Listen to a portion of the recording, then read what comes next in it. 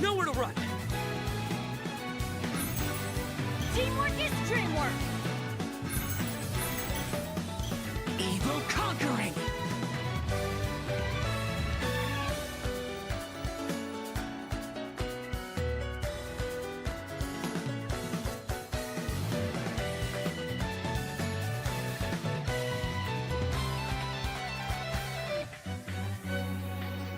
Dance with the waves!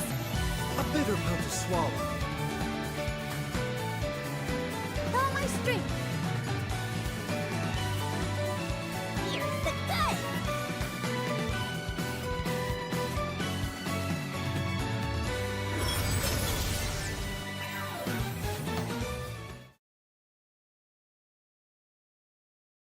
Hello, everybody, and welcome to the patch 4.2 EU GITCG Majors. I'm your host for today, Sumi, and today I'm joined by my fellow co-caster and familiar face, Rept TCG. Hello guys, this is your beloved TCG. I am very excited to join Sumi today. How are you doing? You know, like I ran a marathon at my lunch, so today I'm excited for some Agent EC mirrors, because everyone knows that's the most exciting matchup you can possibly have. Oh yeah. Well, if you're on a marathon, maybe you need to rest a bit. So I will be talking about today's format. Our top players will be facing each other in brackets. with a best of 3 single elimination. And also, they're allowed to bring 5 decks, each with unique characters, no repeats between them, and before the games get started, they have to ban 2 decks. When they get started playing, they can play each deck only once, even if they lose with it.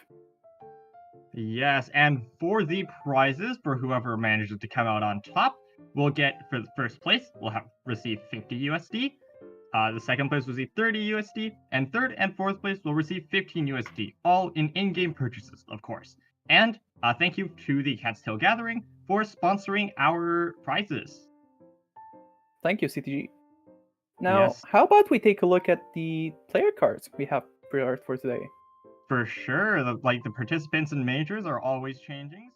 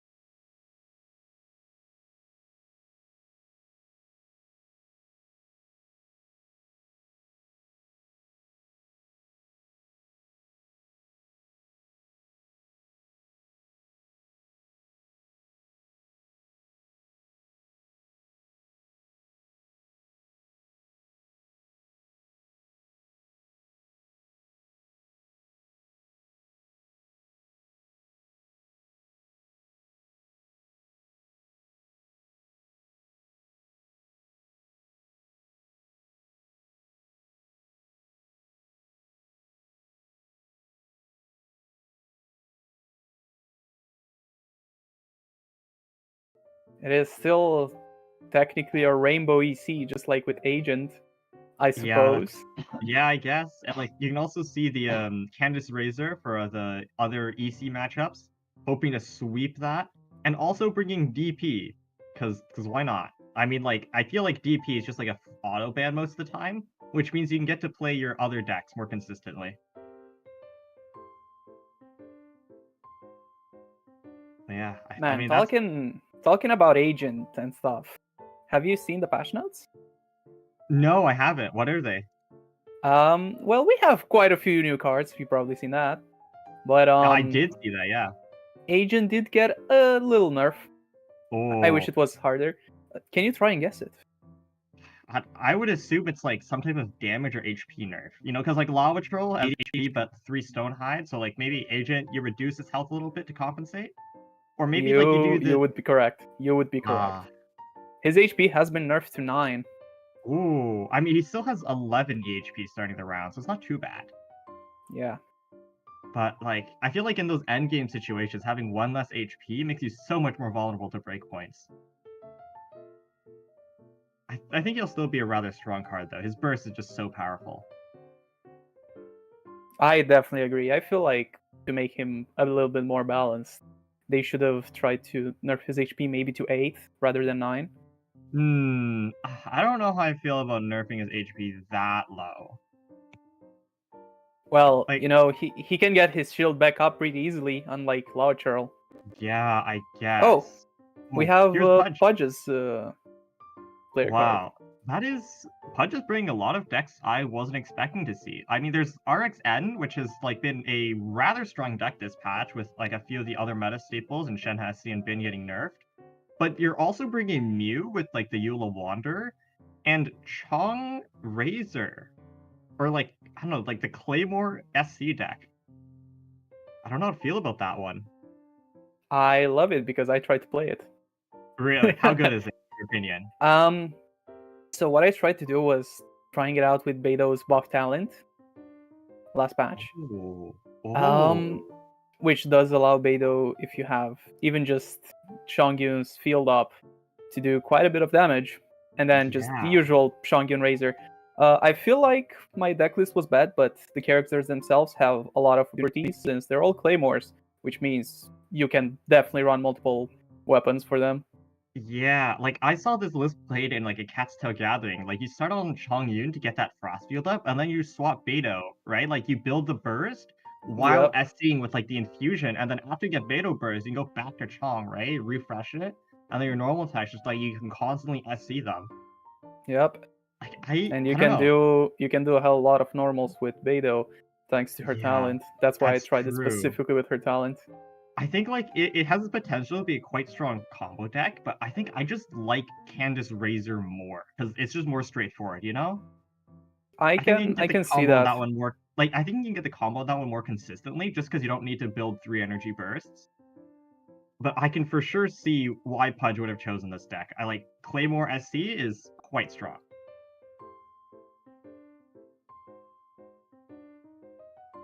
What's the bet that everyone's just gonna auto ban Agent DC and like we just don't see this I think I'm gonna say Kevin is not gonna ban Agent EC.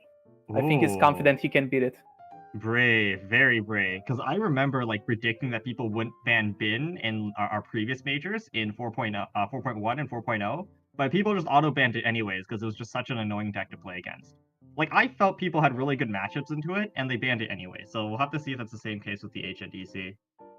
I mean, I do think most people will ban it, but Kevin specifically, since he just played and destroyed it, I think he only played into Agent EC in the LCQ, so I personally think he's not gonna ban it.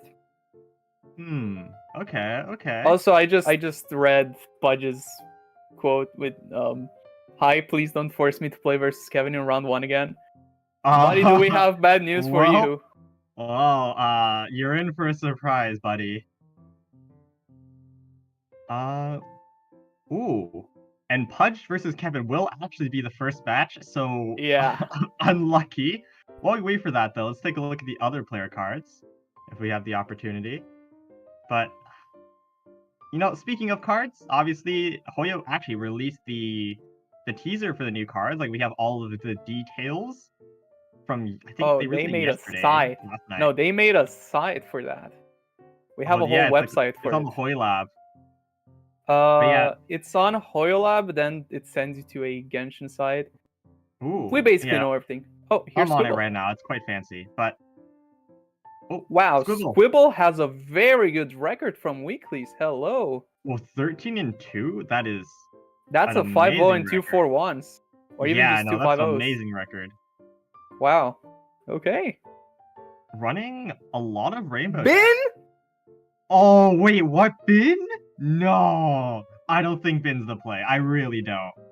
I agree. Like, But I think like after the Ito nerfs, like his breakpoints just don't work out dice-wise for him to be as impactful as other decks. I don't like it. I don't like the bin pick. Okay, I agree with Bin not being the best, but it can still cook. Like I think Bin is a tier 2 deck at best, right? Like Ouch. right now after his nerfs, because you need 3 charge attacks to lethal a character. That's so much dice. Like three charge attacks consumes the entirety of your strength stacks, assuming you start out at max, right? Which means you need to waste more dice by throwing out Ushi to build it again. Like he needs so much more investment. I just don't think it works. I really don't. Yeah, it is harder to work with him now since, as you said, he needs so much investment, which means he's gonna need his equipment this time around. Like before, his equipment was just something additional to him being good, but now he kind of needs it to work as well. Before, like the bell was just to help him more reliably two-shot people through healing and whatnot, but now, or even just stay alive better. But like, yeah, he needs it to function as a carry now, because like without it, he 3-shots, and Bin doesn't run that much ramp. You're only running Vanarana and like a Tenshukaku. You don't have the dice to reliably kill 2 characters in a round anymore. I don't think Bin is the play. Yeah, looking at their other decks, they're just cooking. The other decks seem pretty standard, I would say. Also, like the Cube Klee though. I think Kevin popularized it after beating Agent TC and LCQ with it. I'm just saying though, like Cube cooks. Well, like we've been sleeping on Cube all this time. I have never slept on Cube. I have believed ever since I saw somebody come in, play that hadn't played in like patches, come in with Cube Bennett and just destroy the competition. Yeah, I just have other characters to play, man. Cube is not my favorite character in Genshin. I'm sorry. Whose favorite character is Cube? Let us know. Let us know in the comments if Cube is your favorite character. But yeah, who do we have next? While we wait on the bans. Oh, Pudge did ban Kevin's Cube deck, by the way, so we won't be seeing that on his side. And Kevin banned Pudge's Pyrocat. Yeah. I didn't see what ban number also, Kevin banned the Shongyun Razor deck. Oh, okay. While Pudge banned the Noel EC deck. Well, we won't get to see if Noel's the sauce in Ocean Official Core yet, but maybe if Kevin moves on and it becomes unbanned, we'll figure out if Noel is better than Agent in that one. Let's see if Pudge can... Card? Yeah, until we get our player started, let's look at one more player card. Yeah, let's take a...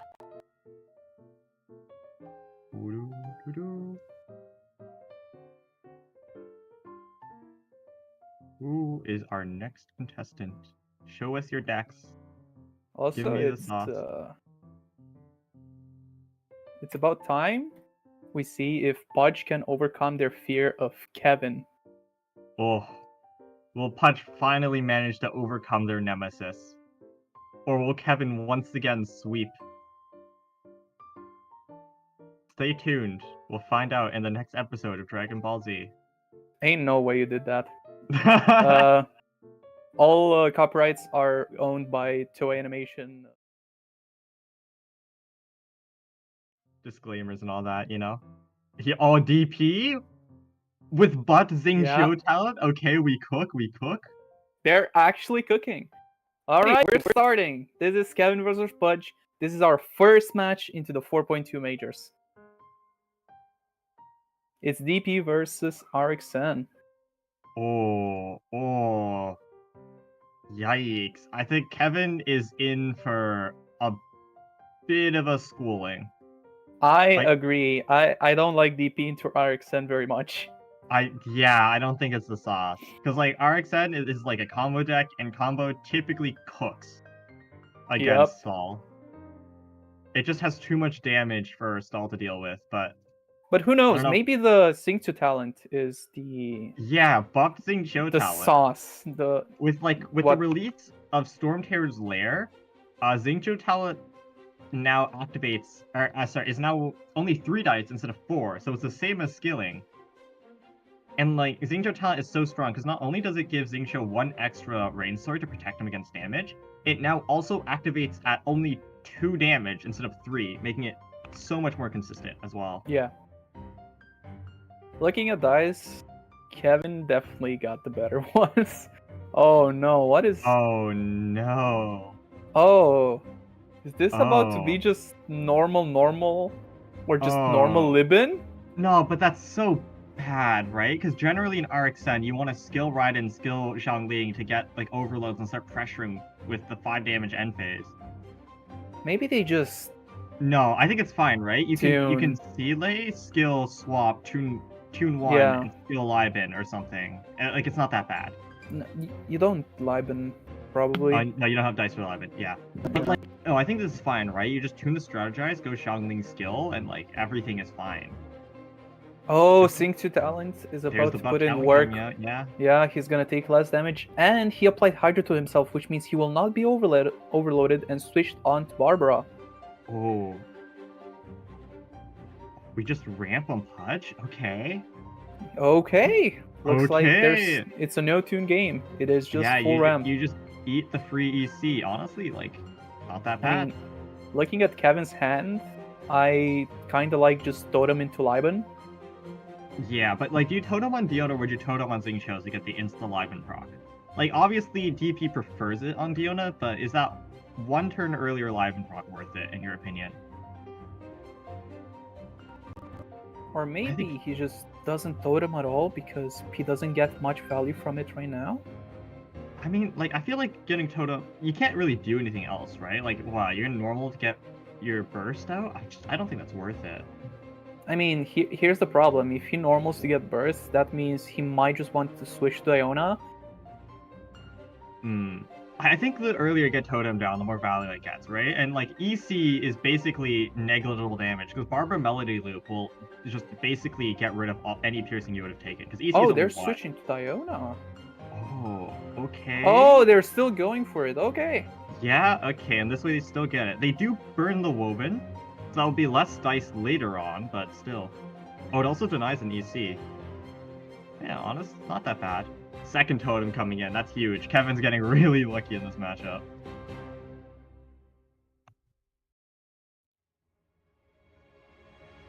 Like, that Man. second one, though, that second totem, like, if you just put it on, you can start just eating so much damage from Pudge.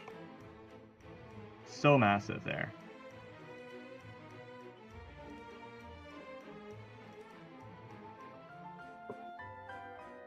Let's see what Kevin is gonna do here, though. Do we know if Pudge is running Shangling Talent for Kevin to perhaps be afraid of Shangling Talent here? Ooh, let me go check. That's an interesting question. Which... Deck 1. Here it is.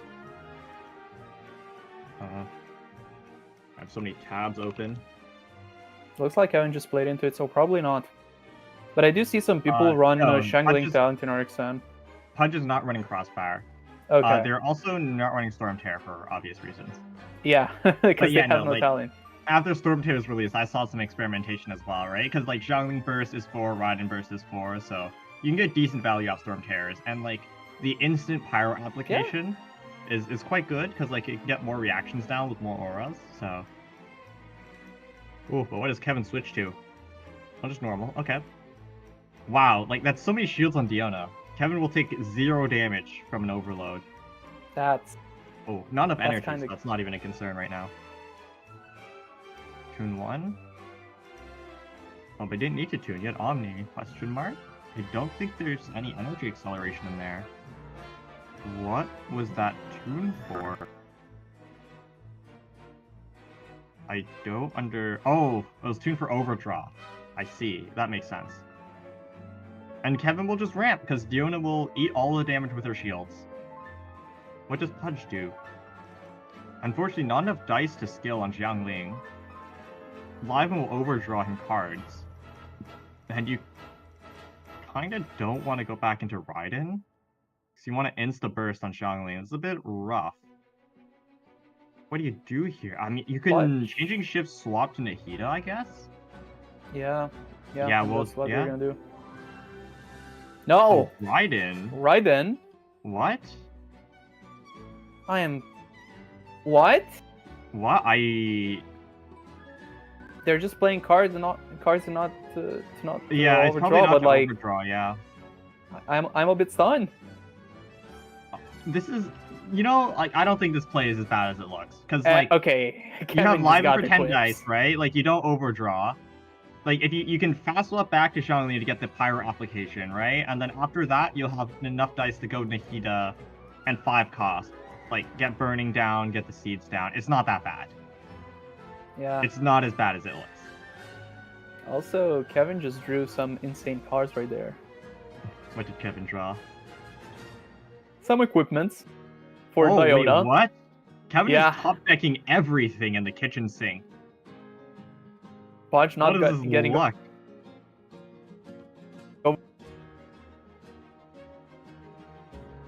I wish I had this luck. I wish I had this luck too. What is this? Hey, wait. It's not I remember fair. last time you played, you had pretty good luck. Wait a minute. What do you mean last time I played? Yeah, What are what you was it, talking like about? 30 years ago? No, last time I played I got cooked. Hell. Which is why I retired, because, like, clearly I don't have enough luck to be considered a good player. Yeah, right. Yeah. Yeah, exactly. I'm sure you understand. Okay. Ooh. The Barbara swap to force a freeze onto Xiangling. I mean, it doesn't matter, because there's a fast swap to get the Pioneer out anyways, but Surely you don't- just burst here, right? Yeah, Surely. they kinda don't have much of a choice. I don't really see another play. Like, why else would you swap to Xiangling in the first place? It's fine, right? Yeah. Barbara gets Melody Loop, it doesn't matter. You swap Nahida, you'll get reaction anyways, right? Like, it doesn't matter. You don't care about Melody. Oh, they're deciding whether to Sealay or not. Okay. Yeah, if and they here do comes this, the Pyronado. I don't know if I like the Sealay play, because if they didn't play that, they would have had enough dice to changing shifts onto Nahida and 5 cost. I was Whereas thinking now the they same would- thing. Whereas now they only have enough dice to do the 3 cost, right? So, But they don't have changing shifts right now. Do they have Yeah. to play the cards in their hand? Yeah, they have 9 cards in hand. They needed to play a card anyways. What? Right in? I am. Is I'm it confused. send off gamblers and a heat up pass? That way you still get the reaction, and then you'll get Pyro into their Diona. Okay. I'm a little bit baffled here about the ride and swap. I am not sure what is going on. Yeah, no, I think they were aiming for send off gamblers. And the Okay. gamblers on Nahida, yeah, okay. Yeah, this way you'll get reaction either way.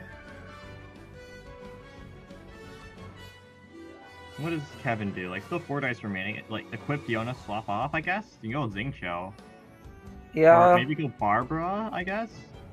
And I- then have Barbara eat I w- Overload, Xiangling will absorb Guoba. yeah, I would try to go Barbara and equip Sacrificial Bow on Diona. Or you can swap Xingqiu. Oh, Sumeru Oh, City. Sumeru City? Oh, with Talent. Whoa! Yeah, because Sumeru City reduces by 1, right? Kevin has more cards than dice, so they get the But skill why? for free with Talent. Why would they freeze right now? I think it's less of the freeze. It's so... Because summons do exactly 5, right? Right now, Kevin has exactly 5 HP worth of shields. Oh, you're He'll right. absorb all the damage, and it'll be overloaded onto Xingqiu. Yes, you're right. And, like, he can reset Rain Swords this way as well. That's such a smart play by Kevin. I love it. Yeah, no, you're right. You're definitely right. Wow. So big brain. See, this is why he's a majors player and we're not. Yeah. I mean, Kevin's on stage for a reason. You know, us peasants can't compare. Clearly his luck is better, too. It's not Oh, fair. definitely. It's really not fair. Yeah, that's why he qualified, just by luck. Why can't I have Clueless. dice rolls like that? It's... Come on, Kevin. Is it just every player ever when they look at majors? It's like, oh man, they just got luckier than me. You know, like, people say luck is also a skill, but sometimes people can be a bit too lucky. Check his PC. Hey yo. Check his PC. Wait, we can't do that. You know, But make what sure I he do doesn't want have to scripts check- running. What I do I want swear, to this check dude's is, cheating. is some good plays right here. Ooh, skill reset summon, get an overload. I mean, vaporize. Yeah, like some damage onto Xingqiu. Do you burst here? Burst and Raiden would actually do such big damage. Yeah, it is a lot of damage. What is it? It's like a can't play 5 Adeptus into with it. overload. Holy. Yeah, it'd do 5 plus 2. It would be 5 plus 4, which is 9 damage. Oh, that's so much. What? That's crazy, man. If Kevin swaps into Diona here, he just loses the game. Kevin needs to sack one character. Like, one character guaranteed dies. This Do you is burst probably a here? good Like, switch. is it Bye Bye Barbara? You need to tune 4 for it, so it's a bit unfortunate. Oh, But yeah. it's fine, right? You have Seele. Like, I don't think you care. I wonder. Like, I think get rid of one Adeptus, you get rid of Send your off. Lotus, probably. And yeah, Lotus Adeptus send off. And then, like, you just burst, 1 dice remaining, you swap into Zhongli again or something, right? Like, surely Kevin doesn't have the dice. You get rid of their Yeah, Barbara. looks like they're going for it. Yeah, we cook. Oh boy, we cook. And that's a bye-bye Barbara. And that'll also be Pyro on Diona as well. She does eat all the damage from the Pyronado thanks to Tenacity. Man, that's a lot of value from that totem. But yeah, like, I think you're perfectly fine with this if you're Pudge, right? Like, your Nita's still healthy. At this point in the game, you can sack your Raiden. And, like, next turn, if you just reset Pyronado, right, Nahida should be able to just sweep. Looks like Kevin opted for I think you sack burst. here. Like, I think if you're Pudge, you sack the Raiden. There's not a reason to keep her alive anymore. Like, you're not building burst on her again. Summon is already down, right? So it's not like you're lacking Electro application.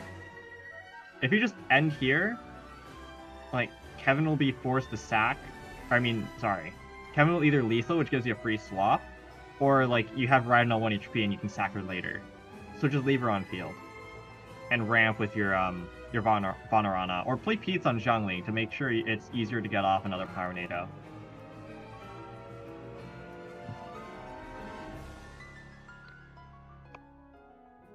I don't think, like, you ever swap off here. Not a world.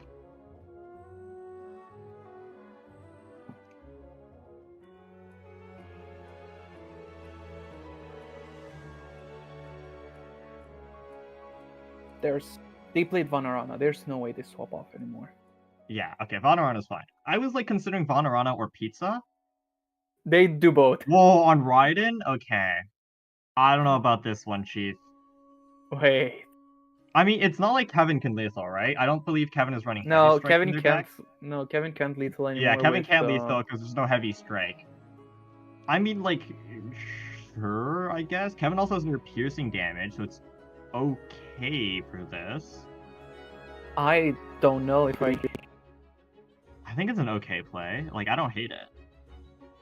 Right? Like, Raiden lives on 1 HP. You can sack her later, and you can still swap safely into Zhongling if need be. Holy mushroom. Oh, but oh my god, that's such a chunky Diona, though. And it's about to get chunkier. Diona next turn will have 14 EHP. 12 EHP after that overload. 13 after that pizza. And Xingqiu still full HP, wow. Oh, that's a fully equipped Diona. Oh boy. That's scary. Even with a Shangling burst and then trying to carry with Nahida, this might just be very hard for Pudge. No, I agree. That Diona is so unbelievably tanky. And Kevin even just has double Hydro Resonance in hand. Yeah, like, and there's also food too. I believe that's double Lotus, because Kevin hasn't played either yet. There's still It the is Totem indeed in double hand. Lotus. Yeah.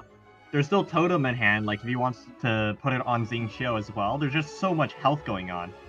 And that's send off. Oh, the send-off as well to, like, deny end phase damage. Ah, this is looking real rough right now. And Kevin also has the dice advantage thanks to Tenshu and Sumeri City. Okay, normal attack. Oh, they might just get the burst off. If Pudge bursts here, it's a free cleanse for Kevin. Oh, it's so rough.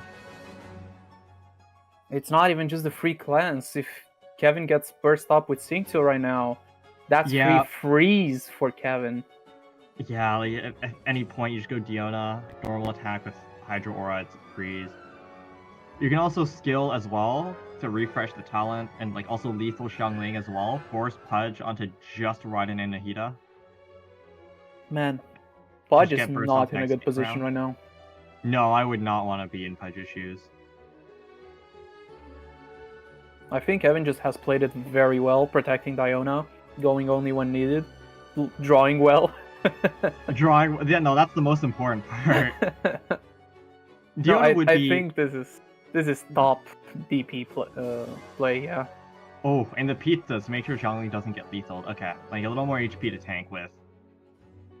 On it, like if Kevin didn't like top deck everything, Diona would only be at 5 HP right now instead of 9. So, what a lucky little goose. I mean, he still has just so much healing in hand. Yeah. Unless Pudge can find a way to one-shot Diona, which is not likely, Kevin can just heal back up all the damage.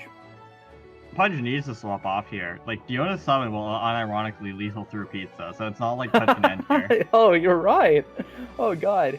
Like, unless Pudge wants to sack, like, you can sack, right? And then Nahida, Yeah, just, but- like, burst with Fluff. Burst with Fluff would be enough to lethal Xingqiu.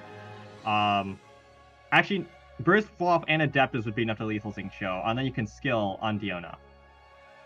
Like, if that's what you want, you could sack here. They're sacking Raiden, it seems. Oh, but then this gives Kevin turn Fryo. If Yeah. he decides to enter early, yeah, just warp. Yeah, there we go. I would have preferred the Xiangling sack. I Because agree, you can- just for you can- turn. You can go Nahida, Flop with Adeptus, lethal Xingqiu, and then like skill onto the Diona. You can't skill Nahida. You can't. Oh, no, Oh, this sorry, can, but you, of you, course you sorry. No, I mean they would have to play their arcane card, because otherwise Kevin is just gonna freeze Nahida, because Kevin is about to apply cryo. No wait, can. Ooh. cryo would kill Xiangling. Never mind. Cryo would lethal Xiangling, right? So you get the Yeah, free no, swap no, on no. Nahida, and then Flop Adeptus, lethal Xingqiu. You get a free 3 cost onto Diona, and you swap to your Raiden to sack, I suppose. If you have extra dice, you eat a Lotus as well. Actually, no, tuned his Lotus. Don't just use this Lotus, right? But yeah, either way, no, Kevin does have turn prow here. Will be forced to either swap stall or lethal the Raiden. I don't know which you'd prefer. Me and my little brain would just lethal the Raiden, in the position that we're in. You might not want to though, because you can eat the Pyro Nado. Actually, no, you don't want the Pyro on Diona, so I think you do lethal here. Oh, Never mind. Kevin, like, wary of the Flop Adeptus play, yeah, we'll just make sure not to play around it. If you lethal Raiden with skill, right, like, that's To be not a fair- play Pudge can do anymore. if anything goes wrong, he can just Lotus. But he would have so much HP right now anyways. He would have 14 HP. Do you Lotus here? No, we'll just No, skip. you Okay, don't save- need to Lotus Yeah, here. Diona's so chonky, right? Just save Lotus for when she's lower. Adeptus Burst doesn't need. No, Adeptus Burst doesn't It- lethal here. It's 7. It does not. No. 7, 11 plus 2. I can't do math right now, but it's It like does- 13, it 14 doesn't do damage. anything. Diona lives this though. It doesn't do enough. Oh, that's 11 damage, and Diona lives. Oh, that's such. And he can just heal it back up. And that was all the dice Pudge had. Yeah, Pudge only has 1 left. Oh, you can't stay. You cannot stay on Nahida. This might just be lethal, actually. No, They like, have Pudge to- needs they have to Pudge switch needs to Raiden, swap yeah. off. Yeah, Yeah. like Pudge is forced No, to sack they- here. It was... But wait, is it still just lethal? Burst does too because sack bow. Yeah. Is it still Oh. just enough to kill? Yes, Pudge? it is. It is No, enough. Pudge has I haven't lost yet, plus hash browns. It doesn't matter. Hash browns I will think. heal. Hash browns will overheal. Oh, doesn't you play it? Okay, no, there's still 1 turn on pizza, so this is. They can't play Oh, it. the woven. Yeah, they had the woven. This is it. I think Kevin wins with just the normal, no? Yeah, because they Oh, apply yeah, Hydro. you're right, yeah. That's what I was looking at. Oh, that's lethal. There's no way. Kevin Wow. beats Pudge against in a stall counter pick. What? And this is why Pudge was afraid of facing Kevin once again. Round I one cannot believe goes it. to Kevin. This dude is the luckiest player I've ever seen him. This dude. This dude. Like, he top decks double totem, like, plus Sakpa, plus Diona talent, plus Xingqiu talent in the first 3 turns. What? I don't believe it. There's no way, bro. But yeah, no, now we're just waiting for round 2 bans. And, you know, since this is TCG and how we're speaking of Kevin's luck, Rept, what is your opinion on gambling? Do you like it? Don't do it, kids. Are we down for some risk? How about a wager with me, Rept? Are we down? Are we down? Oh boy. I do consider myself a gambling man. Do not do this, kids, please. Alright. Here's how it'll go, right? I lost a wager a while ago. I thought there would only be Agent EC tops in NA LCQ. Turns out there was not, so I'm forced to eat a lemon on stream. But Rept, how about a wager with me? We both pick a player, and whoever we decide which players we believe will make it the furthest in the bracket, and the loser will eat a lemon on their next stream. How does that sound? Speaking of, I really should get started on this. To be fair, I wouldn't mind so eating the sour, lemon. man. What? Wait, what if we choose the same player? It's so You know what? bad. No. No, you get to pick first. Oh, it's so... No. No. Since you it's so lost your bad. no. Since God. you lost yours, go ahead, pick first. Okay. It's disgusting. Oh my god. Dude, lemons are fine. What is your problem? Oh no, I have to eat the peel too, man. Oh no! What have I done? You know what, no. Rap? Oh god. Since you let me pick first, I'm going with Kevin. I believe. I believe in Kevin. I knew it. I knew it. Yeah. Oh my god! I knew You're it. eating a lemon. This guy. You're eating a lemon. No. You're No. eating You a know. lemon, Rap. Oh god. You're eating. Don't bring back. You're eating a lemon. Oh. Oh, it's disgusting. Oh man. Oh, it's so who do I- sour. Oh. No, my okay. throat. Who do I put my money on? Oh my god. Oh god. Rap, your life is on the line here. Oh no. Oh, why did I do agree me? to this? Oh, it's just... Okay. You know what? I am gonna put my faith in somebody that's newer here. I'm gonna put my faith into DVDia.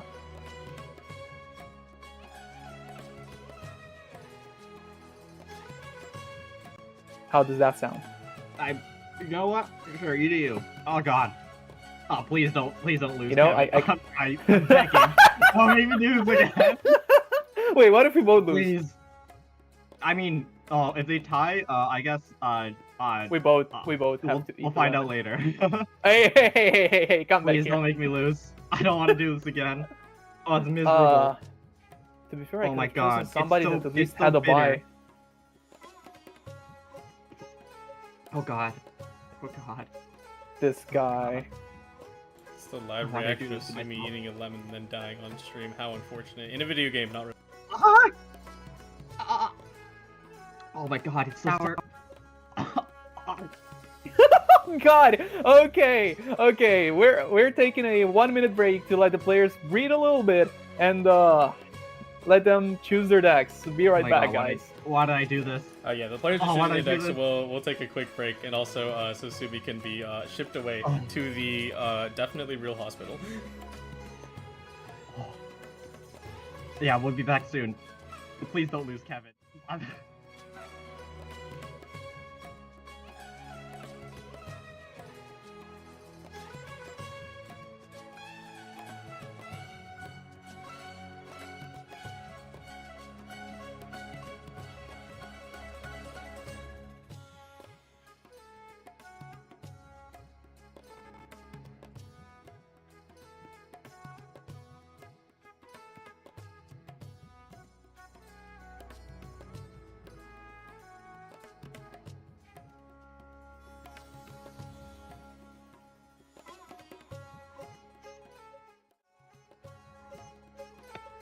Oh, we're back.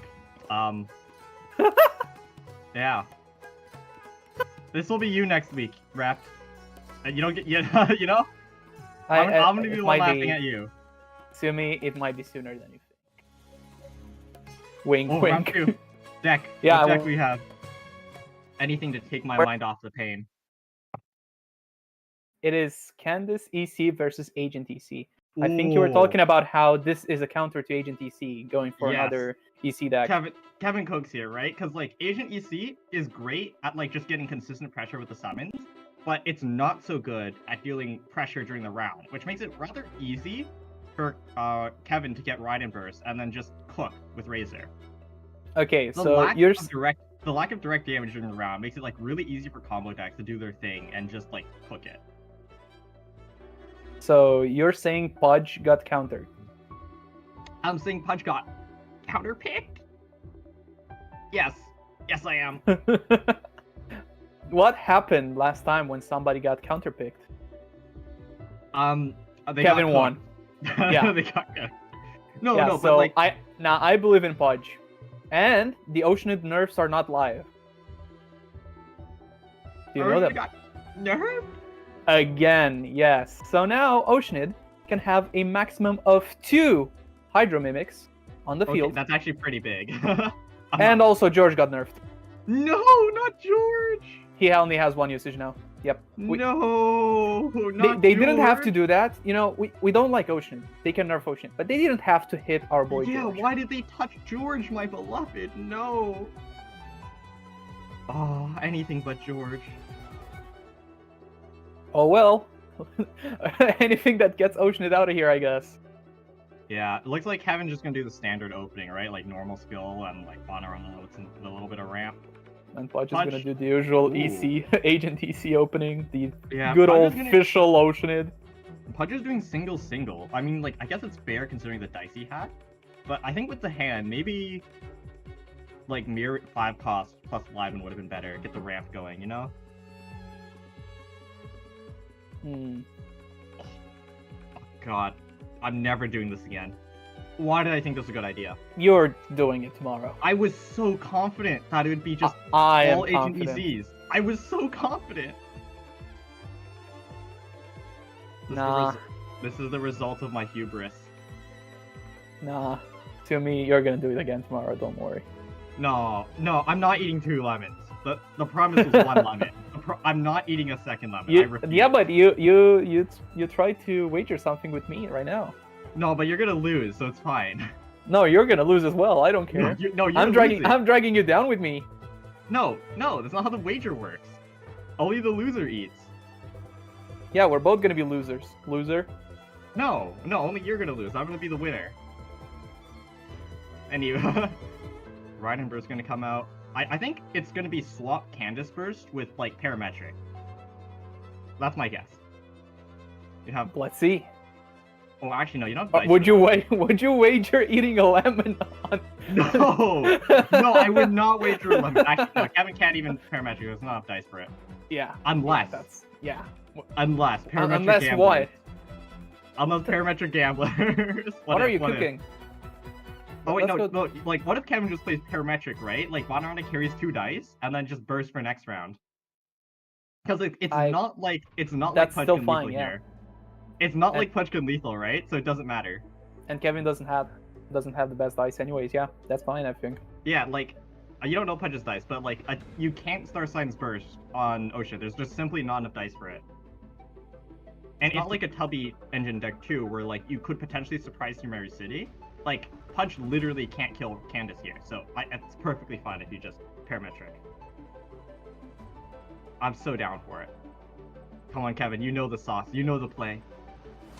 Listen to yourself, Kevin. You know. They tuned Parametric. No, Kevin, that was not the play. I believe was in you, betrayed. Ah! Is this the guy you're wagering a lemon on? Why did I believe in you, Kevin? Why did I trust you? I thought you were better than this. Oh, I like that. Pudge is playing the newer artifact card, Mm-hmm. the one that lets you draw a card. Yeah, I really like that one. On cast, it gives you 1 card, and And if you do a reaction and the equipper is on field, you draw another one. So, you know, like, stop. This guy. Laughing at Oh me. god. You should take a break, Sumi.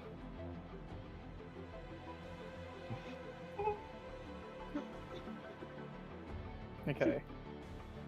Sumi, how about you take a break? I'm commenting this match. Yeah? No, it's fine. I got this. Okay then. It's fine. I'm just suffering. It's nothing new. Yeah, suffer a bit less. In front of camera, please. We do not condone this. Please do not listen. This is for legal reasons a joke. Shoot, everything is all over my desk. Oh no. Juice everywhere. Alright, let's see what Pudge does. They They do have star signs in hand, but it doesn't do anything right now against Candace. I don't think you're doing it. Like, maybe go... No, but if you go... What can they do? You Oh. don't want to swap Fischl right now, because if you swap don't- Fischl, yeah. you haven't swapped Razor, like, it's pretty easy. Like, I guess single summon? Like, if you single summon, right, like, it makes it so Kevin doesn't want to go Razor, because Adeptus versus Wood lethal, Yeah. right? Like, single summon makes it so Kevin needs to delay more time. And they swapped Oh. official. Surely Kevin Does just this swapped cost them the Razor here. game? Oh, I I didn't mean- realize Kevin has no Electro Dice. What? Oh. Yeah. Where's Oh, the and just lock normal from for? attacks. Oh, normal EC from Pudge. This is bad. Oh no. Wait. Kevin might be cooking. Also, Kevin has no dice. Oh. They haven't. Kevin doesn't have Hydra anymore. Yeah, I think going Razor here is fine, right? Because They If you kind of just- have to like oh no, but tune like, everything. no, you're not worried about Star Signs of Death. Pudge doesn't have the dice for it. Oh wait, no, Pudge can have enough. Yeah, they can just do- this first with lethal. Oh, but is Pudge running Adeptus? Oh, that's the question. I can't check 'cause my hands are full of lemon juice, but I'm checking their hand. They don't have Adeptus in hand right now. it's not. They could in try there. and draw it. Oh yeah, there's in every house a stove. No, but like with how full his hand is. No, it no, won't. without no. Even without this, they can just play a food card, try and draw it maybe.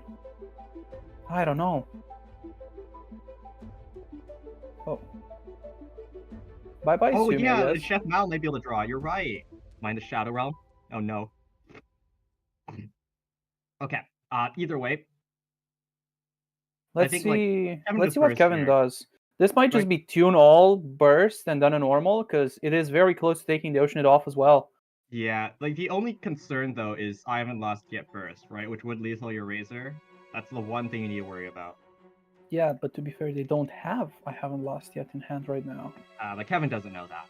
In every house a stove. Yeah, it looks like Kevin is also a betting man. Now we go And for he's it. just gonna go for it. We go for it. Go Kevin. This is a very close match right now. I think that was the right play though. 'Cause, like, Holy, they're fishing. I think it makes sense that Kevin just goes for it because one Zero turn left climb on on. Candace burst. This will be Kevin's only chance to actually do anything, right? And Yeah. even if you lose the gamble, it's fine because you swap back Raiden, normal attack, put Agent on 1 HP. They drew it. Did he draw it? They drew I haven't lost yet. But there's no Adeptus.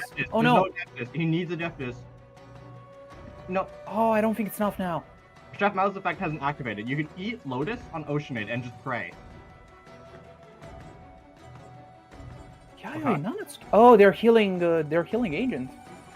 Or Ocean? Yeah, Ocean might be no, it's agent, okay. Razor with Candace burst with double burst is 6 damage, so Agent will live on 1 HP here. Yeah, there we go. And will also tank summons. And they just drew double monster hash brown. And a freaking the Lotus. Lotus. Holy. Yeah. Oh, Agent lives this now, yeah. But I haven't lost yet first? No, choosing not to, okay. I wonder if now bait. Kevin Double does bait Kevin goes just huge. No. No, you need to go for it. There's only one You turn have left to on do Candace the burst. You need EC. This is to. your Yeah, last I chance don't to think you have EC a right now. choice. You need to go for it. Yeah, but that would kill Razor next turn. It would, but and there's no card left in hand too. I think that's a Lotus. Oh, Yeah, that's he's going for it. That's so bad. That's so bad. Oh, Kevin, no. I wonder. It like. Liar Song. Oh, Oh, with for the Yayoi reheal. Nanatsuki. They're healing again. Wow. Yeah. Agent okay. EC. And they're healing No. Ocean now. Yeah, they don't like, have any EC. Solar Raiden doesn't win this. That's really unfortunate. Do you They swap might back just have though? to. Yeah, you might just have to switch to Raiden though. Yeah. Wait, that's does he available apply? No, he already applied the Hydro from the from the effect. swap? Yeah. Yeah. Oh, Pudge wins this. No. No, Kevin.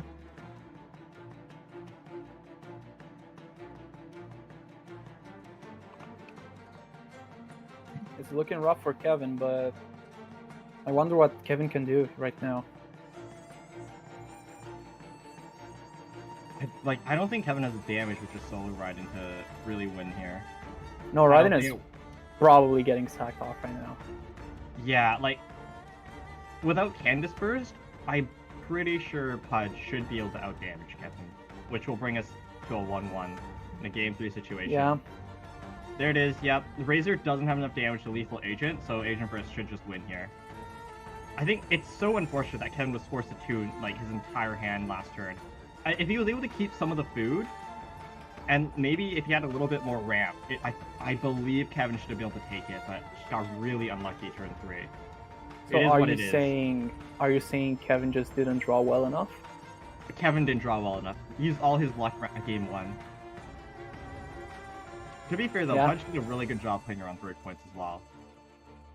It's now 1-1 between Pudge and Kevin. Yeah, both players, this is their last chance to keep going. Whoever loses is out of the tournament. This is very close between them. I feel like... Yeah, Pudge is so close to overcoming his arch nemesis. Like, just one game away. And then they advance. So close. But will Pudge be able to overcome that final hurdle? Usually the hardest as well. Game 3? Such a critical one. Actually, since it is Game 3, let's take a look at what decks both players are still able to play. I believe Pudge banned Kevin Z's Pyro and Noel EC. So Kevin should be left on just the Q Baiju deck, because he played BP and he also played Canvas Razor. And on the side of Pudge, what decks were banned? I cannot remember. Racking my brains here.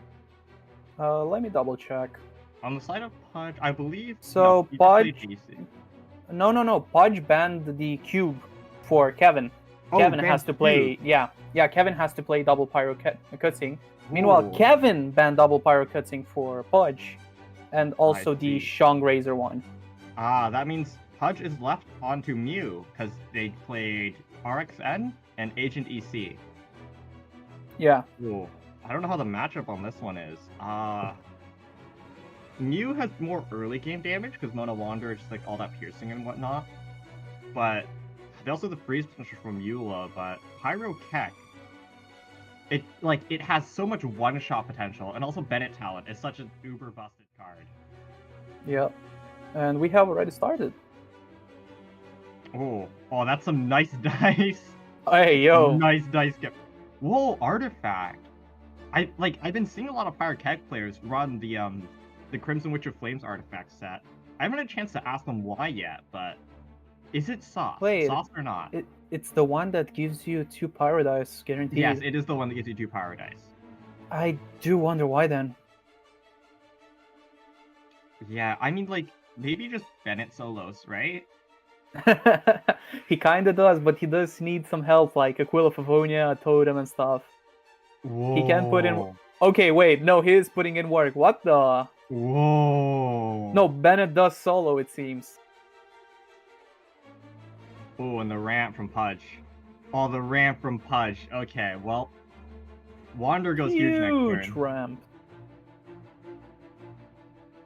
Wow. The one thing though is that when you are playing against Wander, it's really important to swap to your rightmost character. It's really important to make sure the character to the left of the character you're swapping on doesn't have Hydro Aura, because that's the one Wander will hit. Yeah. And like you want to force them to skill instead of doing their enhanced normal attacks, because it does less damage and it's also more dice intensive. And I've just gotten a note. Apparently, the Crimson Witch of Flames is a CN Tech option for when you really cringe on dice. And like, I mean, we see it pay off here with Kevin, so. Oh, definitely. Play. And it does put in a chance for a Benny carry, which is definitely doable. No Bennett talent though, which is a little unfortunate. We'll just go for it anyways. And they top decked a Leave It to Me. Okay, well, if Pudge stays on Wander and doesn't eat Lotus, their Wander is just dead. Yeah. Is that an Instructors? Instructors Yeah. is the most common artifact to run with Wander. Really? Yes, mainly because of how often you're swirling. You basically guarantee it, right? If you have it like round 2, you can yeah. attack 3 times. It refunds you a skill basically, right? Because does Pudge anticipate the Leave It to Me? Yes. Playing it safe. Well done. Safe. Oh, it hits cutscene anyways, so without Bennett talent, it wouldn't have killed. Oh, that is true, yes. It would be at least 7. Thing is, does Kevin like still go for the swap, or do you just Sumeru City normal attack on Bennett? Because if you swap, right, like you're just giving him free normal attack value. But if you oh no, wait, but the calcs burst. Oh wait, not enough dice for it. We're fine. Like, I think Sumeru City and then just normal attack on Bennett, right? And then you eat whatever damage is given, and just end turn early. This is looking rough. I'm not sure what I would do here. Yeah, no, but like if you do that, no, we'll just be Sumeru City. Okay. Yeah, looks like it's just a normal on Bennett. I will say though that Pudge was a bit lucky to get that Lotus Crisp, because if Kevin swapped to Keck, like Wander would be. No, it still would. No. It still wasn't enough because Keck right now is at 6 HP, which means they don't get a +2. Even so though, like Wander would be at 2 HP. Oh, that would have which would be pretty huge later on. But and Kevin would also be given a stiletto. But no, I think Viola is at full HP right now. Viola has potential to carry, especially with a lot of Hydro applied. True. The question here is like, do you hit again? No, we'll just swap off. Oh, right. Why? Kevin's forced to end here. I don't burn the Woven now. I think this is a fair play, right? Like, yeah. Is it sack Mona to try to get an I haven't lost yet? Because the thing is, Mona's the only person with energy, right? Like, Eula doesn't have it. They got it. What? No! Oh my god, Pudge. They just drew it. You can't be doing this. They just drew it. You can't be doing this, Pudge. No, I refuse to believe this. Sumi, who has to eat the lemon again? No, Kevin still wins Okay. this. I believe. No, I'm joking. It is still definitely winnable for Kevin. I think Kevin still has quite a few options. Yeah, there's still one turn on Bennett left as well. Kevin has Gamblers too, right? Which will give him more dice to work with, like even out the disparity. And he also has an I haven't lost yet of his own. And the Monster Trash Brown. If he's worried about I haven't lost yet, like oh, the swap stall, yeah, like this forces Pudge to go somewhere else, which will be Wander. Is he just gonna kill Cutsing? Yeah. Burst here, yeah. No more reactions for Kevin. But was it worth it? This is bad as well for Kevin though, because it is bad for Pudge as well, because oh, never mind. Huge. Okay, so you'll get one more reaction off. I think you just go Bennett because it's. I think you go Bennett here because you can kind of have to. Characters. Yeah, you kind of just have to. Ow. That flock goes big. Yeah. Let's see what Kevin does. Again, lower the damage more, or do you still have Eula threaten that freeze? Decisions. We'll just skill again. Looks like they just kill. Unfortunately, Kevin doesn't have a flop right now. Do you want They to have, I restart haven't lost yet. Yeah, okay, we'll skill, which would one-off lethal, unfortunately, because no talent. But still, right? No fast swap here. Like, if Pudge goes Eula, you just refresh burst, and the next turn, like with Gambler's equipped, you can just one-shot everyone. And even if you do go Eula freeze, Kevin you can can still swap just. back. Oh, Wow. okay. Kevin can just still play. I haven't lost yet this round. Yeah, like the dice refund. Gamblers. Oh, gamblers into burst here. I believe. Yeah, No, but that's they can Crimson freeze Bennett. They can freeze the- Bennett. Yeah. Oh, the fast swap. That way, with Yeah. gamblers, this way you still lethal and you also deny the freeze. I love this from Kevin. Very good play indeed. Yeah. And you could technically, I haven't lost yet in burst here, but is it worth it on Mona? That's a good question. Or would you want to keep it for Eula? Oh, Northern Smoke Chicken. Oh. Looks like they're just gonna go ahead and try to apply some more Hydro. Yeah, I mean 2 dice remaining though, nothing. But more. Kevin does have a lot of I haven't lost yet. Skill lethals here. Yeah, gamblers refresh. I can burst here. Burst is so much damage. What? Burst is 8 damage. You'll be on 2 HP. And they have the fast swap. Yeah, I think Ben and Burst will unfortunately wear off next turn, but this is fine, right? Like you take your chance and yes, You Agent kind of will have get to, frozen. yes. Agent will get frozen, but Eula's on 2 HP. Bennett does 4 damage for a normal attack. Right, so you can fast swap skill on Bennett, and as long as Pudge doesn't have a Lotus, Eula will die. Yeah. Guaranteed. And even then, I don't think Eula can do enough damage to survive, to kill them next round, and then also survive for the other second round. Oh, I haven't lost yet. Okay. I don't know why you play it now. Maybe it's just better to play it instead of tuning anything in hand, because in hand he does have the Woven, the Leave It to Me, the And will hash as well. and the Okay. Monster Hash Brown. Yeah, I think Kevin is in a very good position right now. I guess you play. Eula can't kill. Double Living Draw. Oh no! Oh, that's not what you want to see. Kevin's draw isn't the best either. No. Ideally, you get a little bit more food, but not cringing on dice is good as well. You think? Even if Kevin didn't. Oh God! Nice dice, buddy. Nice Oh dice. no! What are you doing to the poor man's? And Pudge does have no food. But even with bad dice, Kevin just has double bestest. Oh, let's Even go. though- I don't need to eat another 11. We take these, boys. We take these. And Kevin qualifies into the next round. Let's go. Unfortunately, Pudge not able to overcome his adversary in Kevin Z for like the 3rd time in a row. Congratulations to both players, though. I feel like they played extremely well. Yeah, like there's so many smart plays. That round 1 though, Kevin Z high rolled to hell and back, but game number 2, like Pudge did some really great job with like the artifact and Lyra song, playing it around Kevin's breakpoints and just able to outlive Kevin's like OTK turn. Yeah. Really nice play, and like in just game 3, a really nice back and forth with 2 aggro decks. But I mean, Bennett too broken, I guess.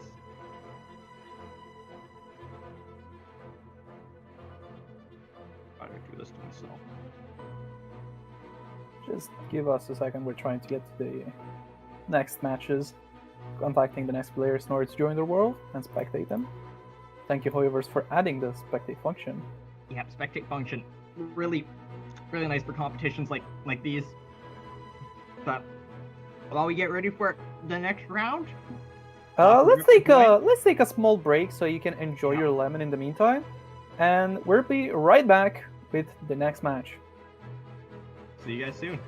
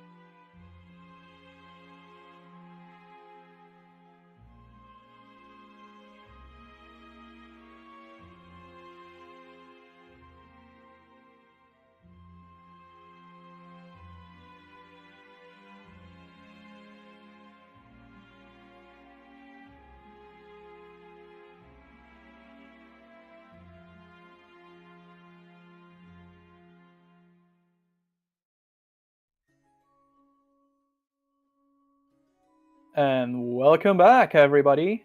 We're so back, boys. And what match do we have other than it's Vesta versus Alado Man? Okay, the new face versus the old veteran. We'll have Let's to see get what their happens player here. cards in here so we can take a look at what decks they've brought today. All right, let's see it. Who do we have first, though? Doo-doo, ba-dum, ba-bum. Waiting for card to show up. Oh, there we here go. Vesta's first. We've got Vesta. Truer words have never been spoken. AC is overrated. Tell him. Tell him. Tell him. Tell him. Oh, also, happy GITCG anniversary.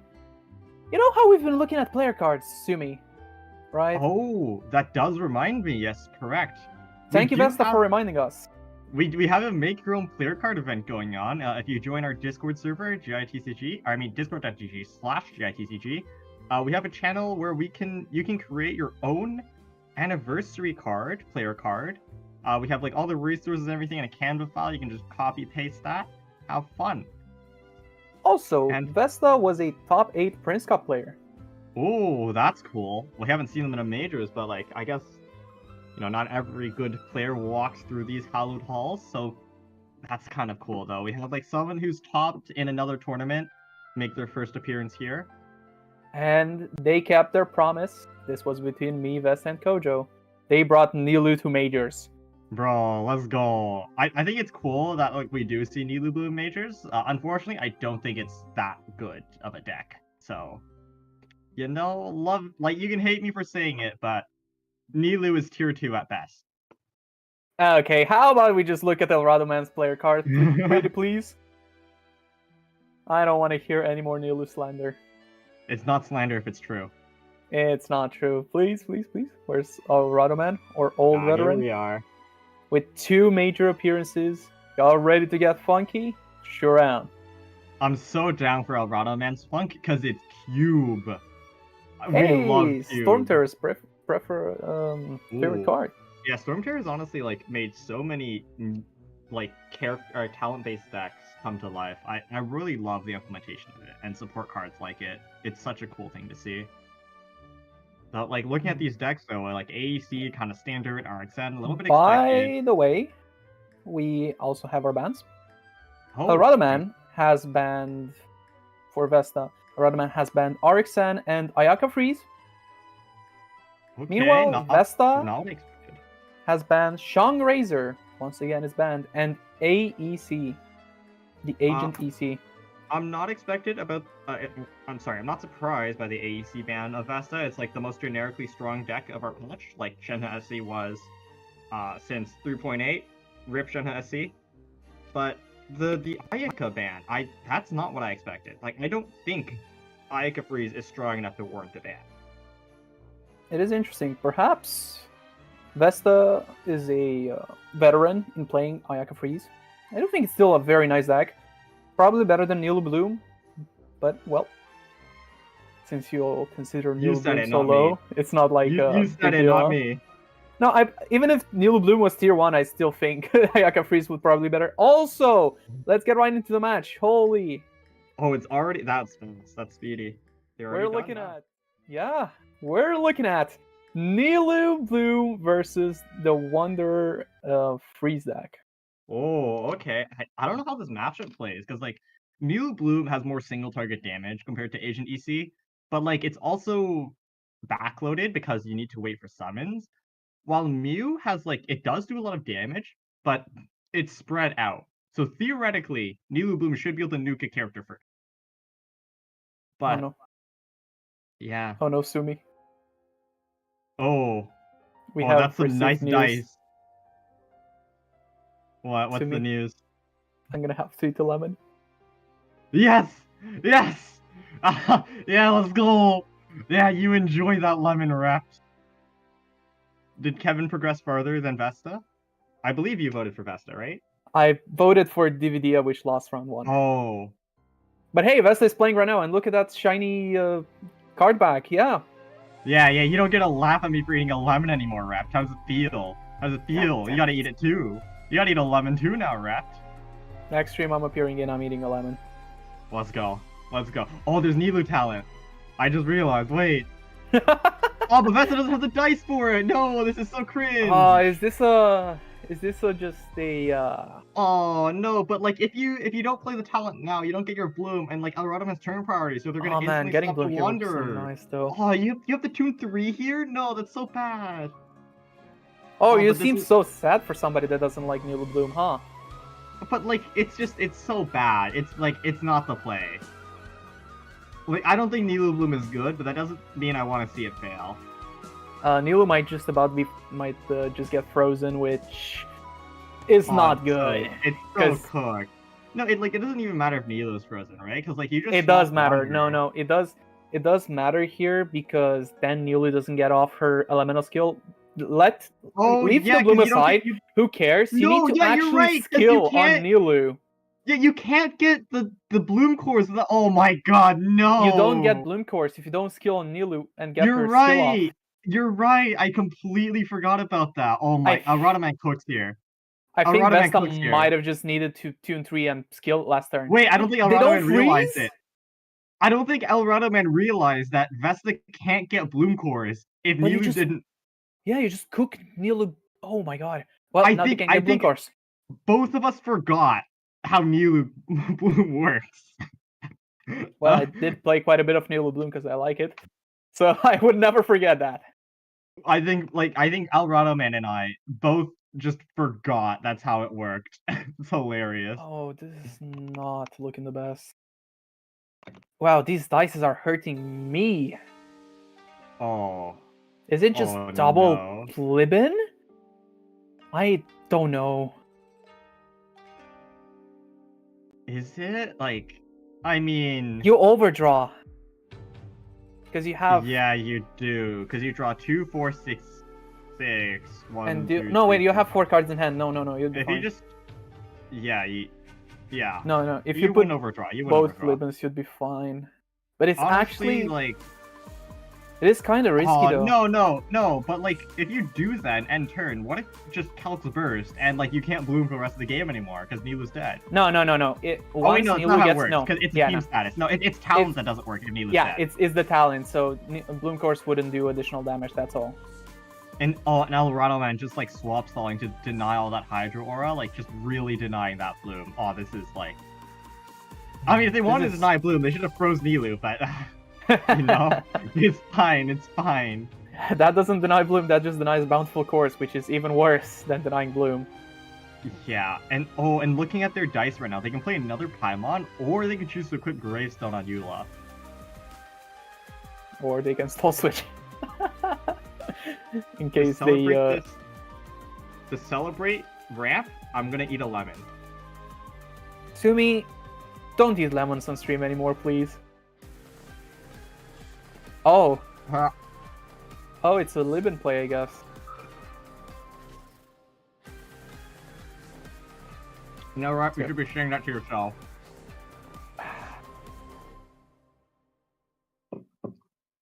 It's okay.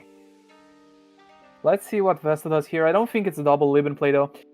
Even though they would not overdraw, that puts Baiju in quite the danger here, and they need Baiju no matter what in order to get those Bountiful Cores off. Baiju that's is true. very low, though. Oh, man. It's only down to one character, they can't afford it. It looks And it like will just be Vesta fun. kinda just got outplayed. I don't know. This is kind of sad to see. No, for sure. Like, Alado Man did such a good job just avoiding the bountiful cores. Avoiding bountiful cores. And, like, Vesta just slowly getting chipped down. Like, without bountiful cores, They their don't have game plan damage. falls apart. And they don't, yeah, they have negative damage. It is actually they're healing. Oh Which, like, man, They got burnt, unfortunate. he had to. You know, but, like, this is just Vesta the had to main play problem double, with isn't it? Needle Bloom, right? Like, if your opponent just avoids bountiful cores, Oh like, no! what do you do with your deck? Your deck is just useless. Oh no! Doesn't do Sumi. anything. Sumi. What? What do I not know? They burned. Tabi was burned. Yeah, what about it? It's fine. It's an Nilu Bloom Tabi variant. The deck Oh. is built around Tabi.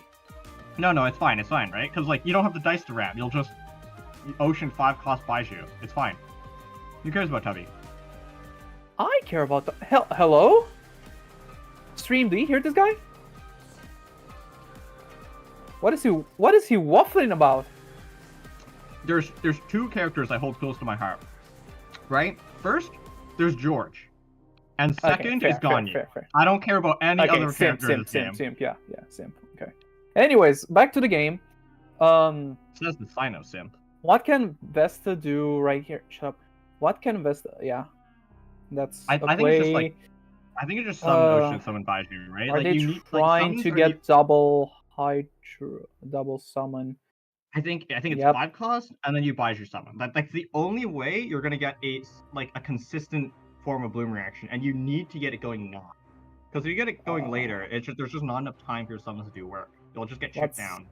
What's crazy is Aradoman could literally just like normal and still try to burst the Baiju down.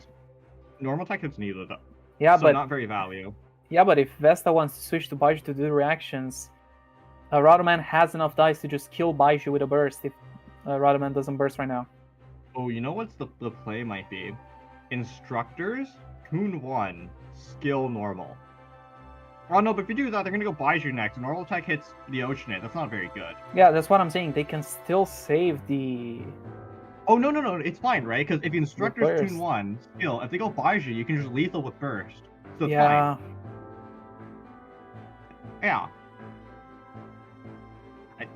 Probably the play, right? Whoa! What? Why? Okay. I don't know if I agree with that. Personally, I don't agree, because now they can get Baiju's. You do lethal with like another Swirl reaction, I suppose, but I feel like you save the burst. But even so, even if this would be a misplay right now, I think Vesta is too behind. No, yeah, I think Aradoman is just so far ahead that he can do Like, whatever he wants and he'll still win. Even if Vesta could get off a bountiful core right now, it's not enough. Even a bountiful core with like 3 usages would not be enough right now to save them. Mm-hmm. And they deny it. They can just deny it. I mean, you can't fully deny it because summons, but yeah. Yeah, but It's not it's a good. round 3 bountiful core. Oh, you wouldn't even be getting damage from until round 4. That's so bad.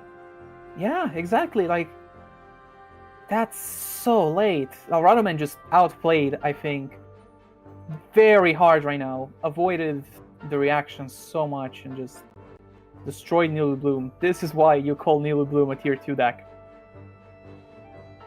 Because you can do this. If you're being generous, it's tier 2, yeah. Hey, I mean, I think, to be fair to Vesta, they dice infringed round 1.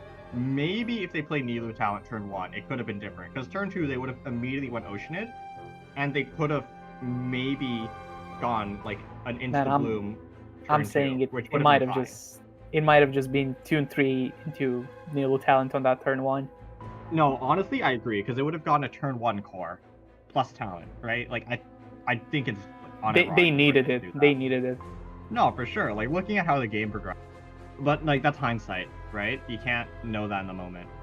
Oh, the fluff. Oh, no, we cook here. Damn. Gambler's fluff, right? Oh, boy. Oh, they're forced to stay on Baiju as well.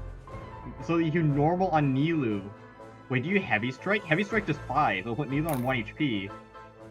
And then you can just kill And again. then swirl, right? Like, or otherwise force Ouch. Alado Man to go Nilu. Oh no, but if you go Nilu, you get to normal attack on Baiju. No heavy strike? I think heavy strike was the right play, I'm not gonna lie. Like, forcing Nilu onto 1 HP, like, as long as Vesta didn't have any type of food, you'd be able to get another Gambler's Reset. Burst here would be nice on Baiju. Would it really, though? You only get you only get 2 healing this turn. Like, 1 from shield. You do get shield on instant cast. You kinda need it, don't you? Oh, okay. Ooh, okay. That's yeah. You could burst here, Gambler's Reset, and then Nilu would Stop be at hitting 1 weapons. HP. Skill? Okay. I mean, this is fine, right? Like, And if you go... they can you can still normal just attack and use- burst. No, they can No. just burst now. With Wanderer. Day 2 No, I 3 think- burst kills. I think it's Tune 1 normal attack, because you'd rather lethal than Nilu, because she's at 3.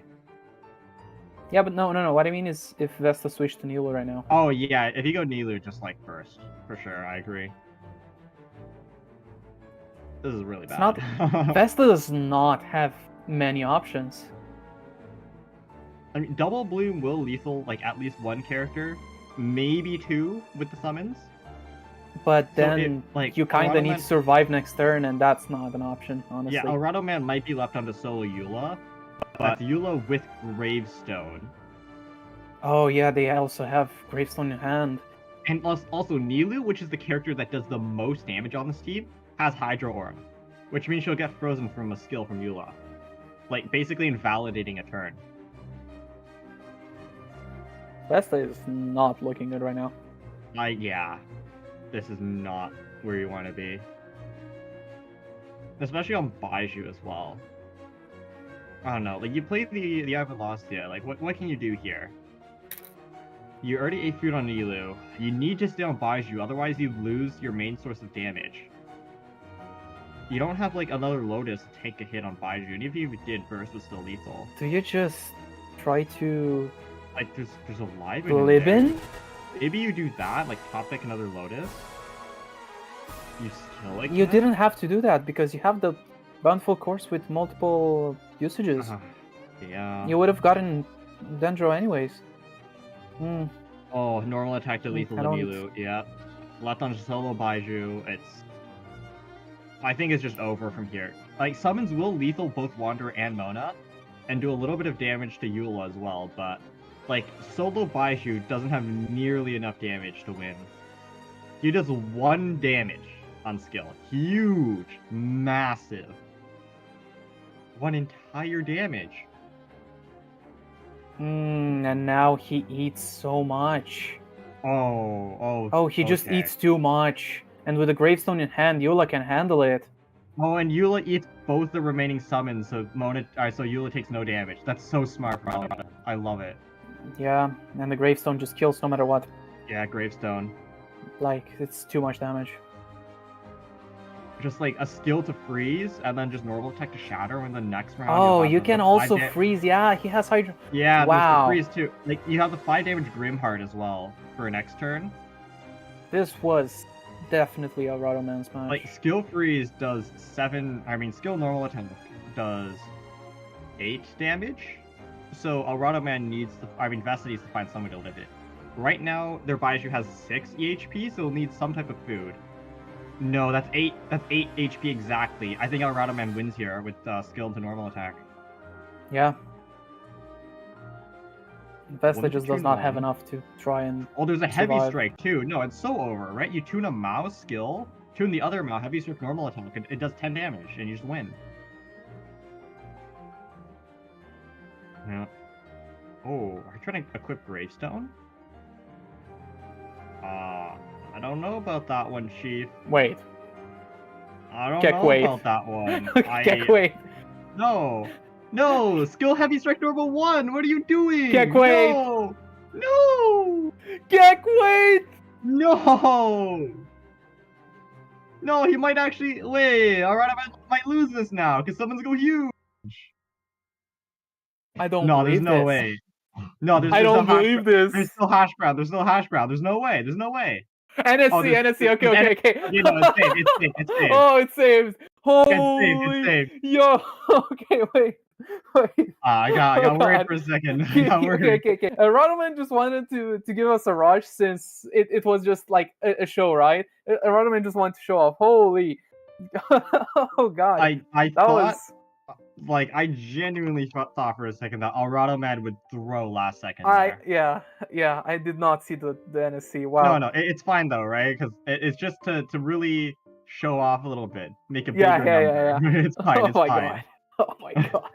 Oh fine. God. What the hell? It's fine. It's fine.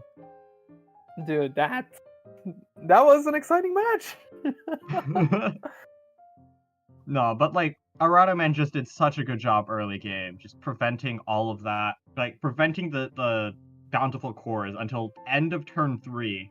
Yeah. Just made it so Vesta could not reliably get damage down. Alado Man's characters were basically full HP until the start of turn 4, so. Oh, it's fine. We needed a bit of adrenaline in the stream, you know. Just, yeah, a little bit of hype last minute. Yeah, thank you, Rodoman, for the for making our hearts truly race right there. Oh, for a second I thought. Took me on one of the wildest rides I've ever had. We're just waiting for our dear players to start on their second round. I mean, in the meantime, that does mean though, Alado Man won't be able to play Mew anymore. They're left on, I think it was Cube and RXN, and Vesta is left on Life Sentence and their Lava Troll deck, if I remember correctly. Yes, it's Life Sentence and Geodea with Zhongli and Lava Troll. Now that's some ooh, sauce. interesting. What character are you looking forward to in 4.3? Ooh. I haven't taken a look at all of them yet, but the one I think I'm most excited for is probably Yelan. It's like I saw her burst. It does the same damage as old Xingqiu burst. It lasts rounds instead of usages, which is a little bit different, and also 3 energy. But maybe Resurgence of Aya Freeze ? Yeah, no. This is a Sino church over here. What are you talking about? Oh, Sino TK, 5 damage with preaching Sino right now with the Alan. Okay, I can see it. And we're jumping into our next round.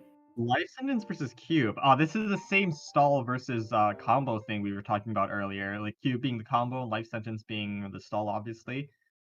The difference in this one, though, is that Ning hurts. And, she hurts a lot. Yeah. And Vesta opened with double Libin, which means they have more chances to draw what they need. That being said, though, Cube has Revive.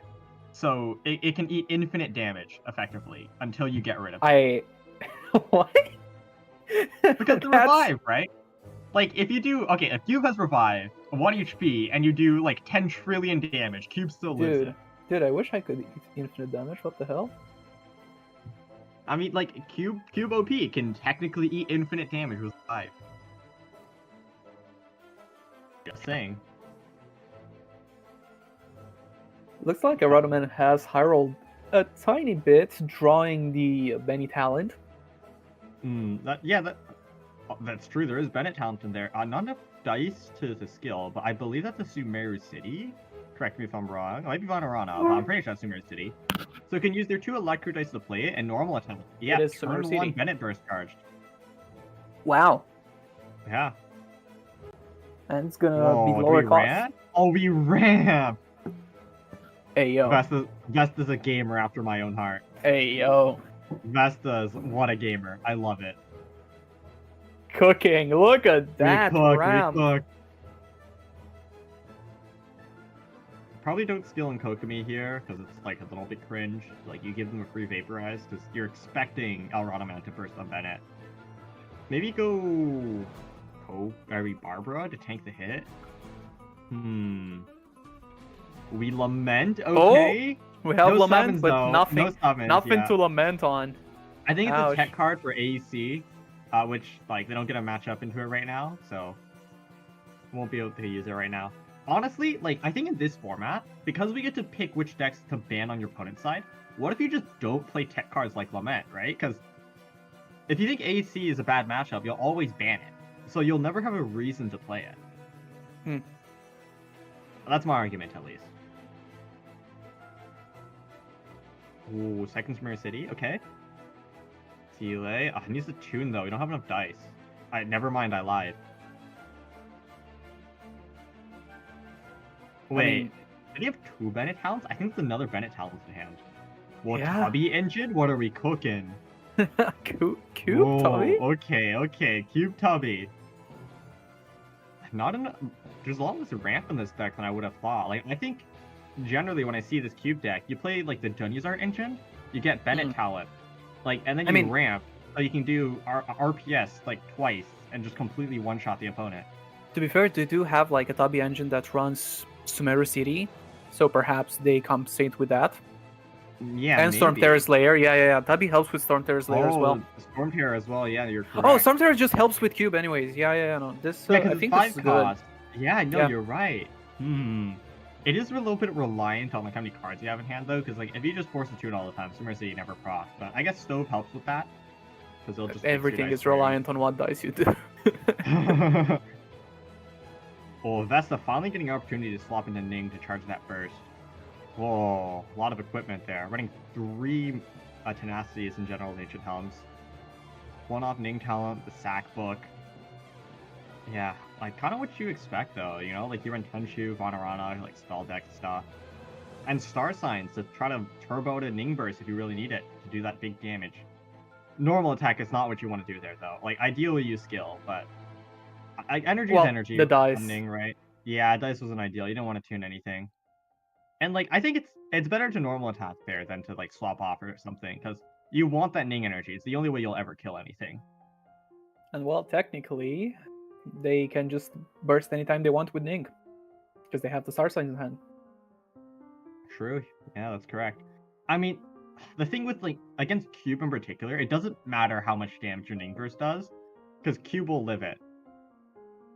I believe Ning Burst right now should do 8 damage, so it will force Cube onto revive. But you'd also need enough dice to hit Cube twice. Forcing Cube to revive would still be nice, I feel. Yeah, it would. If you refresh here, I don't think you have like you need to worry about Ning Burst. Can you afford to go Cube this turn? I don't think you can. Because if you go Cube in RPS, Ning can skill Burst, force onto revive, or maybe you expect Vesta to have Star Signs in hand. It is currently 8 cards in the hand of Vesta, so it is something you still need to worry about. Yeah. It's and even then, since it is open deck lists, you can Aronoman can see that Vesta does run in every house a stove, which means they could just try and draw it. Man, I love this new Arcane Legend card. I swear. No, for sure, I agree with you. But like, you don't need to swap to Cube now, right? Because Bennett by himself does big damage too. Bennett could just solo. Like, you do 5 damage on skill, right? He could. 4 on a normal attack. Ningguang is not equipped with anything. Bennett could do so much damage here. I think it's a burst reset angle. Just in case, like, Ning has burst. You reset the Bennett burst, like, you have it for 1 more turn. Yeah, I will do that. And you still have dice remaining if you want to go into Klee or something to skill. And if they don't lethal you, you just, like, hit them again, right? You force them to burn more dice, you do more damage, waste more of their resources. Bennett right now is just, like, damage fodder. You eat. You eat good. Let's see what Vesta does. Is Vesta just gonna do skill into burst? Is that the best option? I'm not sure. You could also you can do just eat it with Klee. Ooh, okay. Lotus, okay. Yeah, this will absorb some more damage. Alright. Kinda like that. If you're a Radoman here, do you go Cube normal attack? Like, the Overload does pretty big damage, unironically. Radoman can't do Cube normal attack. They don't have the dice. Oh, wait, no. Why did I think Vesta was bursting there? Yeah, no, none dice for it. Oh, they're just gonna go for the skill. Yeah. I don't know, This maybe might- normal attack there though, because like 1 damage for 2 and 1 card. Debatable whether or not that's worth it. No, this is not it. Yeah. Helm coming You out, yeah, can't- fill in first. You can just burst here with Ningguang, because then it leaves you open to cube, and they can just have a Pyres, which they do. But like the thing is, if you don't kill Bennett, Bennett just like hooks you anyways, because he does so much damage with that talent and that burst. Wow, I just think cube is it against life sentence, because you What can if Cube you can is just- technically stall. What if Cube is just sauce in general? Like, what if we've been sleeping on Cube decks? Because To be Cube has fair, just been a this- meme card for so long, Okay, but Sumi, to be fair, right now this is a Bennett solo show. no, Bennett but has taken only 3 damage, but there's Cube. Th- There's Cube. brother. There's I can Cube. I can put instead of cube, and it would have the same result. No, but there's Cube. Okay. RPS is more dice efficient. Okay. And we swapped Kokomi finally. Ningguang has been put in way too much danger. Yeah, Ning has been eating a lot, but like you do need to put Ning into way a little bit because burst is the only way you do damage. Man, and you can't even damage But- Benny no, otherwise but- here. But Ning as like the this solo hurts. threat against a Bennett deck is just so cringe because Bennett will just like infinitely stay on field and cook your entire team. Yeah. Like Ningguang being the only one to do damage. You put Like, her at too much risk here. Maybe Ning is just a bad matchup in the Bennett decks in general. I though. think that's it. It's it might just be a life sentence problem. Like life Burst? sentence in particular is just not it. Is it burst? I mean, like burst isn't that bad, right? Because like it heals your Ning, it heals your Barbara, and lets you delay the game a little bit more. I don't hate this play, honestly.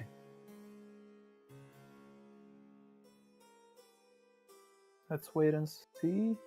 Yeah, I think that's a burst if they put sacrificial, because that Burst gives means- them just enough damage. Yeah. Stove. Mm. Wait, why did I, for some reason, thought there was Kokomi burst? What am I thinking? I was like both stalling and healing. No, this is Ningguang, not Kokomi. What am I doing? If they had Kokomi burst, I think that would have been the better option, but they can't. Yep. Looks like they tune in burst, yeah. That's a Benny gone, which means Benny's burst is also gone. This is a fine play, I feel. Alado Man just goes huge though. RPS. Gamblers. Oh no! Oh no. Oh well. And here we thought the Benny freaking burst was finally over, but looks yeah. like it's just getting started. One character is guaranteed to be lethal. No, I think it's over. I think this kills it because he's about to get. Oh, okay. And we swap to the Barbara. Okay, Barbara eats both hits, so this is fine. No, I think it's not enough still. We're Because of fine. gamblers.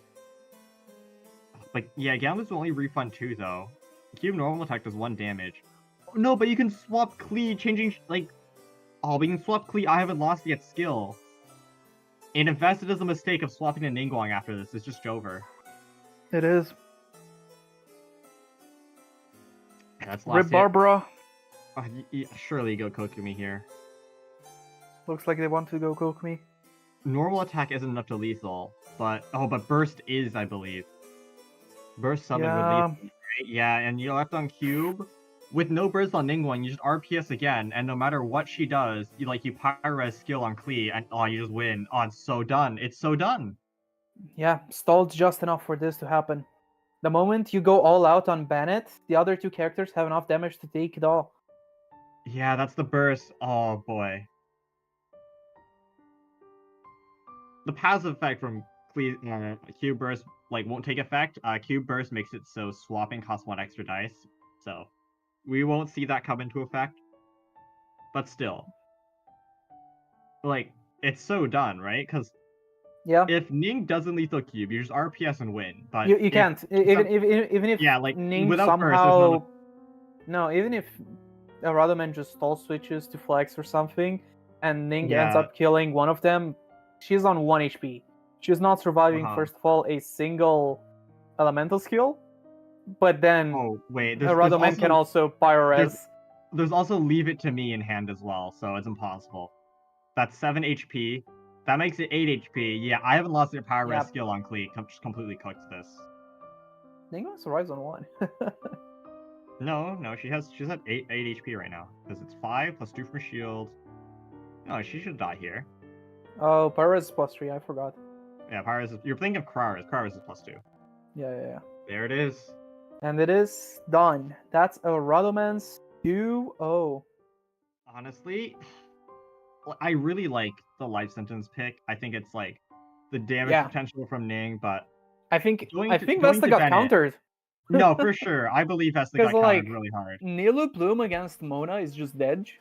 Because Nilu Bloom can avoid. And Yeah, then... and then just Bennett into life sentence is just so bad because like Bennett himself is enough to just take care of the entire team because Kokomi and Barbara don't do damage. But if you lethal Bennett with Ningguang burst, which is your only source of damage, you can't kill anything else. Yeah. I think unfortunately Vesta just got counterpicked twice in a row, but it's fine. It happens. It happens. Let's take a look at bracket though. Shall we? Bracket review time. Let's see who we have. Sumi's favorite time. Looking at It brackets. is my favorite time. Bracket review. I love bracket review. Brackets Show me review, my- eating show me my lemons. bracket. You need help. Here we are. Oh, Squibble versus Kevin Z, Vesta versus Alado Man. We just had that match actually. So Alado Man would face the winner of Kevin Z and Squibble. And then I hope Kevin Z loses. What? Wow. Oh, okay, Reps. I see you. I see you. I just want to see eating a lemon. And then Max and Sasakure, I believe that's how you pronounce it. Okay, And then yeah. it'll be 7 versus Riku. Okay. Quite a few new faces here. New faces in Sasakure. the bottom bracket and Yeah, a the few lower familiar side. ones. Oh, Sasakure, this is their first Majors appearance. I believe they probably qualified through LCQ. Riku, this is also their first appearance. Let me Mhm. check. Max, this is also their first appearance. They have appeared on Catstill Gatherings before. I'm not sure where they placed. And this will also be Seven's first appearance. So the entire bottom side of the brackets are just full Yeah. of new players. Told you, the bottom bracket is just new faces. The bottom bracket is fire, and like the upper bracket is just like the old veterans. This is so cool. I actually really like how this bracket is played out because no matter what happens, it'll be a new face versus an old veteran for the finals. Yeah. To Love be to see fair, it. Squibble has been in a major before, right? Squibble has been, yes. Yeah, no, never mind. So it is just old versus new. That's pretty exciting. But that is the brackets. Players are just getting ready for the next round, so we're gonna take a short little break, and then we'll be back in time for bans in our next matchup. See you in a bit.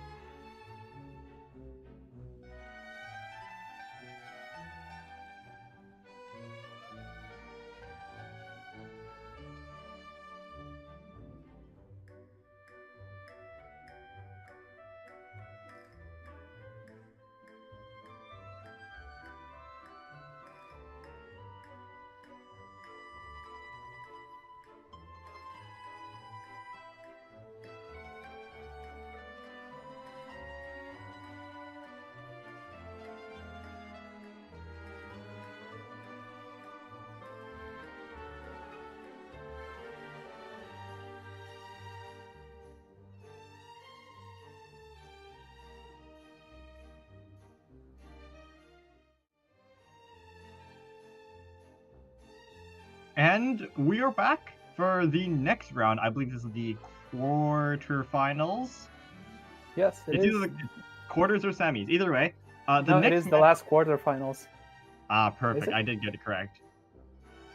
Yes. Check Yes, it is. late. This Yes. match will be between Squibble and Kevin Z.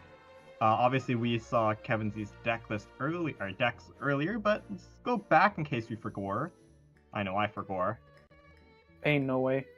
Goldfish. Like it's been a while. Okay, I'm just. It is. It has been a while. Yeah. We've seen a Kevin lot of was our other first decks. match today, I believe. I believe he was, yes, between him and Pudge. But here's the decks. It's Pyrokek, Yield Classic, and it'll also be Noelle EC, Candace Razor, Klee Cube, and DP. I really hope I get to see the Noelle EC play out this time, but I understand if it's banned. Other than that, though, Dude, we like, haven't even seen anything. Other than that, though, I believe Klee Cube is sauce. So maybe we'll see it this time.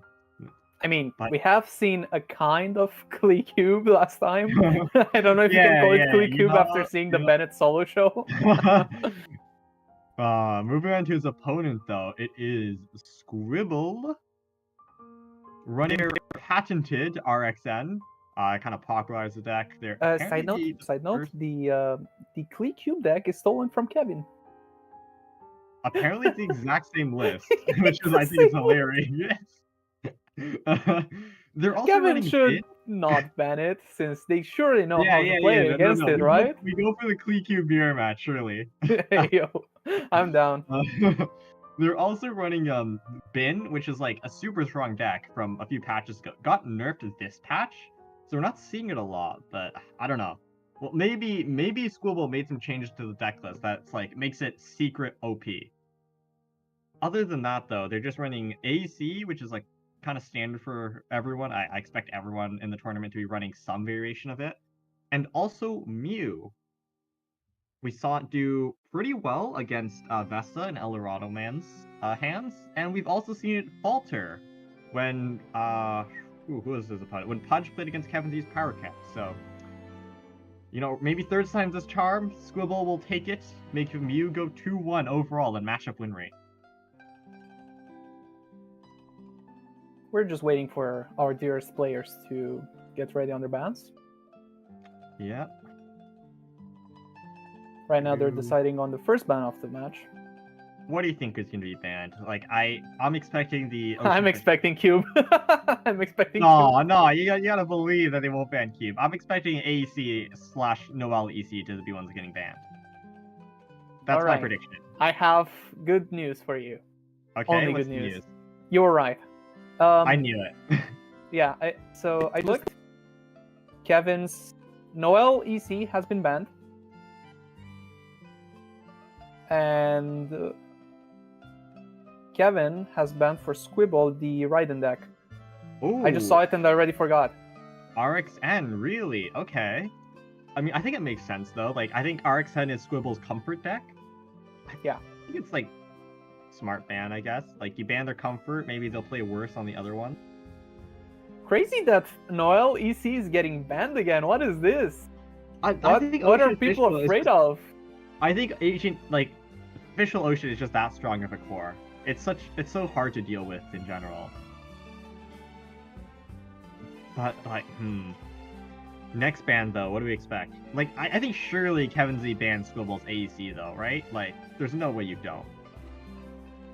Although, to be fair, I don't think Kevin banned Pudge's Agent EC. No. So maybe- it maybe was he as I leaves told it- you. I don't think Kevin bans Wait, Agent what EC if- because he what if- just baits it. Wait, what if Kevin like leaves it open because like Cube and Candace Razor cook it? You know, like what I if think it's a that's- bait? What What if if it's a bait? What if Squibble just bans Cube? No, you don't ban Cube. Like, I feel like if both players are running I'm mirror sensing- this, like they handshake sensing. Cube round one, right? No, I'm sensing a Cube ban. Oh, Not confirmed yet, not they confirmed. They can't. The They gotta players are still handshake deciding on the Cube second mirror. one. They need to handshake Cube mirror. This I'm about to tell you. like will be the star of the tournament. Oh! Okay, Squibble has banned DP as their second ban. Meanwhile, Kevin has banned Agent EC. I'm not Where's surprised the about the Agent confidence? EC ban. I'm not Where's the surprised about the Agent confidence? EC ban. Like, honestly, looking at the deck Squibble brought, like, Bin isn't that strong, so you don't ban it. You don't ban Cube, because that's, like, the handshake.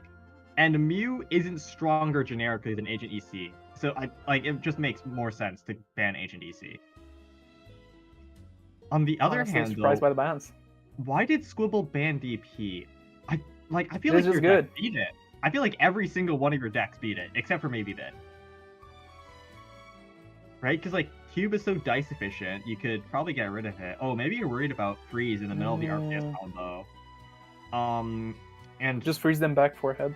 yeah, I feel like Mew also beats it, right? Because Wander Burst should just be able to one-shot characters before they have a chance to equip all their artifacts and start healing out with bursts. On the side of Kevin, though, I don't understand the DP ban. Like, I feel like you leave it, you don't ban the DP, maybe ban, like, the Pyrocach or the Canvas Razor. But, like, maybe there's, like, a matchup thing I just don't know about. But this does mean, though, we can have Cube Klee Mirror round 1.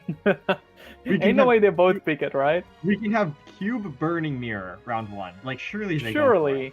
Surely they don't go for it. No, surely they go for it, I believe. Would you bet on I'm lemon? not. No, I'm not betting a lemon on this. I learned from my Good mistakes. for you. Good for you. Let's get I started. learned from my mistakes. Because you were wrong. This is why I didn't bet a lemon on it. I wasn't confident enough. Man, Kevin is betraying you again. What can I say? I think Kevin wins this matchup though. Like, I feel like Candace Razor does more damage than Cube Burning. I mean, it is Cube Burning, not Cube Bennett. Right? Yeah. Like, it takes so long to apply Pyron to everyone, and I mean, you don't really care about Pyron Razor, I suppose. Like, Cube Burning can't kill Raiden or Candace before they burst, and when they do burst, Razor does more damage with the support of Candace in comparison to Cube. I think they should go to Kevin Z's favor. But I am so ready for an upset.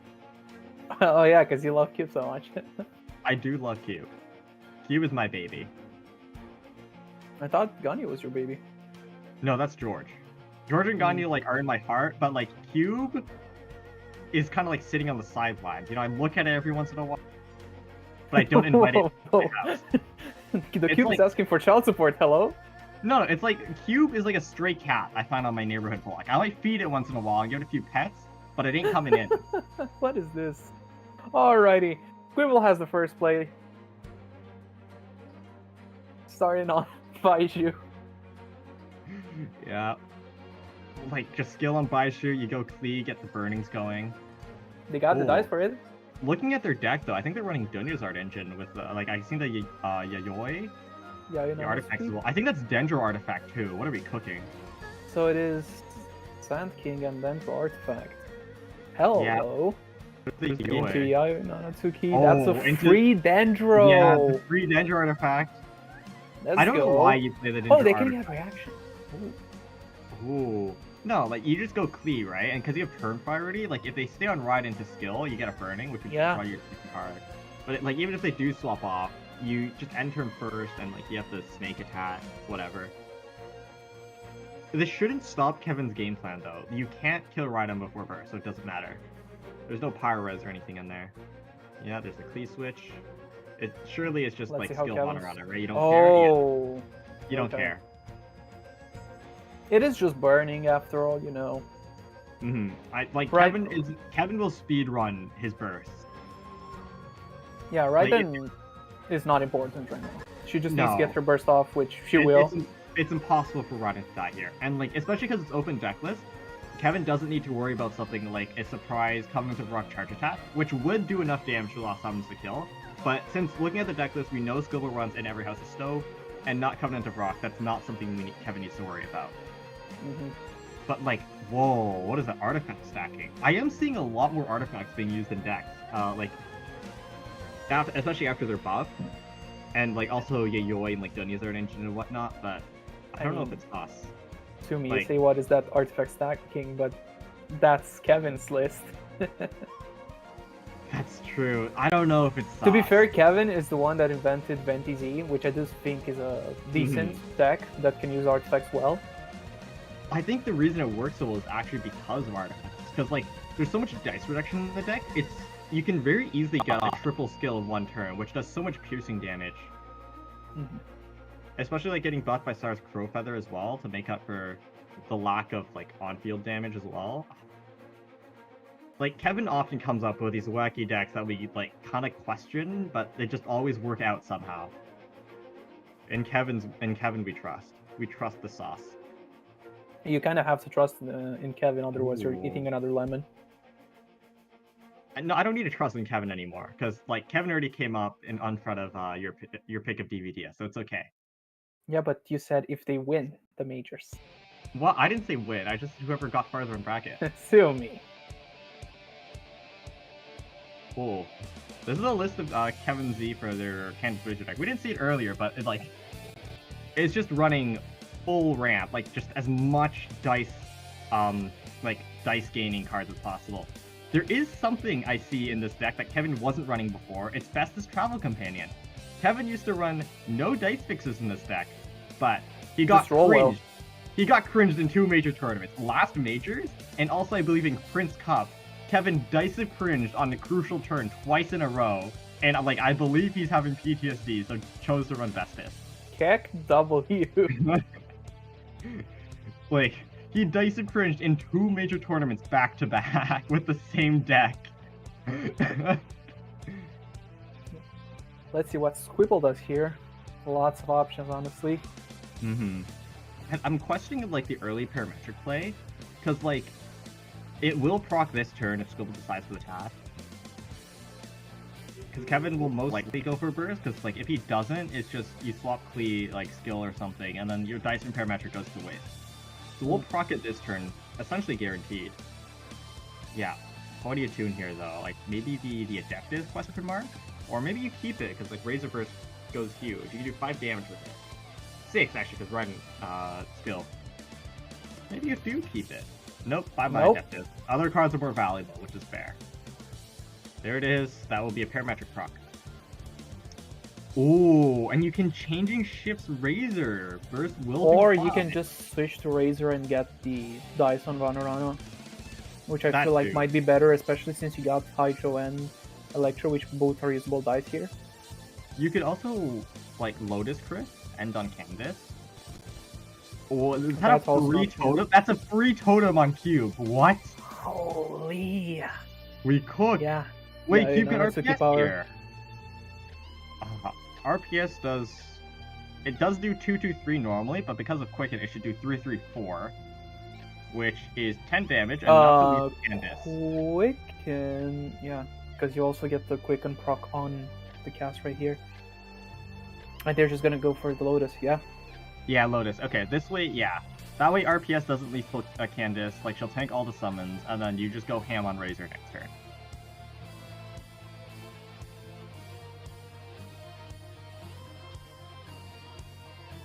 I think they have to tune 3 though in order to get They use RPS. 3 if they want RPS, yeah. Unless they want to ramp. They do have time on. No, but I don't think you can afford to, right? Because, like, in a race 0 HP, if you both start at the same time, Kevin should reach it first. Yeah. Well, reach it by defeating you, not by reaching 0 HP first. Yeah, yeah.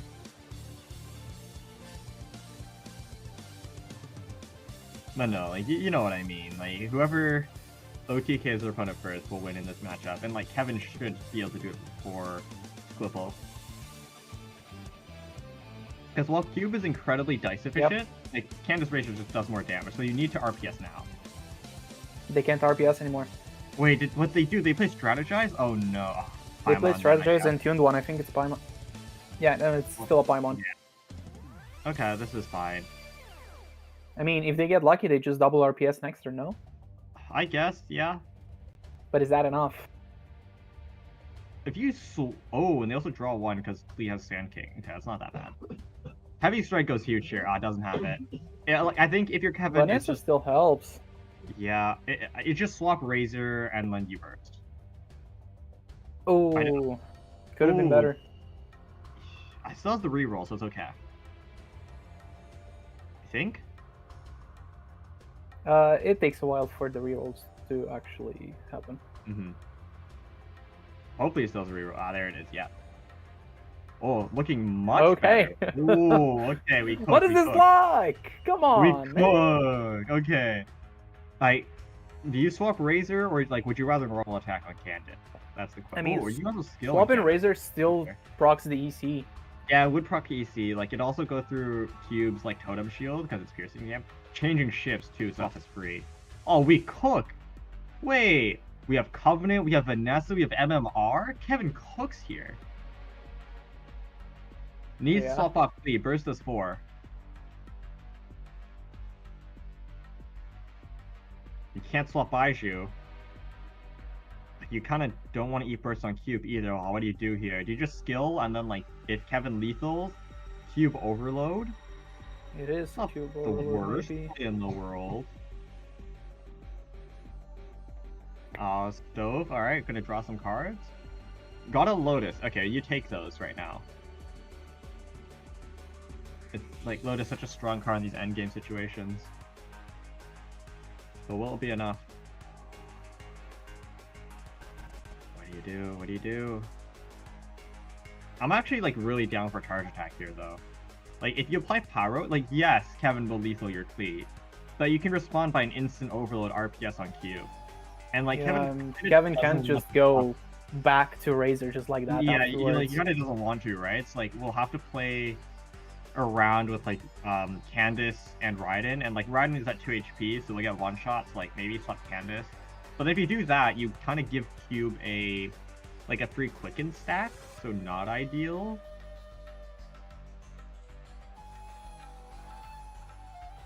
Dunizard, Liben, what are you trying to draw here? Like a Chef Mao? Oh, I think they didn't draw it. Mao. Lotus, okay. Do you skill or charge attack? Probably charge attack, right? Because if you charge attack, charge attack off into Cube. Yeah. This makes it so Cleat doesn't get lethal. Yeah, Kevin will just burst. Smack. Looking rough now. Not ideal. Are they switching here? But like you kind of don't want to go into. You can't stay Cleat because it's like free EC and like Razor Burst will fall off on the cube and that's also free EC. But if you go Baiju, like skill like double Electro application, it's not good either. I don't know. I don't think either of them are good options. Fortunately though, Kevin doesn't have gamblers, so a little bit of a saving grace there. Might just have to be cube here. There's still Vanessa and MMR, like and Covenant. There's so much damage potential on Kevin's side. Oh, they're gonna fast swap. Is it a cube overload here? Just RPS? Yeah, like RPS will overload and then no, but then Squibble won't have enough dice to finish off. Overload will put Razor onto 4 HP, and then it'll be 2-3. No.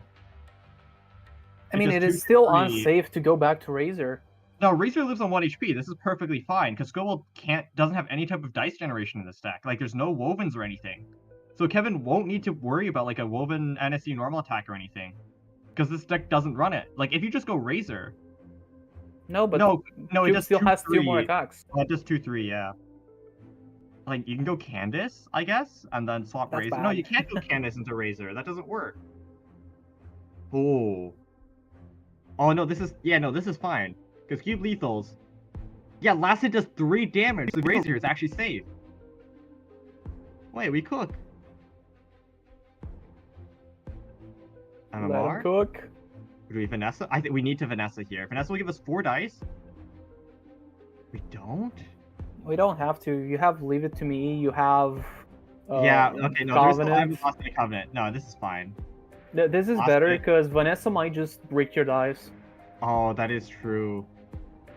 Yeah, I haven't lost yet. Normal attack. Okay. Oh, and with this, this is still 0 with this dice. you can guarantee. No, with this you can guarantee that you get your normal from Covenant as well, because Covenant can also cut you out of getting Electro dice. No, like I was thinking you play Vanessa because it'll bring you 3 dice to 4 dice, and then you can Covenant that way.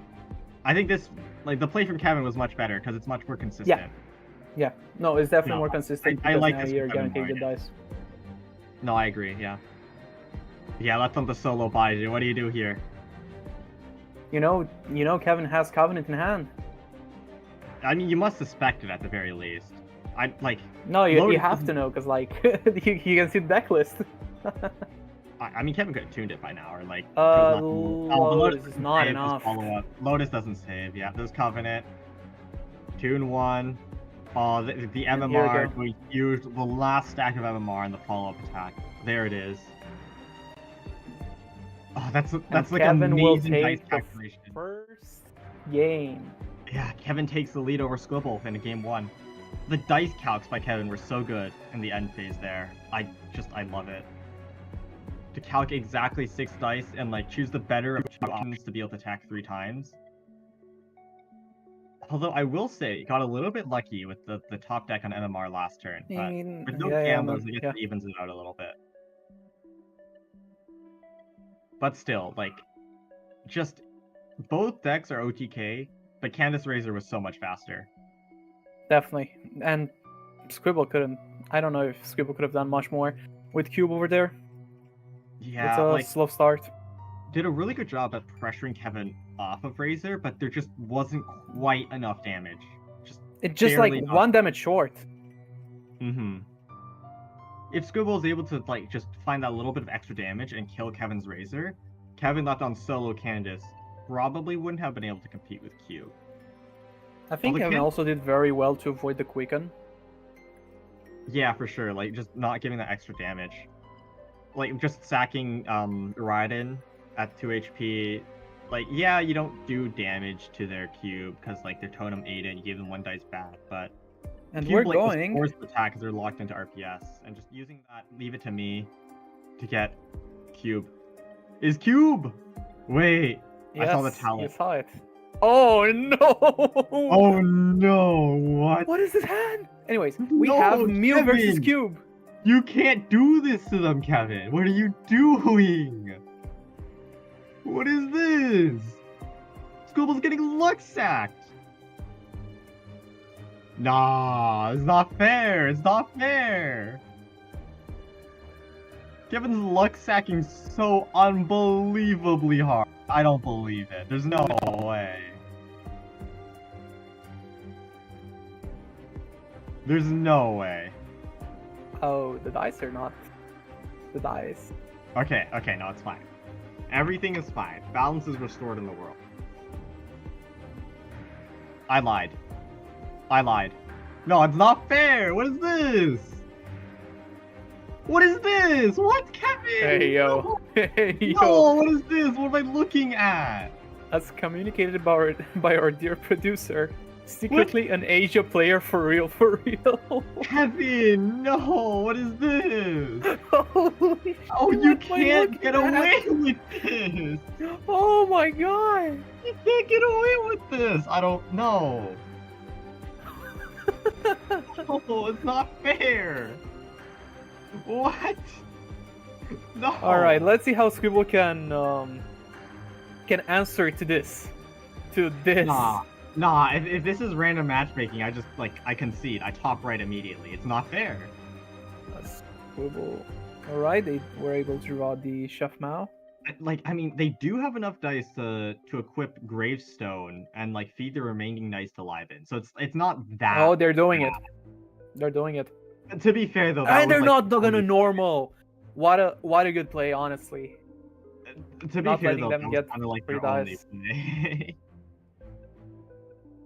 But yeah, I mean, like, oh, Kevin cooked so hard here. Oh, the cube talent as well.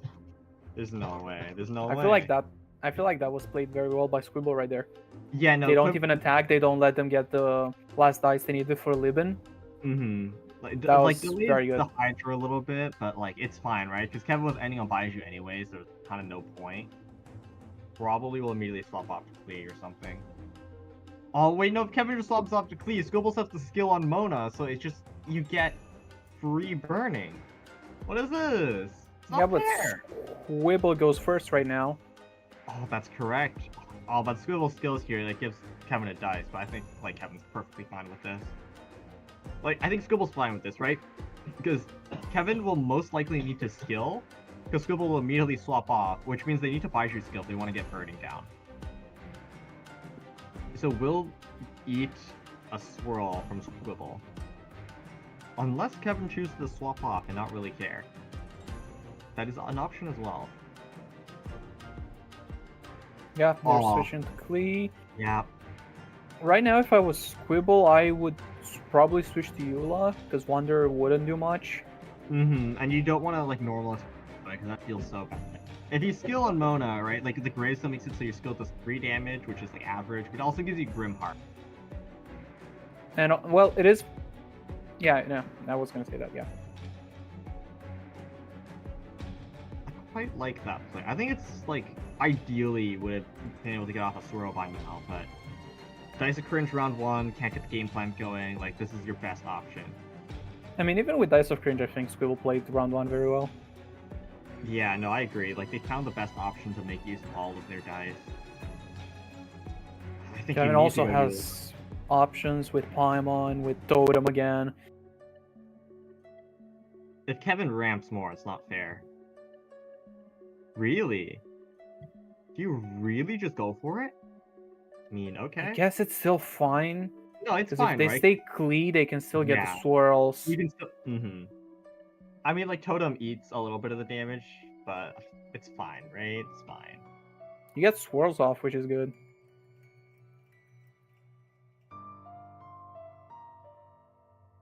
Oh, Kevin Tune. Okay, so Ooh, it's well, probably just gonna one be either thing. Totem or Paimon at the end of turn.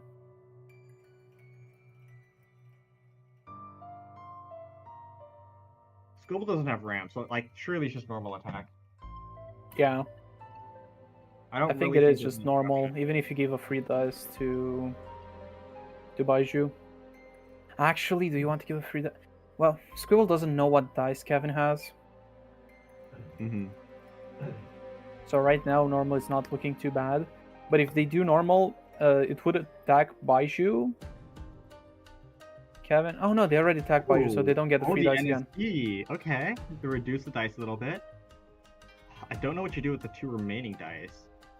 Does Kevin want to swap Baiju's skill and like you feed the last one to Liven? No. I think if you're Squibble, you swap Mona, right? Like you just deny the burning. That would be best. Oh no, but like the thing is, if Squibble does that, Kevin just plays Paimon and it's cooked either way. No, it's not fair. I think denying reactions would still be a good trade-off for Squibble right now. They Yeah, got it's some like- okay damage onto both Klee and a bit on And- Baiju, not like it would And matter like much. you don't have the dice to attack again anyway, so it doesn't really make a difference. Like just denying your opponent getting a little bit of extra damage is probably more worth for you. Yeah, and for Kevin right now, maybe it really is just Paimon. Yeah. Oh my So you try god, to it's so stall out cooked. to get the Yayoi Nanatsuki, because with Yayoi you can just get free artifacts on everybody, which would be insane right now. Yeah, and like you have 12 dice coming into next round as well. Like you can cube RPS cook. Completely cook. And I actually no, because Eula can freeze. If it wasn't for Hydra, I was gonna say like Squibble can't respond because Wander we need to like This is consume energy to this is burst. exactly why Squibble needed to swirl right there with Wonder, because now it's you can fine, just though. freeze with Like, Eula. Yeah, now it's triple freeze. I mean, no, not triple freeze, but like you have triple swirl now. And Kevin Z, ideally, I think he would like to go into cube RPS because Wander would need to skill burst, and like even then, it wouldn't be enough to lethal cube because it still has the revive. But the fact that Yeah, it's but, not, like- means that Kevin can't afford to do so. Eula can freeze. If Eula can he gets the freeze. revive off, Wonder can just swirl again and kills Cube instantly. Yeah, like Kevin can't go cube now. You need to wait out Squibble's dice. You need Good to like stall switch here, I believe. you can. Like, what do you go to though? Because like if you go Klee, they're just going to go Wander. Just skill, okay. Like I think this is fine, right? Because Squibble's next play will go to Wander, get the swirls down, and this way you can get burning end phase no matter what, because they'll just swap Klee and start hitting with skill and charge attack and whatnot. it's like a little bit aura inefficient, but considering you don't have a fast swap, and they're gonna swap off Mona anyways, it's probably your best option. I'm waiting for what Squibble can do. I'm not even sure. I'm assuming it's just go Wander, surely. Like, you go Wander, you get a Swirl off, and then Kevin can't go Klee up because first just cooks. Yeah.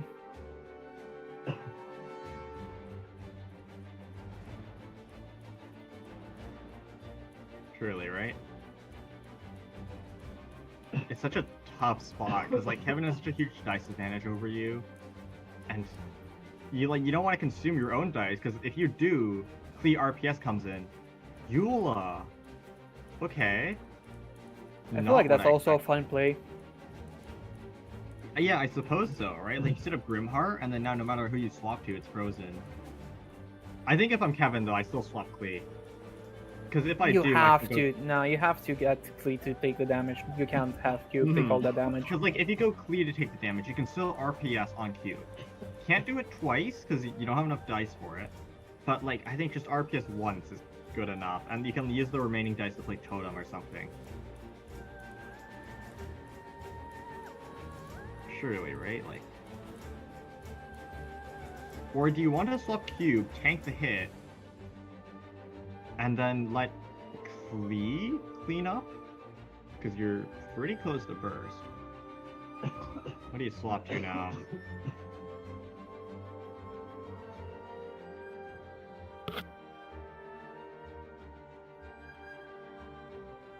Hard decision here. I think swapping to Klee is best. You can't Yeah, have Cube take all that damage. I think it's probably the better option too, because Cube just does more damage than Klee in the long run. To be fair, Squibble doesn't have the best dice right now. They could... Technically, they can't freeze Klee unless they tune. I mean, like, you could always just tune, But Kevin right? You don't doesn't need know all that. those targets. Yeah, Kevin doesn't. I mean, the play can always be like Mao Hash Browns, and then you just roll 2 cryo dice, tune 1, and then you because Zernizer hasn't procced this round yet, neither has Squibble's Chef Mao. So it could just get 2 cryo dice out of nowhere. Also, Eula's skill would actually lethal Klee because it does 7 Yeah. damage. 5 base, 6 from weapon, and then +1 from freeze. Kevin Yeah. did swap Klee after all. Like, tuning 3 is not even too bad here. Oh, I think he's going for the Mao play. Okay, okay. Oh, we got 1 cryo. Ooh, Okay, okay. okay. Well, I still need needs to be tune good, only though. 2. You To be played- fair, wait. Oh no, they can't eat again. Yeah, because like Mao was used anyways. I mean, like it's the equivalent of like just tuning 3 in general, right? Because I mean, yeah, you use 4 cards, but you get some more extra value out of it. I think you take those. Skilling here, like you lethal Klee, it's quite good because if they ever swap back Baiju, you can lethal normal attack. Oh, man. Wander swap. All right, all right. I Guess guess. like just deny the No, but- aura. I feel like What aura? What aura? Because Klee would die. Oh no, man. Yeah, that's true. What aura? I don't know about that, right? I feel like if you lethal Klee, like it denies Kevin the options from playing around later. Oh, just charge attack. Kevin can still RPS here. Oh my god, because it's reduced. Like, what do you do here for Squibble? Like, if you can't swap back Eula at this point, I just don't think it's worth it. Like, just use skill, I guess. Swapping. Oh, they're just gonna Oh. kill Klee. I would have liked to tune like- 2. If you were doing this, why didn't you just skill on Mona? Question mark. I maybe keep the Grimheart. If you keep the Grimheart, I like mean, it lets you it it lets i- you get rid of Q's revive, right? The Like, upsides are that besides keeping the Grimheart, you also apply Hydro again on Baiju. Oh, there's also gamblers. Yeah. You also get them low enough to. Oh, looks like it's a Ram game. I was gonna say you get them low enough for Eula to just one-shot them technically, but they might play Ocean Shoot Clan here alongside Tenacity. Or So Totem. yeah, slam or do you like skill here? You have the dice for it. Oh, but skill's kind of already on field. No, we'll just hash. You tell it? Oh wait, no, we can't play cube tell it. Hello? Yeah. Okay, I'm just gonna swap Mona to die the burning. Lotus a little bit wasted on Eula. Dodge, but fine, I think. I mean, it's generated dice that helped in the end. I suppose. But like, if your play was to just like play food to get dice, maybe you play the hash instead and keep Lotus for later. It would have been the same effect. Lotus does absorb more damage. Ooh, dice not looking the best. Needs a lot of Electro this round. I think this is where you go in. I don't think Electro helps here because Eula can just freeze. That's And true, Squibble yeah. has a fast swap to Eula. Oh, that's true because it's Mona. Oh, but like you don't And want to see Eula Kaiju. can just eat the NSC. That's NSC, right? No, that is hash because there's Oh, like the it's hash. little bottle of My yeah, bad. there's a jam at this like Yeah, the yeah, bottom yeah, left. yeah. So, still, he can just do an hash brown and gets the dice back. That's true. Oh, burst.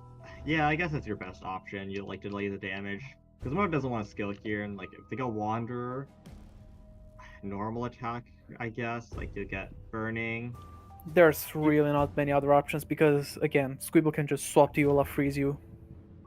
Well, like you can play the swap stall game, right? Like if they go Wanderer, you can go Cube, and like if they hit, you can hit back. But then like Mona. There's hits no you and swap you get stall because frozen. Mona is a fast swap. Yeah.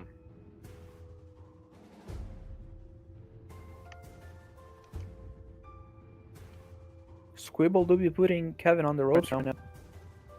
They look for better dice. Mao did not deliver better dice. Oof. That's unfortunate. Normal attack double Paimon? Question mark. I There's mean, you not eat an much they RPS. can play. Like, if you eat an RPS, it's only barely enough to take out Mona, right? So, what if it's just unironically normal attack double Paimon?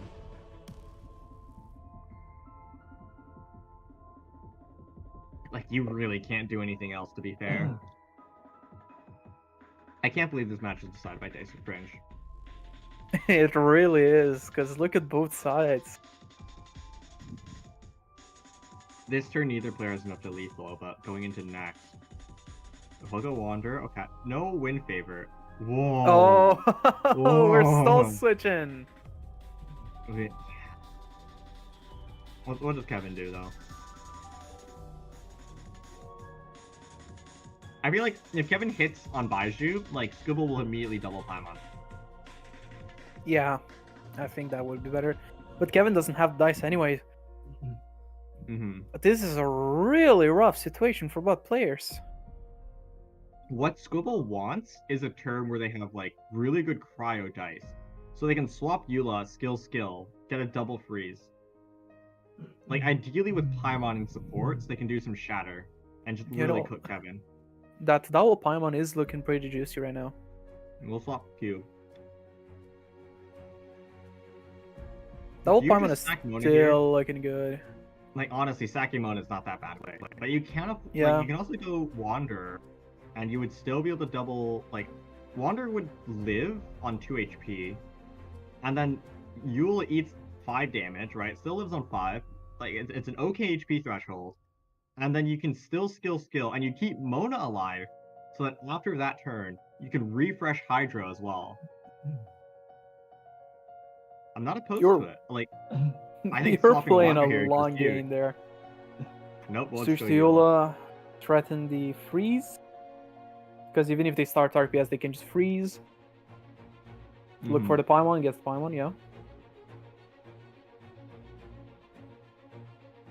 Do they even normal or something? I don't know.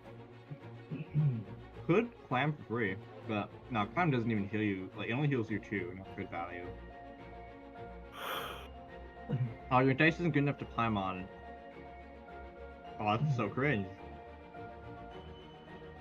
What do you do here? They should have Paimon when they had the dice for it. Because earlier, thanks to the Nirzar discount, they could have Paimon instead of Yaya Nanatsuki. Oh, this is so sad right now. What do you do? Do you tune 5 RPS? No, that's so bad because you kind of want some of the cards in here. They're gonna normal. Oh my god, normal attack. Okay, well, I think if you're Squibble, It's just double Paimon. It's just double Paimon. Yeah, there's no need to think here. Like, double Paimon, you still have flop, so if you ever get a kill, you just instant swap. Yeah, there's the Paimon number 1. Paimon number 2, you go replace your gun, you start like, there's no reason to keep her on anymore. Yeah, you don't have any more companions. Probably. I think that's it.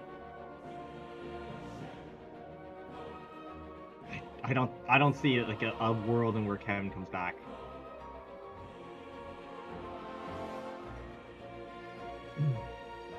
That's not enough. That's not good cards.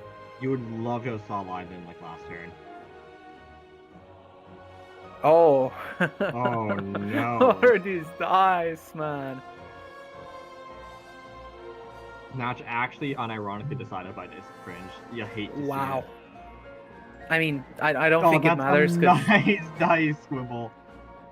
I don't think it matters because, you know, he just gets frozen anyways. Yeah, like Eula skill double freeze, and like you also have remaining dice so shatter or like burst and stuff. I think it's over. Yeah, look at that damage. Baiju does not have damage to kill Eula. Try and save. Yeah, Baiju will tank so much damage and like. Oh wait, if you go Baiju, you also thanks to Gravestone, it also brings him to 6 HP, which is within Gravestoning range. And then Shatter will do 7 damage. Oh no. Oh, but if you stay Cube by ending turn early, Cube dies and the Baiju solo can't win. Oh, this is so bad. I mean, like, I guess the saving grace for Kevin is that Squibble currently doesn't have a Gambler's hand. They drew one earlier and played in the Wander. They can still Ocean Shoot Climb and Cube Talent. That is true. It's like, it's not completely over yet, but They have to Ocean Shoot Climb right now. They have no choice. Yeah, I think they do. Is the target Baiju here? Probably Baiju, so Baiju can tank more. No, I don't think it matters, right? Because, like, burst normal lethals anyways. Oh, you're right. He has right. burst. Like if you burst, well, if you burst, Cube revives. No, but like if you burst normal, if you swap back to Cube, Cube gets shattered. Right? Like yeah, sure, you tank the burst on the Baiju, but if you swap back Cube to make sure Baiju doesn't die to shattered, Cube will die to normal attack. Probably just burst here. I think it's just burst here. Right? It's just burst.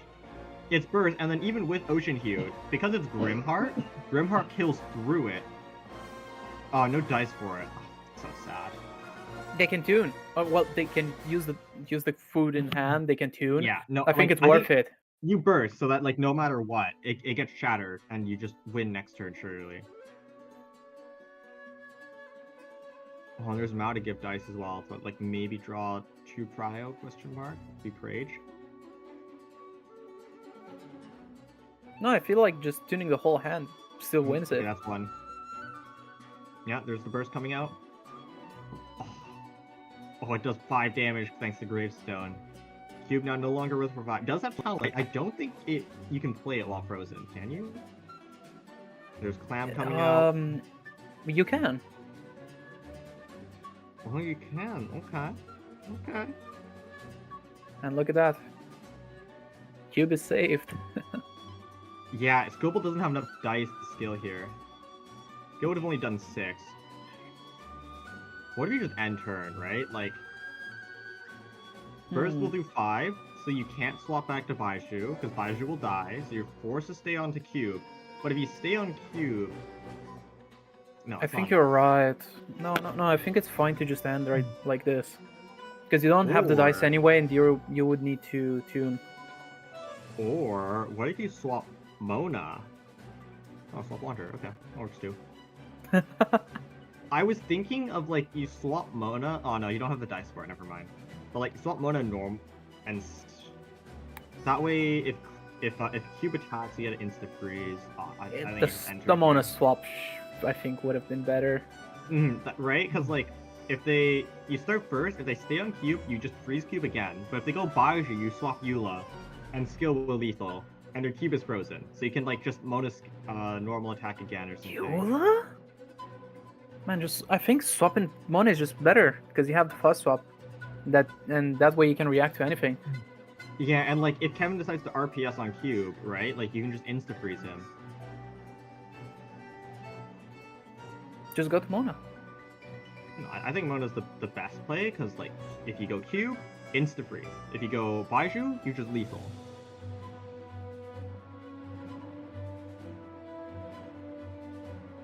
Come on, Squibble. Let's go. Well, you got this. Perhaps we're not thinking too much. Well, enough about it. But I feel like if you switch to Wanderer, you just Kevin can just switch to Baiju again, which means you deny the Wanderer since he doesn't have the charge attacks. I think Mona's for sure the best play unit here. Yeah, there we go. And what can Kevin really do to this?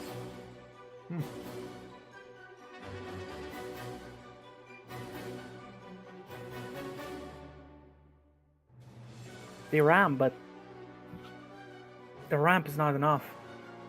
Because next turn, they just freeze Cube, unless they switch to Baiju. If they switch to Baiju, Squibble can just Arcane Card into kill Baiju and damage Cube again. Yeah, look at that! Yeah, and if Kevin stays Cube, it's just a Mona skill and you freeze. And then like, if Cube is Liar frozen, Song. Baiju, you lethal. And Kevin enter drew early Liar by Song. Oh. Which means they can... Kevin could Liar Song the Ocean Hued Clam and reuse it. Perhaps on a switch with Baiju? Maybe. Oh, that's Totem. Oh, another Ocean Hued Clam. Huge Kevin draws. Okay. Oh, and Kevin got some nice dice. Okay. Cube does 5 damage on skill here, because it's like, it's Quicken plus Aura.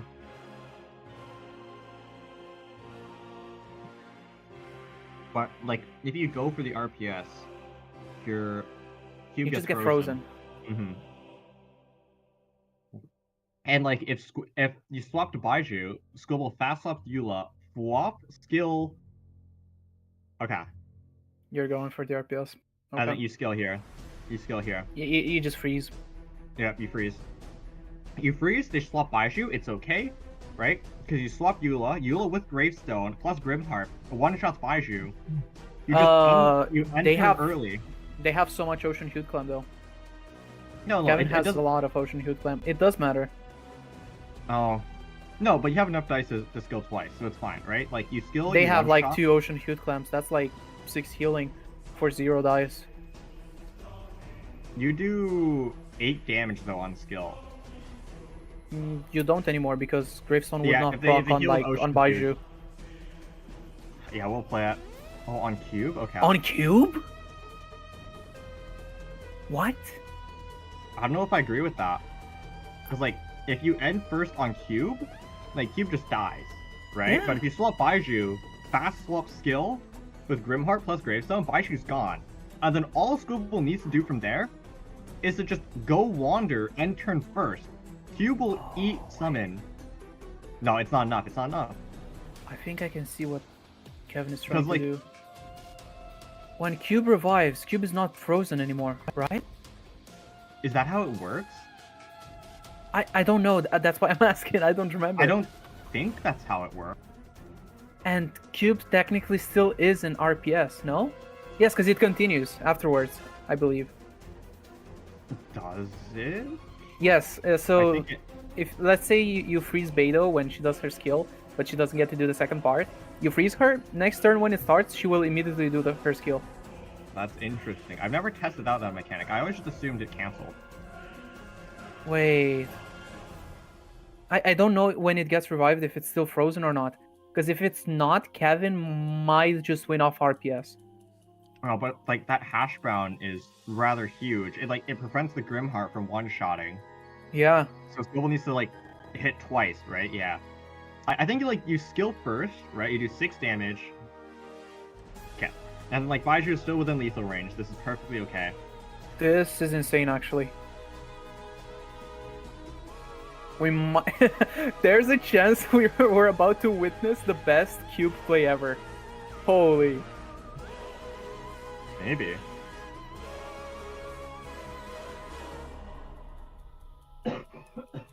It should unfreeze as it counts as a status. I mean, RPS is a status, but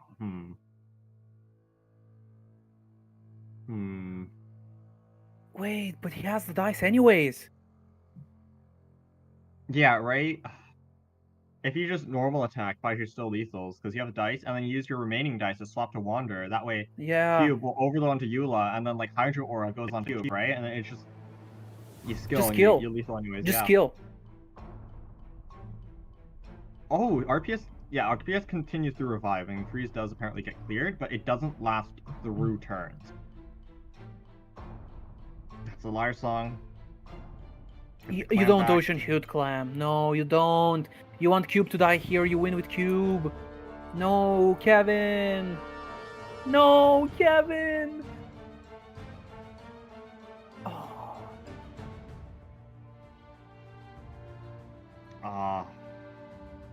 I think you just skill again on Eula. I think that's what you need to do. Man. You can't shatter here. You cannot shatter. Like you need to reskill and then. Oh, but if you reskill, Kevin just eats the Hydro. This is not good. Perhaps it's just a normal from Mona to try and Oh, freeze swap again. to the Mona. Okay. No, this is fine, right? Because if Kevin goes back Baiju, you normal attack. You'll cleanse Baiju, sure, but that's whatever. You end turn first, and that way if Squibble stays on Baiju, it's like you go Wanderer, you skill. Oh, Kevin will just end turn first. Cube does 5 with RPS. Oh, okay, you shatter here. Okay. Wait. Oh no. Wait. If they kill Cube. No, you can't skill because it doesn't do enough damage, and you'd also make it so Cube doesn't have Hydro Aura. Wait. No, this kills Cube! What? Wait! Cube revives on 1 HP and then summon! Oh my god, Squibble! Squibble with the amazing NSC play, with the Chef Mao giving 2 dice back.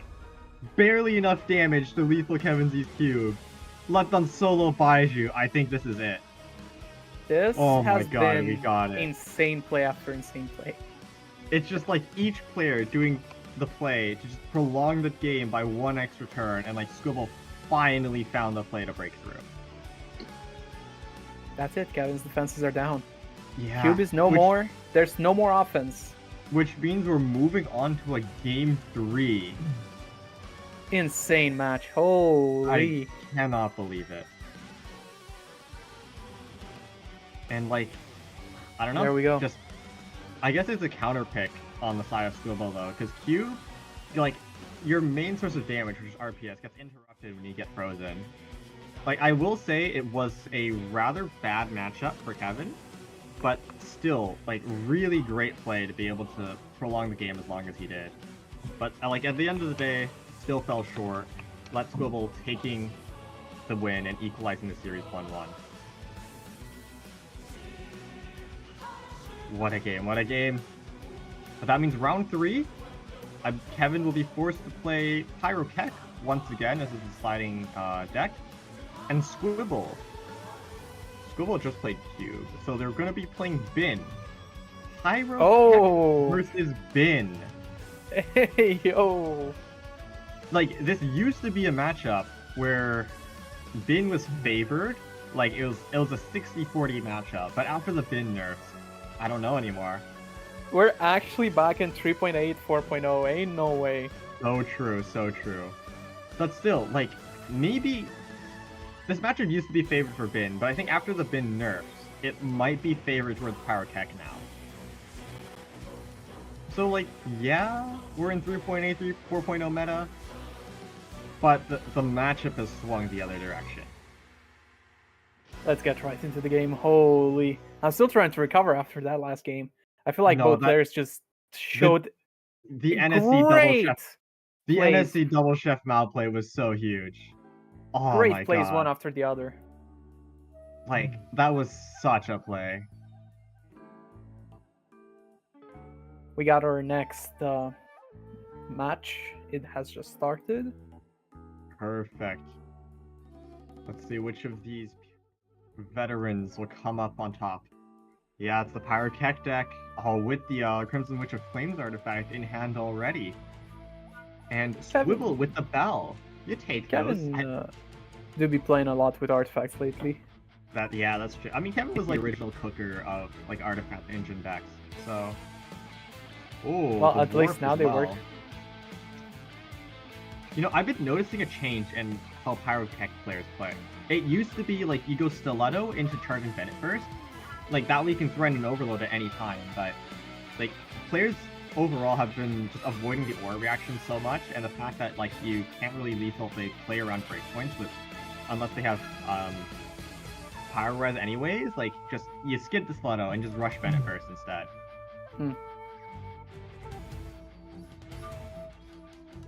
Start the Barbara, okay.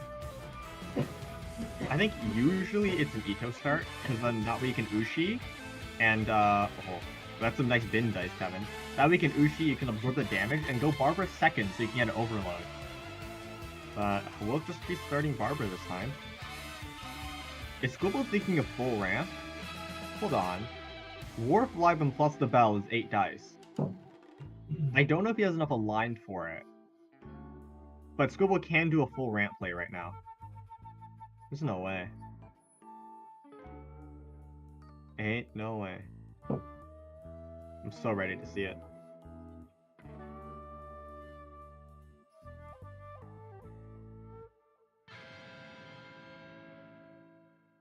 I think since Squibble isn't doing it immediately. No, it does have the.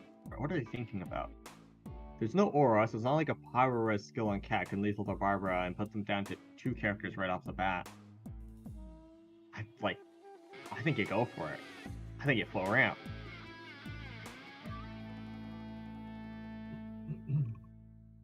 I would go for it.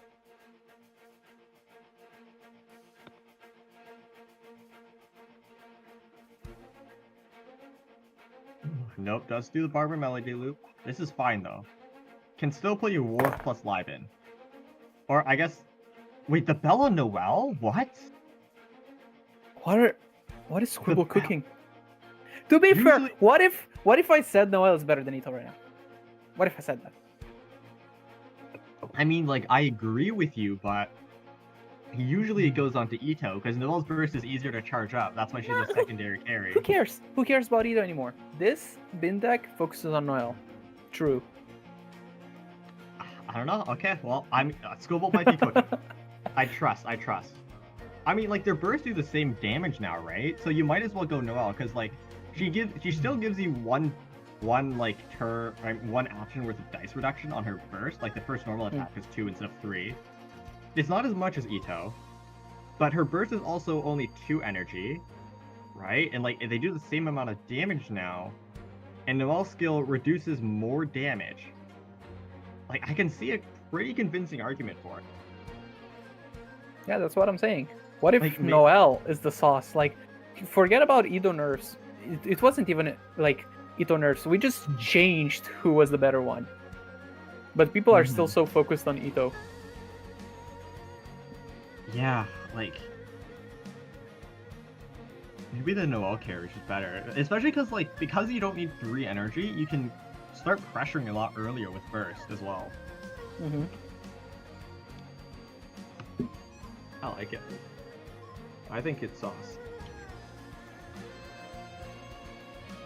Oh, Storm Tear into Bennett talent. Do we cook? And Stormtrooper also considers Kaching Stiletto as a talent card, so it actually reduces that to 2 as well. Oh, you're right. Yeah, the So- stiletto she generates after using her skill. That's so dumb. Why? I don't know. I guess it's just spaghetti code. It is spaghetti code. That's... Oh, right. Stormtrooper Slayer is so good here. Oh, no. Stormtrooper goes huge. Like, it lets you consistently draw Bennett talent, which is like one of the main factors of Pyrocast that made it a little bit inconsistent. And then it also helps with And, just like- Bennett's burst, Gutsing's burst. My yeah, God. like if you want to reset burst, it reduces that to 3 dice too, and like it makes it so you have to save less dice if you're considering going onto coaching with the fast swap. Like it's so good. What do you do here if you're Kevin? Like, do you hit or do you Gambler's Pass with 2 dice going to live hit? There's not much damage that can be done. Yeah, Noel will eat most of it. Actually, no. Noel will eat all of the damage you deal. Like, unironically. -1, no? Nope, Melody Loop. Even better. Noel took no damage. Bro. Ah, this is on a Benny burst. Hello? What is this? Yeah, there's just so much shielding, because, like, Noel does, like, generates 2 shields, and it actually reduces, like, the normal attack damage by half. Oh, wait, so Kevin Z needed to tune to skill, because normal attacks would have only done 2, because Breastplate reduces the damage of normal attacks in half. Yep. So- Wait, Noel is just better than Ito. Wait, so, like, Kevin had to tune on Bennett, otherwise Noel would have healed this round. Ain't no way. Oh my This is god. insane. Yeah, The this is Noel why Noel is carry. better. What does Squibble do though? They like, do you hit pizza? Okay. Is that Sumer City? No, that's Vanarana. And just pass. All right. Oh, you get mean, turn they got advantage ramp. too. They got Oh, you ramp. get turn advantage. Noel heals the full HP. Oh my god, you'll just like on your one. Look at that. Dude, You Benny just- healed Noel. Are you kidding me? No, this is not okay. We're going back, Sumi. Let's go. Get on the train. No. We're going back to this. No, not Bin again, please. Take me out of this nightmare. I mean, there aren't any technically bin buffs in 4.3, are there? No newer characters to use in there. I mean, I don't. newer event cards are like the Great Mamer that I can mean, just Goro freaking is now summon Geo a location character, or whatever it not- was. Like, there's Goro and Ajdaha, which I believe are both Geos. Maybe Oh, I that's forgot Goro. Goro exists. Right, wait, I forgot Yeah, Goro. so maybe. Ajdaha! I looked at Ajdaha. He's too reliant on you having different elements and the having different elements and differing elements from you to get max potential. Mhm. But And no, you also- Goro, you're right on Goro. Goro is insane for Geo, from what I've seen. Also, I just realized, I think Hoyo misspelled Beacon of the Red Sea, unless like I just don't know the actual name. It's spelled Beacon of the Reed Sea with 2 E's. I Or was it think- always no, like that? No, I think it's always been Reed C, but it's pronounced Reed. Red. I'm eating a lemon. Screw this. I don't have lemons on hand, unfortunately. Christmas. So like, I'm just looking through these cards, and like some of them look mega busted. Like a Mamau, combine that with Dunya's Heart Engine, and like we just cook infinite draw. I love the Christmas Claymore. Thanks, producer. Oh. Back on the game, it looks like Kevin has finally done a whole 2 damage to Squibble. Huge. But like, oh, we're about to see Noel Burst come out. Ito? Ito's up. Okay. Maybe worried about like an I haven't lost yet Pyro Res, which is fair. I think like looking at Kevin's hand, there's like a decent chance he might have it. Oh, you Doesn't think? have the I haven't to leave it to me, but there's like a fair chance that I was there. I mean, Cutsing is still just doing lots of damage right now. That is true. Like she is under the fact of Bennett talent. Is Ito gonna have to equip Bell, do like skill? No, Or just I don't stay think it's alive? worth. At this point, you tune the bell, right? And just as soon as Kevin skills once, you go back into Noelle and you cook. Dude, Ito is so worthless. What the hell? Or you go Barbara and you And eat die. the ET. No, you And don't die. die because it's 3, 5, 6. Okay, no, yeah, you do die. But Kevin burns Pyro Res. All right, Barbara only dies if Pyro Res, and if you do that, you go Noelle and like you just cook, right? Oh, we. Well. Oh, we cook. They did go Barbara. We cook, I believe. Okay. No. And we'll now just Stiletto is go gonna be on. discounted. Stiletto is discounted, yeah. Oh, Oh, okay, I that thought means they we fixed can't it. go into Oh. Noelle because Stiletto was discounted. 2 days Does remaining. Squibble know? Wait, does Squibble know? Oh my, no, Squibble, you can't go back Noelle. No, Squibble. You must know, surely. It's such a well-known interaction at this point, right? Like, Is it well known? I don't know. I feel like it's well-known. You're playing competitively, right? Squibble. I feel like you should know these things. Okay, sure, okay. Phew. Dodge the bullet there. Check, wait.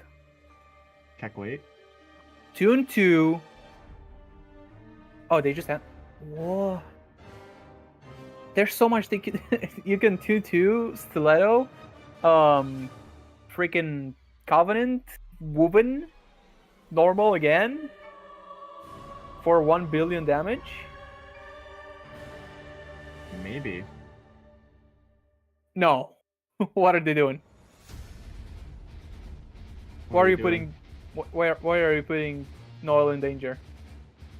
I don't get it. No, you can't. Why are you putting Noel in danger? What? Why? I'm so confused. I don't understand. For Vanarana? Oh no, but it cleanses because of the aura. No, but I think if you're gonna play 1 dice in order to Covenant like into Vanarana, Bennett. Yeah, you should have Bennett's ult played. You is should have gone. played Strategize instead of Pizza because you kind of wasted 1 like turn of healing.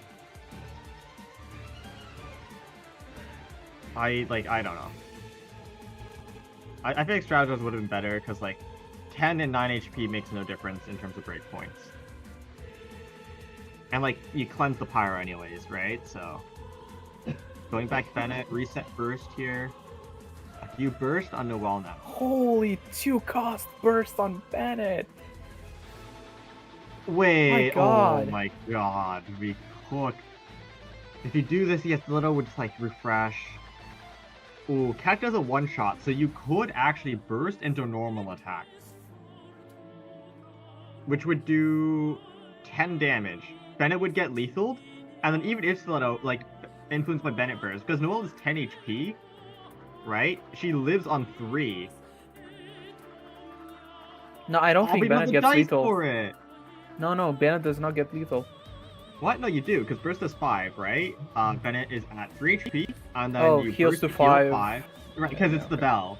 Yeah. It's because there's the bell in Noelle. I forgot about the bell. Unfortunately, though, like, Squibble doesn't have the dice for it. That's so sad. I would just tune. Yeah, should be okay. I'd tune. Don't tell me we're normal attacking. That's so not worth. Okay, Tuning- you would Tuning the play bell. the Woken. Yeah, I think. Tuning like, the bell tune and Libin. Definitely. No, if you're tuning Libin, you tune Warp instead.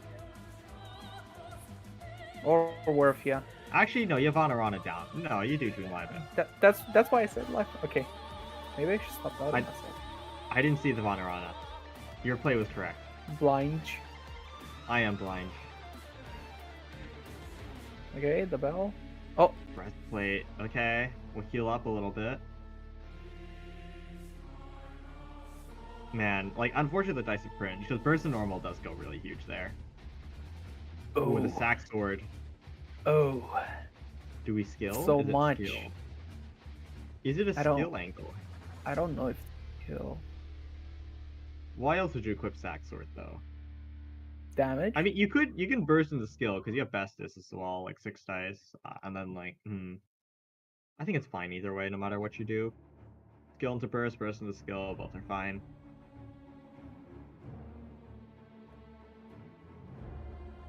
He's stressing me. Yeah, what do you... I feel like you refresh burst no matter what at some point this turn. Like, without it, there's no way you do enough damage to kill that Noelle. I refuse to believe you do enough damage without the Vesta first. Yeah. Cool. And that's Noelle's shields down.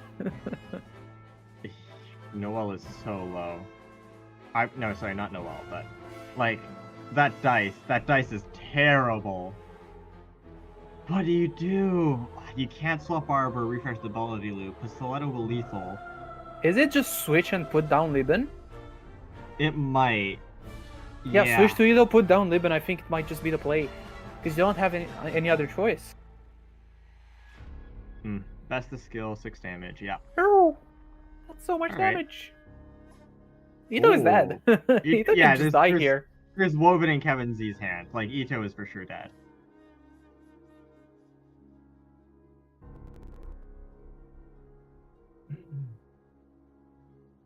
Yeah, there it is.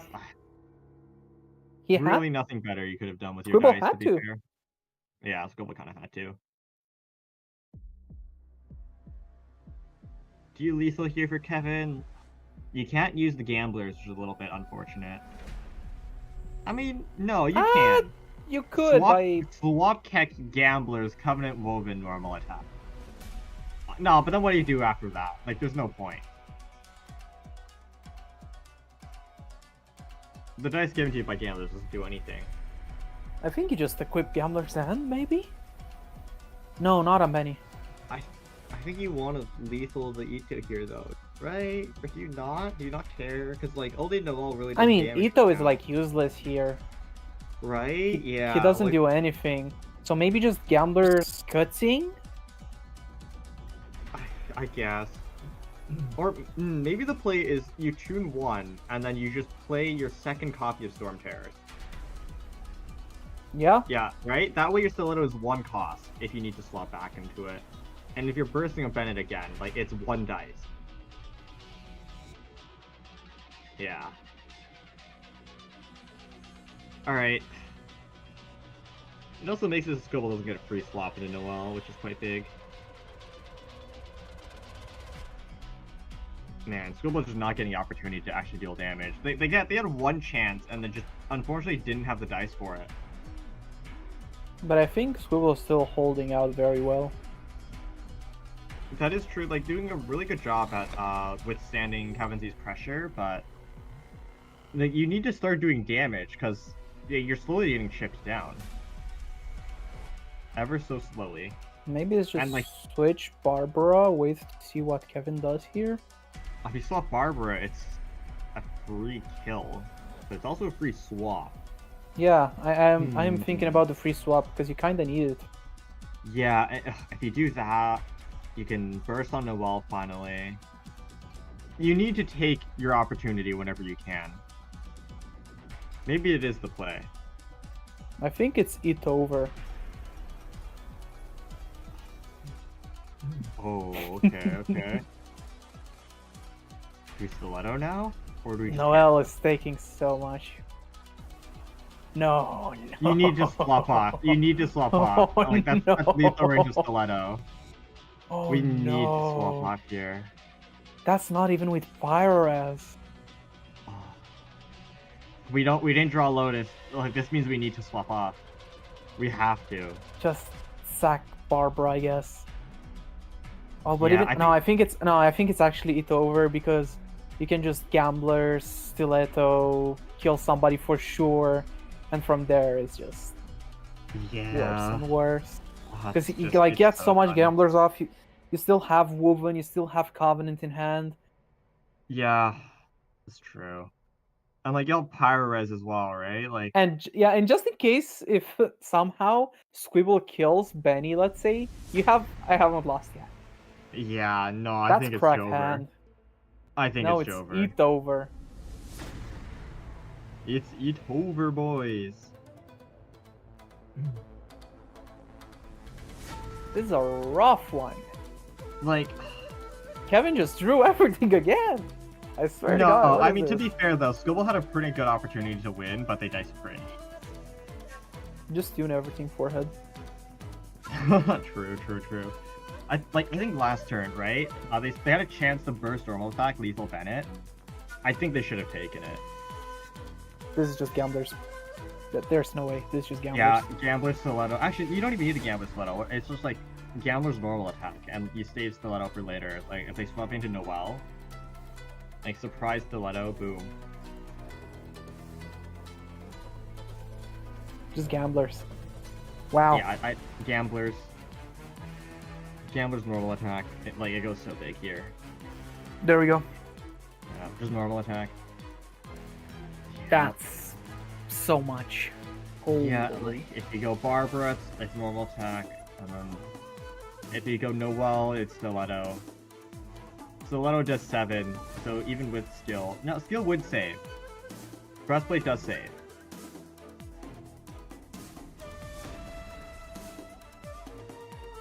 Tune. Skill, yeah. Alright, nope, it's Jover now. Because, like, Gambler Stiletto, right? And then, yeah. He can just still like No, move Gambler, do Gambler normal and then Stiletto. still let no. Oh, he still has another Gamblers- gamblers. Oh my god. Gambler's Stiletto, right? Which refund 2 dice and then win. Kevin can win this turn. Let's see if he can see the line. And of course he does, because it's Kevin. Why is Stiletto getting discounted? I think to be fair though, in that situation, Kevin would have won anyways, but I guess, now but it's still. just really Jover. Yeah, just woven into skill.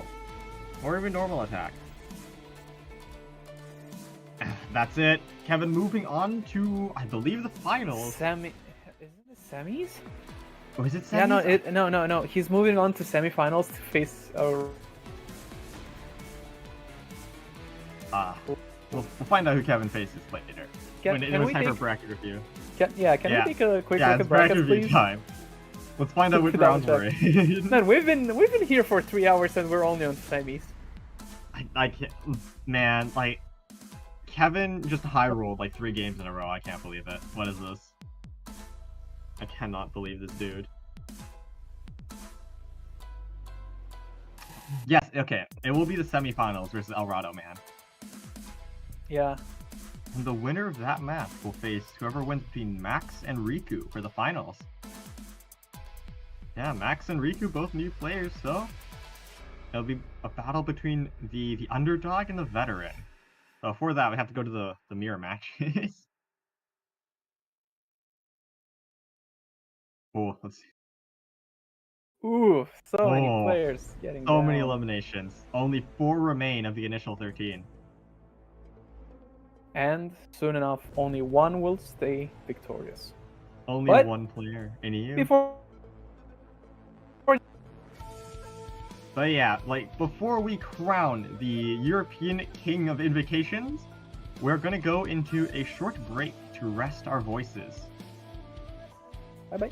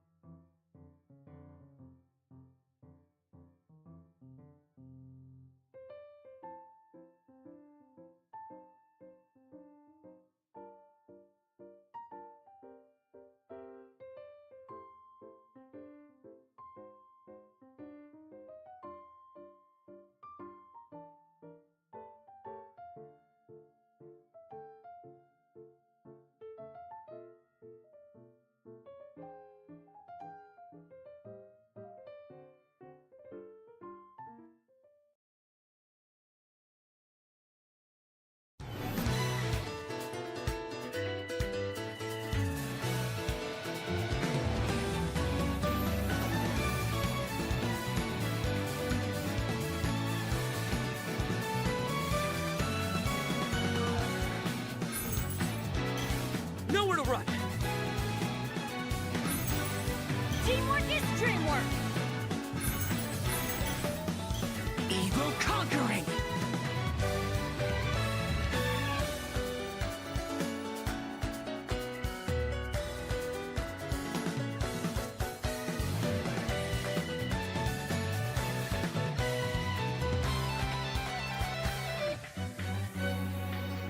Dance with the waves! A bitter pill to swallow. All my strength! Here's the good!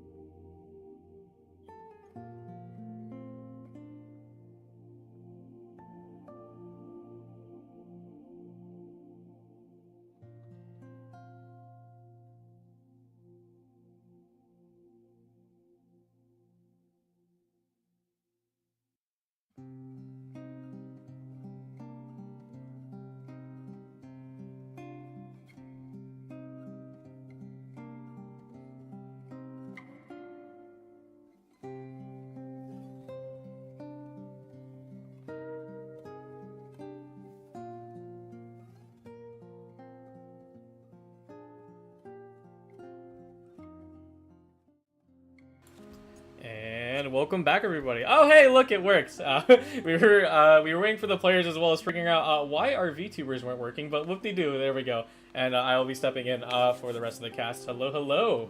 How's it been going, Sumi? What do you think of the tournament? I've been doing them, you know, sneaks and peeks from the corner of my eye as I run the stream.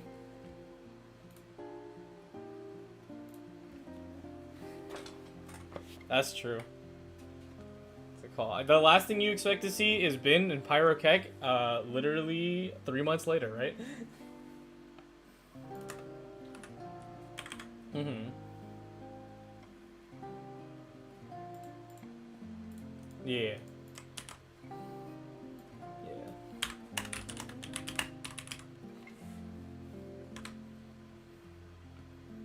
Yeah. Mm-hmm. Yeah. Mm-hmm. Yeah, ban was completely unexpected. Yeah, while we're waiting here, I'm going to go ahead and let the players start their bans. Let's take a look at their player cards, actually. Let me just slide over here. And do bear with me, I am running both production and casting at the same time, so I'll do my best. But anyway, looks like we got Riku over here. Let's take a look. Yep.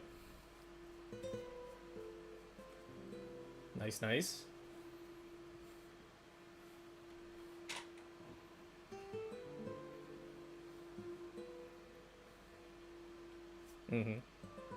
It's more popular in Cat's Tail from what I've seen than our weekly and than our tournaments, but like its main competitor is Candace Razor, which I believe is the superior deck between the two, but that's my personal opinion. And also, I think we've covered about everything, yeah? yeah, it's just that Noelle deck is what I'm really paying attention to. It might get banned because like people typically don't like to play against Stall. It's just like you sacrifice a little bit of damage because Noelle skill does 1 damage instead of 2, but you also get more shielding to compensate. But you also don't have freeze, but you now have crystallize, so it's a bit of give and take there. Your burst does more damage, but you also like lack the healing from burst as well. So you have more and less sustain at the same time, but also more damage thanks to the burst, but also less damage because of your skill. I'm just gonna take a look, see how the player bans are going, making sure it's going. Yep, they're planning right now. While they do that, let's go ahead and take a look on the other side with Max. Oh, there we go. Nice. Now it loaded. All right. Oh. Dang, TCG meta is so boring. I mean, with AEC, true. Except AEC is gone. True, Let's go! Yeah. I'm just kidding. AEC was fine. Max's deck list is running like basically as meta slave as you can get. You have Agent EC, you have Pyrokek, you have RXN, and then you're running Mew with the Claymore SC to finish off. I think it kind of makes sense that Max is playing the Claymore SC. They did play in CTG more than our tournaments, so I'm not really surprised to see that deck in here. Yeah, no, I never picked up to the fact that it was named Mew, which is pretty funny. So I like that name a lot because I always just call it like the ship deck because it's like one Ramona. So let's see, 12 to 3 to weeklies. That's a pretty good score going through. That is respectable, yeah. Yeah, absolutely. I think Mew might have been like a more recent name. I think it was usually like called Scaramona before. Yeah, I always called it Scaramona just based on the community naming convention. So I remember someone like mentioning Mew and one of our TCG discussions or something, and like everyone just called it that now. So I guess it's its new name. Yeah, I mean I like it. We always like the 3-letter naming conventions, you know. While we're still setting up, looks like the next ban is in, and AEC and Cube are gone. Oh, this will be our ban number 2. For ban number 1, Max banned the Noelle Stall deck from Riku, and Riku banned Pyrokek. I am honestly not very surprised. Yeah. These bans look pretty standard, and they are more or less what I thought would have been. I didn't expect Riku to get the Cube deck banned. Like, I think surely you ban, like, the Nilu Bloom deck, or maybe your, the Claymore SC deck. Like, anything but Cube. Yeah. I think you know, to an extent, the Cube ban can be the factor of a kind of like an unknown. Just like the fear of the unknown, because it is a deck that has only recently emerged about 2 weeks ago from the Winter Invitational. So you know, like if it was me, if I wasn't releasing anything else that scared me that much, I would probably just take it on. Like I'm good. The thing is though, right?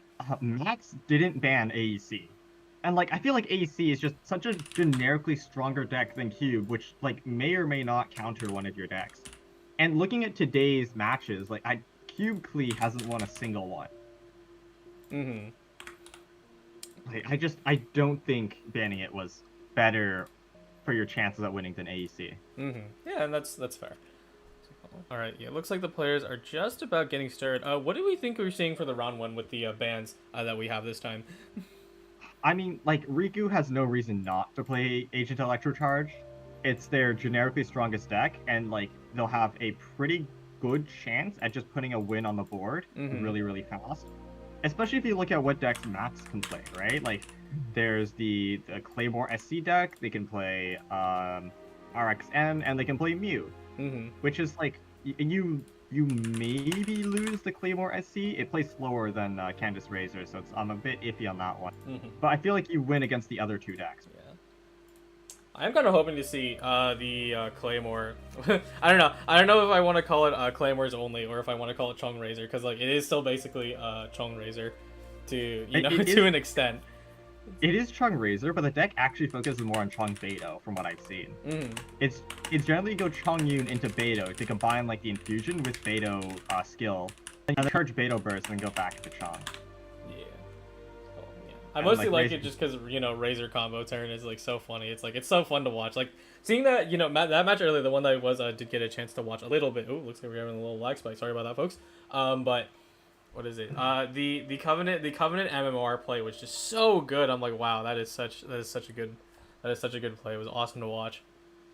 Yeah, like Razor is just such a great like all-around combo character because his burst has follow-ups, and like if you combo it with some type of infusion, he does so much damage. And because he's a normal, like attack-based character, yeah, like you can play MMR and like all of these dice cheating cards that you wouldn't see in other decks, you just be able to combo so much harder than other contemporary decks. Yeah, and looks like the round is getting started, so let's jump right in. Max versus Riku, round 1. Let's get it.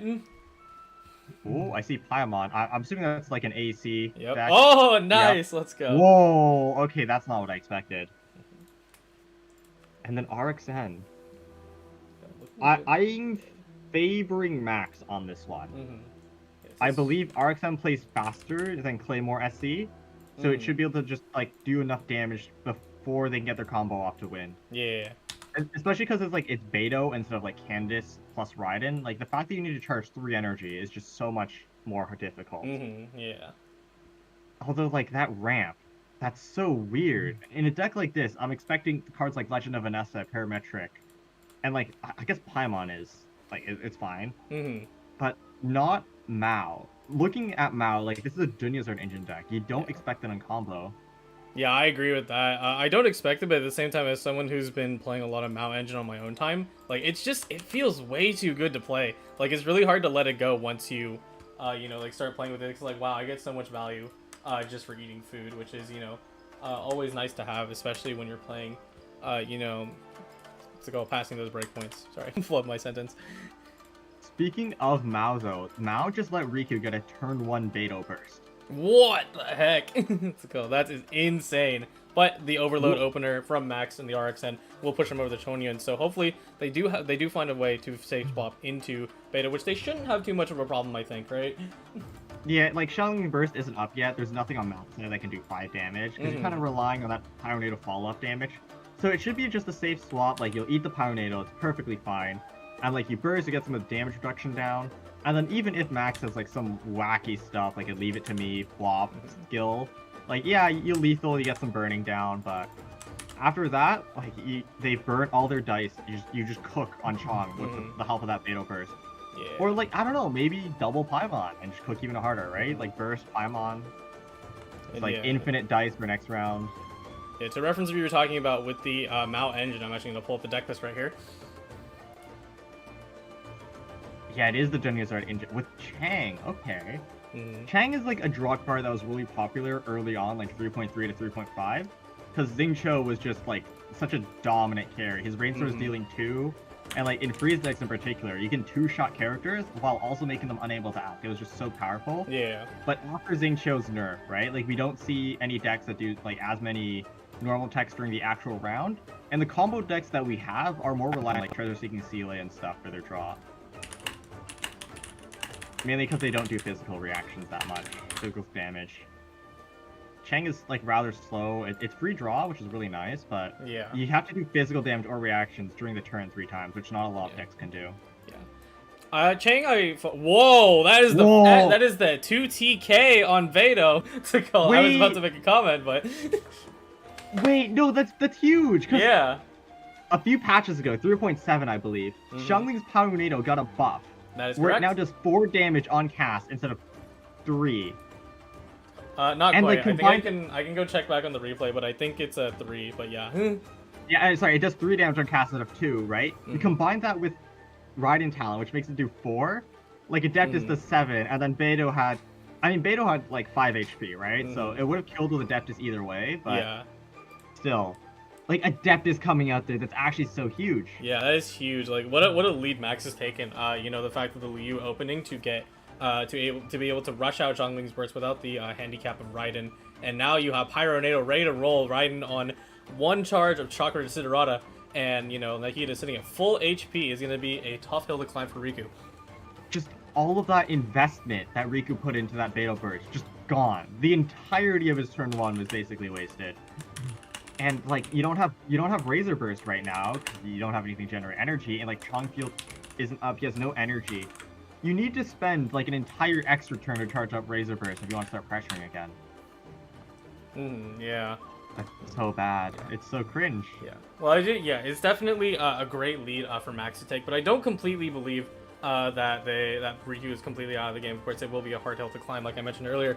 But Chongyun Razor, you know, it is the core alone that really makes the deck work. So there is still a way to come back.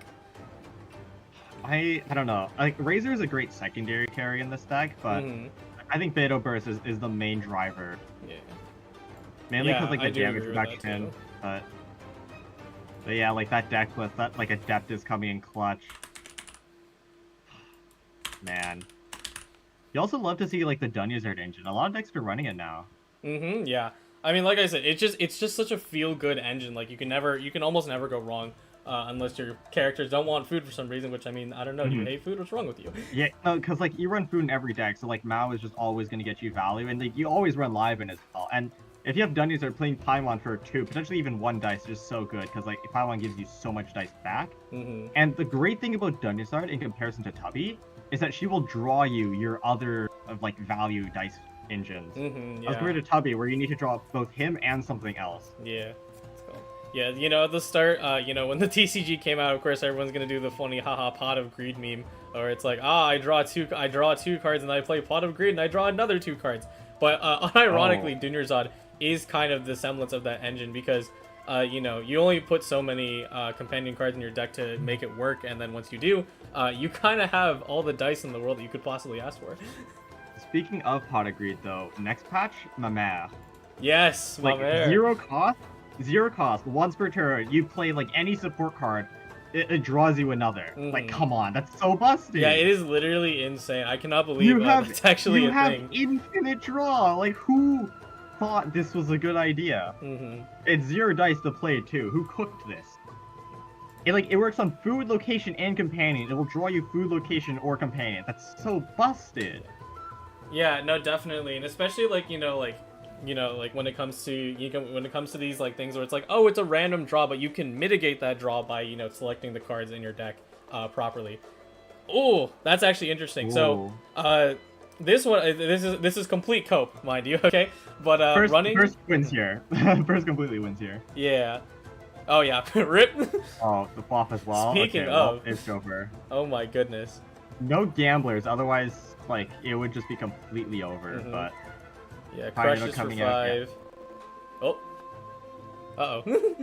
A little bit of lag spike. Yeah, but a little bit of lag spike. mean, we're good. Maybe Riku wins, right? Because they have 11 dice. Like gamblers, Covenant. There's still a chance, however slight.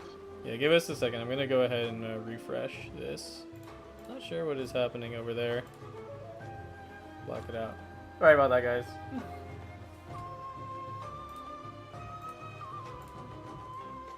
Oh yeah, no, it's just a lag spike. Out.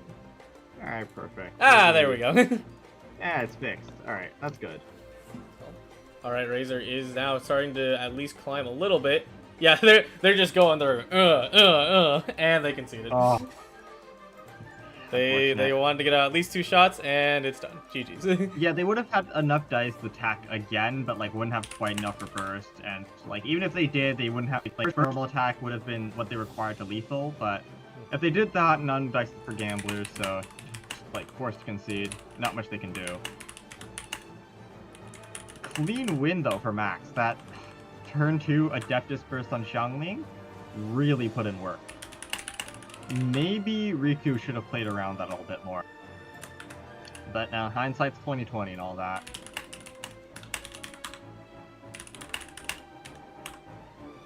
Next match though, Riku can still play AEC. Maybe that is what you go for now. Can also play their Nilu deck, which I really don't like. Honestly, I just don't like Nilu decks in general. I think they're not strong enough in a competitive atmosphere. It depends. Remind me. Let's actually let me refresh myself. Which list are they running? Is it the Is it Mona Nahida? It is the Mona Nahida one. Interesting. Right. Yeah. So me personally, I have never tested Mona Nahida, mostly because I'm just not the biggest fan of trying to fit Nahida into a deck like that, because Baiju just feels way more comfortable. But I do understand that it is possible for Nahida to actually work inside the deck itself. It does work, but my main issue with that version in particular is that it's theoretically possible to delay their blooms until end of round 3. Yeah, absolutely, and that's my biggest concern. Like, you know, like you mentioned in the first round where we did get a chance to comment, the Nilu bloom on Vesta, you know, the fact that they were able to the opponent was able to dodge bloom the entire time, really screwed with the game plan and pretty much made it so they were doing negative damage, which is really unfortunate. I mean, the thing about the Mona Nahida version, though, is that, like, Nahida does do more base damage than Baiju, who just literally won, but, like, if you're willing to delay your own game plan, like, I think it's totally worth it to delay their bloom until round 3. Yeah. Yeah, you know, in general, Baiju endgames, you know, when you're solo Baiju and Nilu Bloom is not really the safest thing, but thanks to Ocean Dude Clam, you know, if you do run it, of course, is actually a pretty stable game plan because you get that damage boost and you can really ramp yourself up with food and healing. But, you know, with the Clam change coming next patch, that might not be as effective. Like, my main issue with Nilu Bloom, though, is that your game plan relies on you first getting a reaction, and then you need to wait a turn for that reaction to actually do damage. Yeah, exactly. And, like, if that reaction does damage, if it doesn't do it in a very particular way, you have to do the reaction again for it to do damage. Yeah, and, like, you know, if your opponent stalls you out, you know, they got shield, they got send off, lament, you know, it is really, you're going to be having a hard time really doing anything, realistically. And the way the Bountiful Cores, like, work as well, if you do it with the summons, like, if you get Bountiful Core in the end phase, you have to wait until the end of next turn for it to do damage, which is, like, so slow and not worth it. Yeah. Alright, looks like, is that Egg I see? Oh my, what's it called? I do believe we're going to be seeing NEC on this side, or unless it's, not NEC, I'm sorry. Oh, okay, it's Agent EC, that makes sense. I think Max wins this one, because combo typically beats, like, AC, because it just doesn't do enough damage to really pressure them off their burst. But maybe because Riku is running Max is running, like, a Beto carry deck. Yeah. Because you need to charge 3 energy, right? It might be enough. Yeah. Oh, yeah, full there ramp? is a very low likelihood, you know, unlike the last game where they were able to 2TK the Beto. You know, this is AEC, so it does have to basically just sit there R1 before things actually happen. I will say, though, Riku has some pretty nice dice, you know what I mean? Yeah, no, Riku is not looking too hot at all. You gotta... No, it's fine. Double Liven plus Chef Mao. That's and, like, true. It's fine. Double Liven Chef Mao, I'm like, Well, it's not even that bad. Yeah. You honestly don't have a better play, I'm being perfectly honest here. Yeah, it is a saving grace that at least got Liven. Ooh, they're even gonna tune Send Off just for that. Drop Chef Mao, and yep, they're just gonna end. I will ramp in your face. I think Riku would have preferred drawing Paimon, but double Liven is still fine. So actually, I'm going to go ahead and drop the poll on the stream. I didn't get a chance to do that just yet. Ooh, Max, because they played Dunizar, like, doesn't have enough dice to Beto normal attack. You know, this is why we don't play support cards, like, before we immediately end our round. Yeah. Because situations like this happen. You know, if they didn't play Paimon Dunizar, they played normal twice.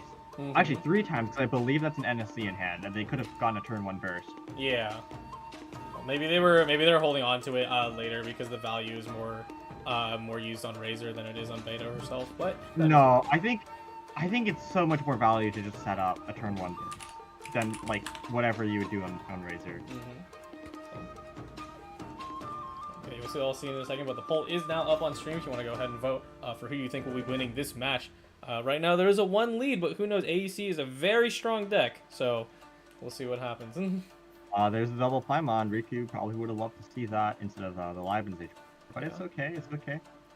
I think just 5 cost into Fischl into ramp. Yeah, I think that's pretty reasonable. Not much else you can really do. You imagine, like, they're just like, you know what if I ramped again and then dropped double Paimon? Oh, that's pretty good! Ooh, okay, you take that. Mm-hmm. So, yeah, absolutely. The Hydro Artifact, you know, really big deal, specifically for Oceanid, you know, reducing the cost. That's something I hecking love George! Let's go! We love George. Unfortunately, George is getting a nerf, but Yeah. beloved, not my beloved. Yeah, our beloved George is indeed getting a nerf, but it's okay. It's a little deserved, so... No, not my beloved. I don't care if it's deserved. You can't nerf my beautiful little fork. No, see, here's the cope take I was thinking of earlier. Technically, it's a buff because you pop George faster. No, but if you pop George faster, George is on screen for less time. It's so big. That's Such a true. big nerf. Wow, I can't believe it doesn't take away screen time. You're so mean. Man, I can't believe Hoya would do this to George.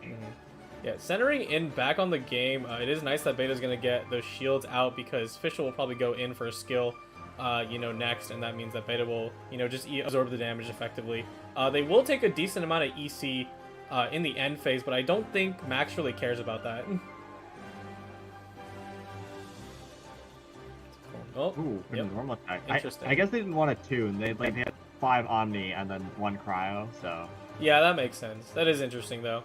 Oh, wait, you know what? They can burst right now, because Beta... they finally changed Beta's burst, Yep. like, a few patches ago. Thank God. Yeah, it's 3-3 instead of 4-3, which is, I like that change, honestly. 4-3 was just such a big commitment.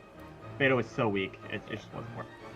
Oh, interesting. They're gonna go for it. Oh. Gamblers? Wait a minute. Oh, and then 1 dice fed to Liven. I like that play. Yeah, I like very that play. nice. Yeah, for me, like, you know, I always find it a bit hard to play with Beto because, you know, I'm always way too concerned about the round limit with their burst because I'm like, oh, you know, like I already used the burst and now I wasted a turn. But you know, it definitely you just need to go for it because it'll do a lot, especially you know, with the combination of characters you have in here. Yeah, they're coming with 12 dice this round. Like now it's their Chongyun turn. It goes huge here, especially because AEC, right? Like, unless you have Agent Burst plus Adeptus, you're not really threatening anything. Mm-hmm. And because they didn't get, like, an Ocean Summon turn 1, she's still 2 energy away from Burst. Yeah. Although... They also drew... Oh, they have Vanessa, too. No, like, I think you just go... if you're Max, you go a Chongyun here, and you just cook, right? And, like, Yeah, if absolutely. you feel that Riku is threatening you with, like, Rodea Burst, at any point in time, you just swap back to Beto. You have more dice than them. You can afford to swap stall a bit. Yeah, even drops of double Vanessa. It's shown like, hey, I got dice for days. There's double woven too, and I believe that's an MMR in hand. Yeah, it's both MMR and NSC that are sitting in hand, so they kind of got all they need to cook. So, let me actually check. Are they running Chef Mal? Let's see if I logged that deck list just yet. I don't think I did yet. Let's take George, my beloved. I did not. Let's go check. I love George. Heck yes, I love George. Yeah, let me see. I think Max is running Chef Mal, right? There's like no way they're not. I'd be surprised. No, you're running Dungeon. Of course, you're running Chef Mal. Yeah, no, every time that's the one thing I sort of dislike, but I guess it's not like necessarily a bad thing, is that when I start playing Dungeons on, I'm like, wait, I can just never let go of Chef Mal. What am I gonna do? Wait, oh, there's the MMR coming out. Ooh, The big here it comes. Max turn from Max. Oh, they're 1 energy away from Burst too. Oh boy. Oh boy. Yeah, you know, after the changes to Shenhe and in the resulting in the kind of like a depopularization of the Shenhe SC deck. Haven't seen big Chongyun burst in a while, but we might get gifted that very soon. So What? You just ramp? There's no way you give free Gambler's Valley here. yeah, no, that is kind of crazy because Max did pre-equip that Gamblers last turn, so now they're just able to they're able to cook with the dice that they have remaining. So Honestly though, like I think it's an okay thing to do because like Burst with Lethal Rodea and like it also chunked Agent down to 2 HP, which is 1-shot range. Right? Like if you do that, you're losing the round anyway, so you might as well gamble that they don't have enough dice to finish you off here now. Yeah, I'm definitely smelling a Chongyun burst coming in here, and probably, or actually, you know what? Do you think is a normal attack enough to finish it, or a skill? I don't think so. I don't think normal is enough because Beto Burst does 1 follow-up, right? It's not 2. Right. Either way, I think it's 5 damage, so Rade should live on 1 HP. We're getting a little lag spike, sorry about that. It's okay, it happens. Wi-Fi will happen, unfortunately. It's just the nature of these things. I think the play is normal first. You should have enough dice for that, because you have double woven in hand as well, plus gamblers.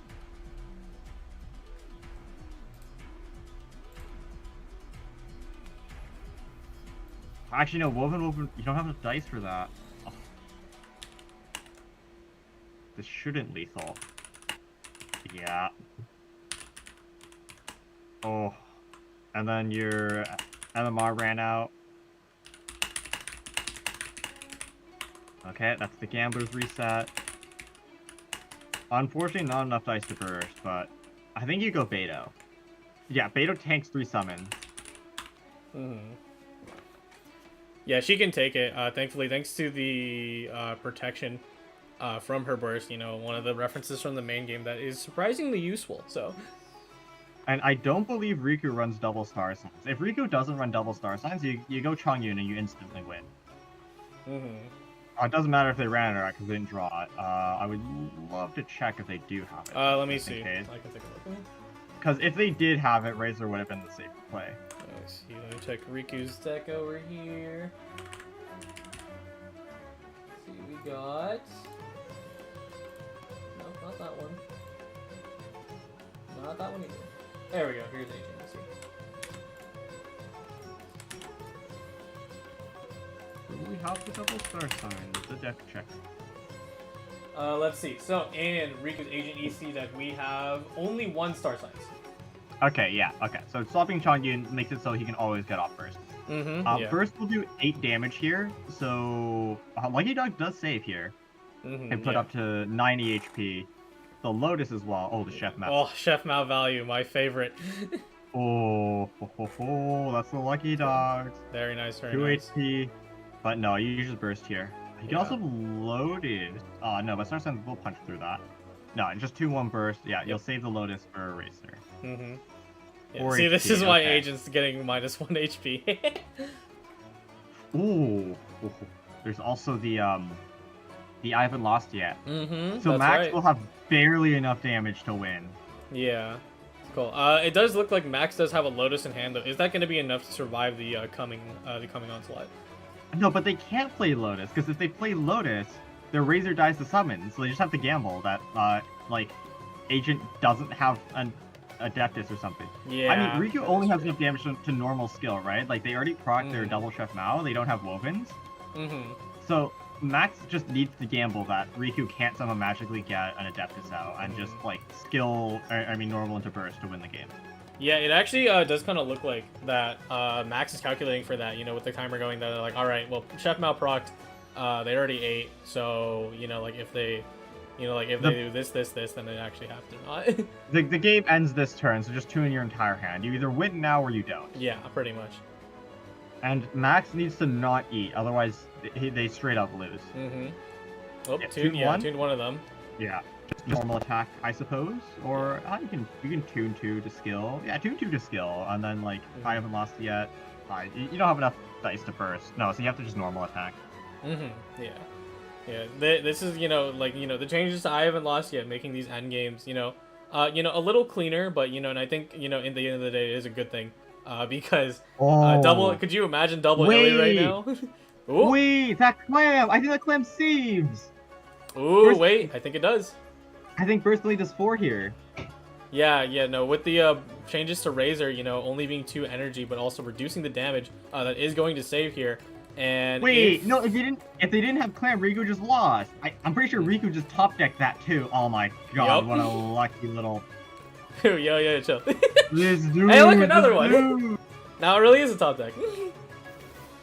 Now add Liar Song into the mix for extra salt in the wound. I'm pretty sure he just top decked that Liar Song this turn. And everyone's getting so lucky. It's cool. And slice. GG's. Wow, look at that. A 1-1. Not expected at all. Yeah, like, Riku evening it out. Man, these matches are so much faster than the ones we've been having in the upper bracket. This means it will be the final match. Max forced to play Mew. And I gotta scroll a little bit. And Riku playing their Nilu deck. Oh. That's right.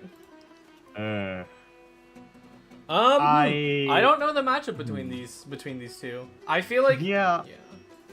I feel like it's just Nilu decks are just weaker than their counterparts, so I'm just gonna favor Max just by default. Yeah, just taking one more look between these two. Who will climb to the top? And I think where are you at? Riku is at the bottom somewhere, I think. Yeah. Man, yeah, I'm gonna favor Max in this one, just like by default. I feel like Mew is generically stronger than Nilu. So. Yeah. Cool. All right, the round is starting. Let's get to it. Oh, maybe Riku will surprise me. Who knows? I think the kind of the thing that the reason why people want to run Nahida is due to that extra piercing damage, because you are guaranteed to just deal so much damage in the end phase, and that one extra pierce will shave off the extra damage that you need to finish the job. The thing is though, right? If you're running the Nahida Mona variant, why don't you just run MNEC instead? I feel like that deck is infinitely stronger. Let me think. Why? Because I haven't actually seen that much NEC throughout this patch, honestly. Right, like if you're running, if you're running like this particular version of Nilu Blue, I feel like MNEC is stronger. Like yes, you're using Fischl in your AC deck, but Yai works perfectly fine in that list as well. I just don't think there's a reason for you to be running like Nilu instead of Yai / Fischl. Yeah. It's hard because Agent EC is 100% like the pick for this patch. It's complete, again, I do bash on the deck a lot, but it is a fine deck, and especially with how crazy it can just take value of the Dunerzod Mao engine, it becomes such a menace. Alright, interesting start. Both characters kind of throwing water balloons at each other, and Riku taking a good amount of ramp. Ooh, and the Chef Mao in hand, so that's pretty nice. Yeah, I mean, Max just goes huge on Wander this turn, I think. Just, you have the turn priority, you have, like, the Mona fast swap, maybe you get swirling, and, like, yeah, Riku is gonna get a bloom this turn, that's fine, but you do so much more damage. Oh, you have hand instructors, sheesh! And Nilu, and Riku needs the skill on Nilu here if they want to get a bloom off. I mean, they can also swap to Mona and, like, skill, but I think you'd rather skill on Nilu, right? If anything, I would be let me think. I don't know. No, Mona okay, swap we'll swap Mona. Yeah. Yeah, this is fine. Like, you force Max to skill again instead, which, like, uses a little bit more of their dice. Yeah, uses a bit more of their dice, also, like, reduces the amount of damage you take, that is pretty key, in this kind of matchup with Swirl. But, like, now, surely Riku decides to skill, right? Because, like, if you don't, Wander skills again, and then Burst just hooks you. Yep. You need to go for it. Yeah. Ooh, nice Chef Mao. Zabel procking that once again. Yeah, we'll go for skill. Parametric procs. Yeah, it's been a while seeing parametric, but it's such a nice card, man. There it is. Scary. Oh, the gamblers too. Okay, we cook. Unfortunately, if we gamblers, we can't. Yeah, only 2 dice can't skill again. So we'll take 1 to play. Yeah. Right now, I believe Scaramouche actually is going to do a significant amount of damage, right? Enough to take out Mona here. So. Okay, we'll get a bloom. No, but is it worth it? I can't. No, it can't be worth it. Yeah, I don't know. It really doesn't feel worth it because, like, let's see, how many blooms do you get? You're gonna get 1 right now, and then you get 1 in the end phase, right? And then you have to rely on the quick knit to continue your chain. Ooh, okay, Lotus. Okay, Lotus. Now you don't get a quick knit, but I think this is fine. No, yeah. Well, they don't need a quick knit right now. Quick knit is like kind of like the savior. Yeah, for this later. instance. Or maybe if you want like a double bloom hit, right? Like you'd also do it for that. Yeah. We'll also make it so they can't live in, but no, just chain coming out. There's the stomp. 2 HP left. Ooh. And they have 1 dice remaining to swap off of Wander as well. Probably go Mona. Yeah, absolutely. Yeah, go Mona. It does suck that you are technically giving them, Well, actually, no, it is a waste of No, aura in this case. So. It's double summon, right? It's like, yeah, you completely cleanse Yeah. everyone. Oh, I mean, hey, if you got a bad hand, you can toss it all out. True, but I don't know. I feel like Nature and Wisdom is not as good as Strategize because it draws you less, and yeah, you have like the mole gimmick, but like if you're playing cards in your deck, it means you want them. It So is throwing them away is- It will. I think it will have more usage next patch with how many interesting drawing cards we have, like Mamare. Maybe. Probably Oh Quick yeah, Knit drop the coming up. stove. Got another Quick Knit, so that is huge in this deck. But also, what are you going to do now? They also they kind of need to be careful here, right? Because as soon as Scaramouche is in his win favored state, Nilou is basically screwed. For sure. Yeah, and with that talent in hand, it's basically just going to become a brick, which is really a shame. Looking at a double kill this turn as well, right? Because like if you swap in a Nilou now, like you just like if you skill Nihita to get more Dendro, like Mona skill Nihita's 1 HP, you swap and like scroll, right? But if you go like Mona or Nilou, whatever, it's just fast swap Wanderer skill. Nihita's at 1 HP, and like you kind of get cooked anyways. Not to mention that heavy strike in hand. Plus gamblers, plus flaw. Can you play around pre-fire in this instance because you have two quick knits for bloom pre-fires? I don't think you can, right? It would only do 2 damage if you just bloom end turn.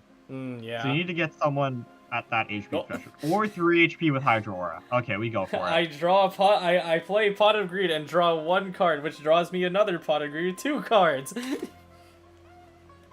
Let's see. What are they gonna switch out? I think you keep at least 1 Quick Knit. Yeah, for sure. And then get rid of the other Nature and Wisdom, and then... Ooh. Lotus is big. Absolutely. Take And that. 1 Chef Mountain down. Hopefully you draw the second one. Ah, darn. Oh wait, that's good though. I haven't lost yet.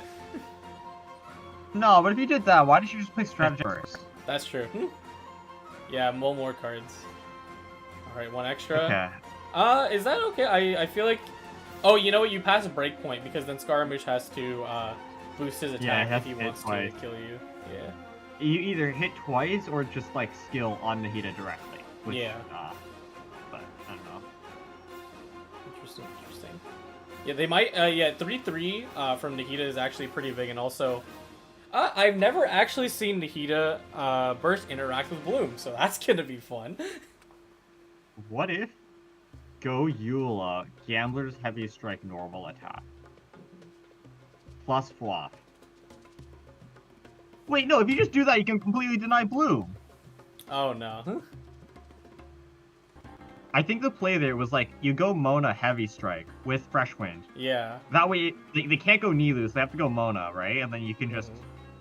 Right? And then you skill, freeze the Mona. They're left onto Nilou, and like, yes, they skill, but then you can just swap stall, right? And then force them to bloom onto Mona, which would completely cleanse the Dendro. Yeah. And they'd have no more Dendro left for the rest of the game.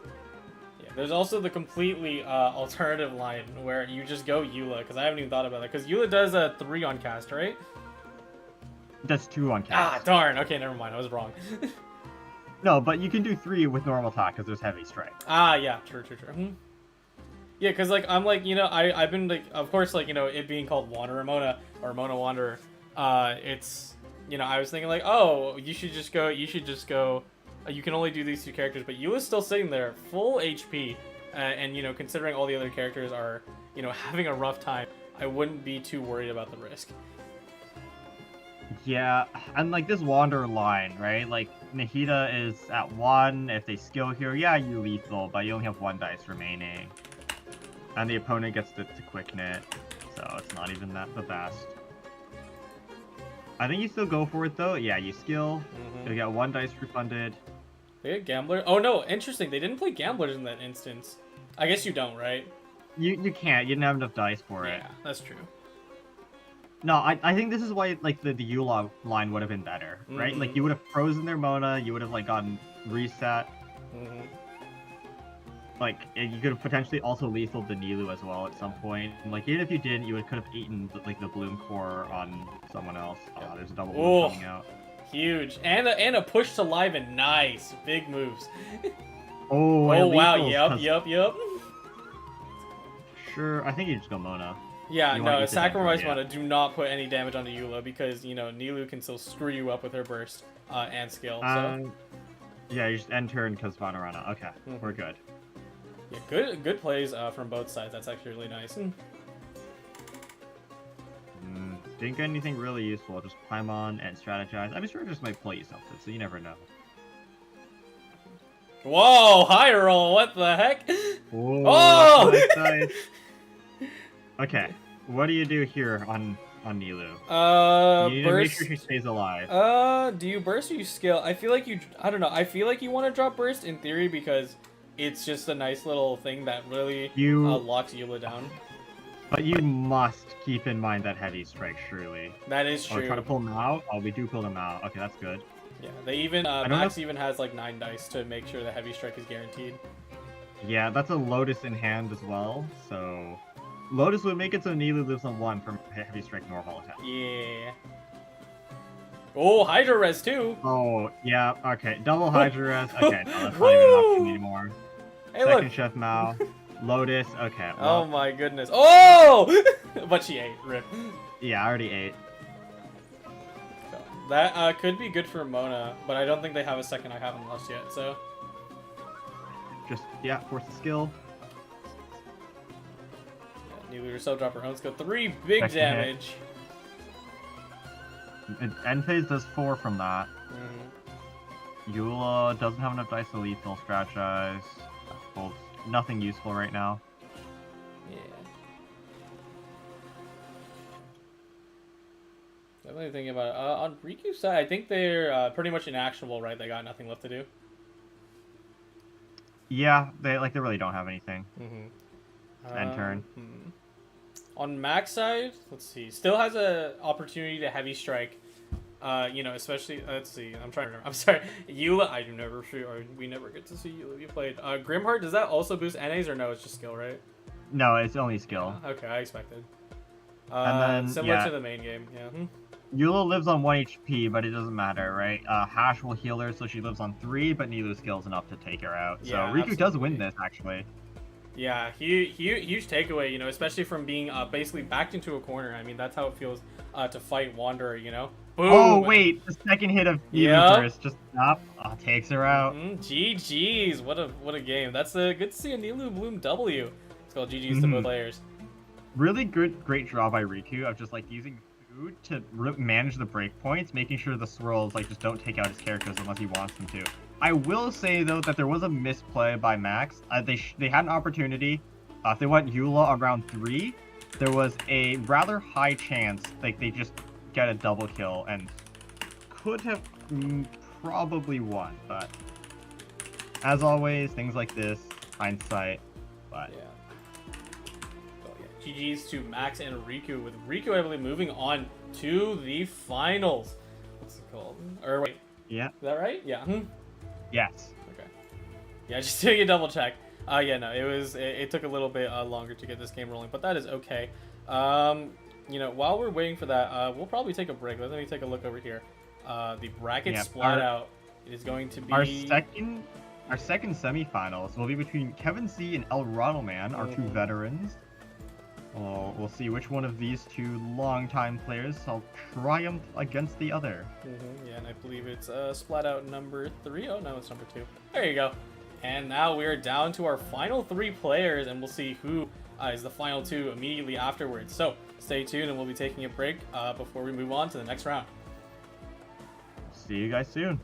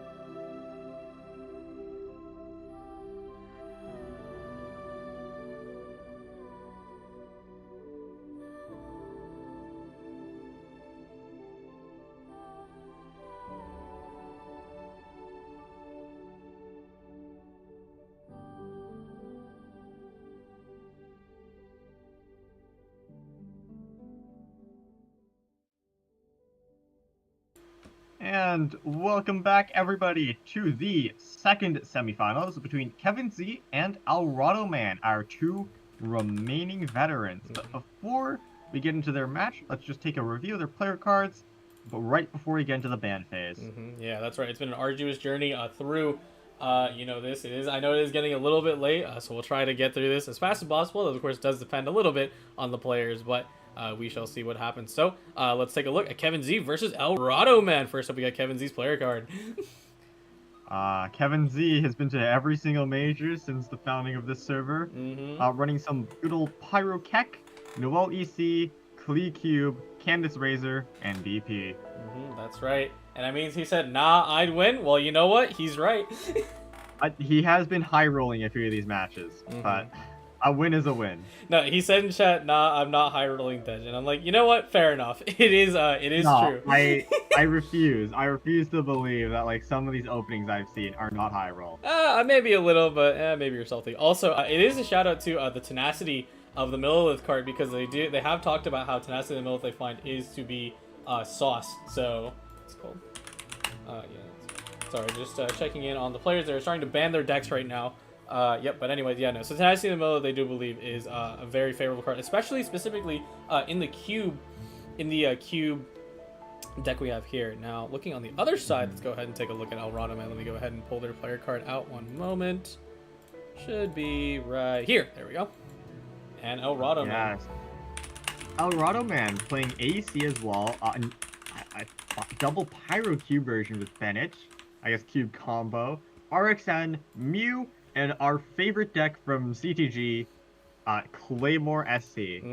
That's right, Claymore SC. I mean, what's it called? It is always still nice. It's so weird how Razor technically got a buff, and then that removed Chong Razor from the game. Like the Raiden variation, not this one. Yeah, just the Raiden. It's a different Chong Razor. Yeah. I mean, Bellow might as well be Electro Caricon, you know? Exactly. But. Yeah, and also a little quirk you may have noticed from Spirit. Big shout outs to Spirit for designing all these new graphics for our player cards this time around. Actually, we'll be dropping this set available in the anniversary cards when we get after this stream. But if you can see in the corner where we typically have just like a typical card, there's actually Venti talent hiding behind the screen, in conjunction with Storm Terror's lair. So that's pretty cool. Too bad. Storm Terror, or not Storm Terror, I'm sorry. Devon was not in the game yet, because we would have put that, but, he just came out, so. And I've just received a message about a first ban. Kevin C decided to ban Alado Man's HTC. Not very surprising. Right now, after the nerf of Shenhe SC, it is the most generically strong deck in the game. Yep. And Alado Man responds by banning Pyro Keck. Not very surprised of that either. Yeah, Pyro absolutely. Keck has just been such a consistent mainstay throughout every single one of our majors. I think ever since its like invention by Ting in 3.4, it's been in every single tournament thus far.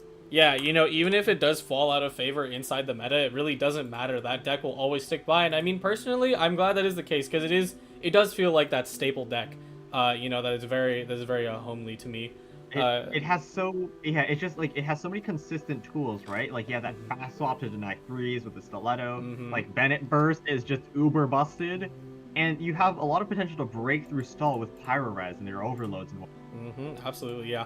I think, like that deck really teaches you like the value of Keck Stiletto, one of the most unique mechanics I would say in the game, and ended up being one of my favorites in my own my own cooking. It is just such an interesting tool. I really hope they put more things like it. Just kidding, no they won't. What's it called? It's too good. Oop, the second ban is here. Let's take a look.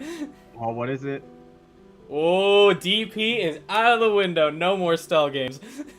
Oh, nice weapons. Right. Are you ready to have like 5 million more funny weapons to put in banning decks because of the new update?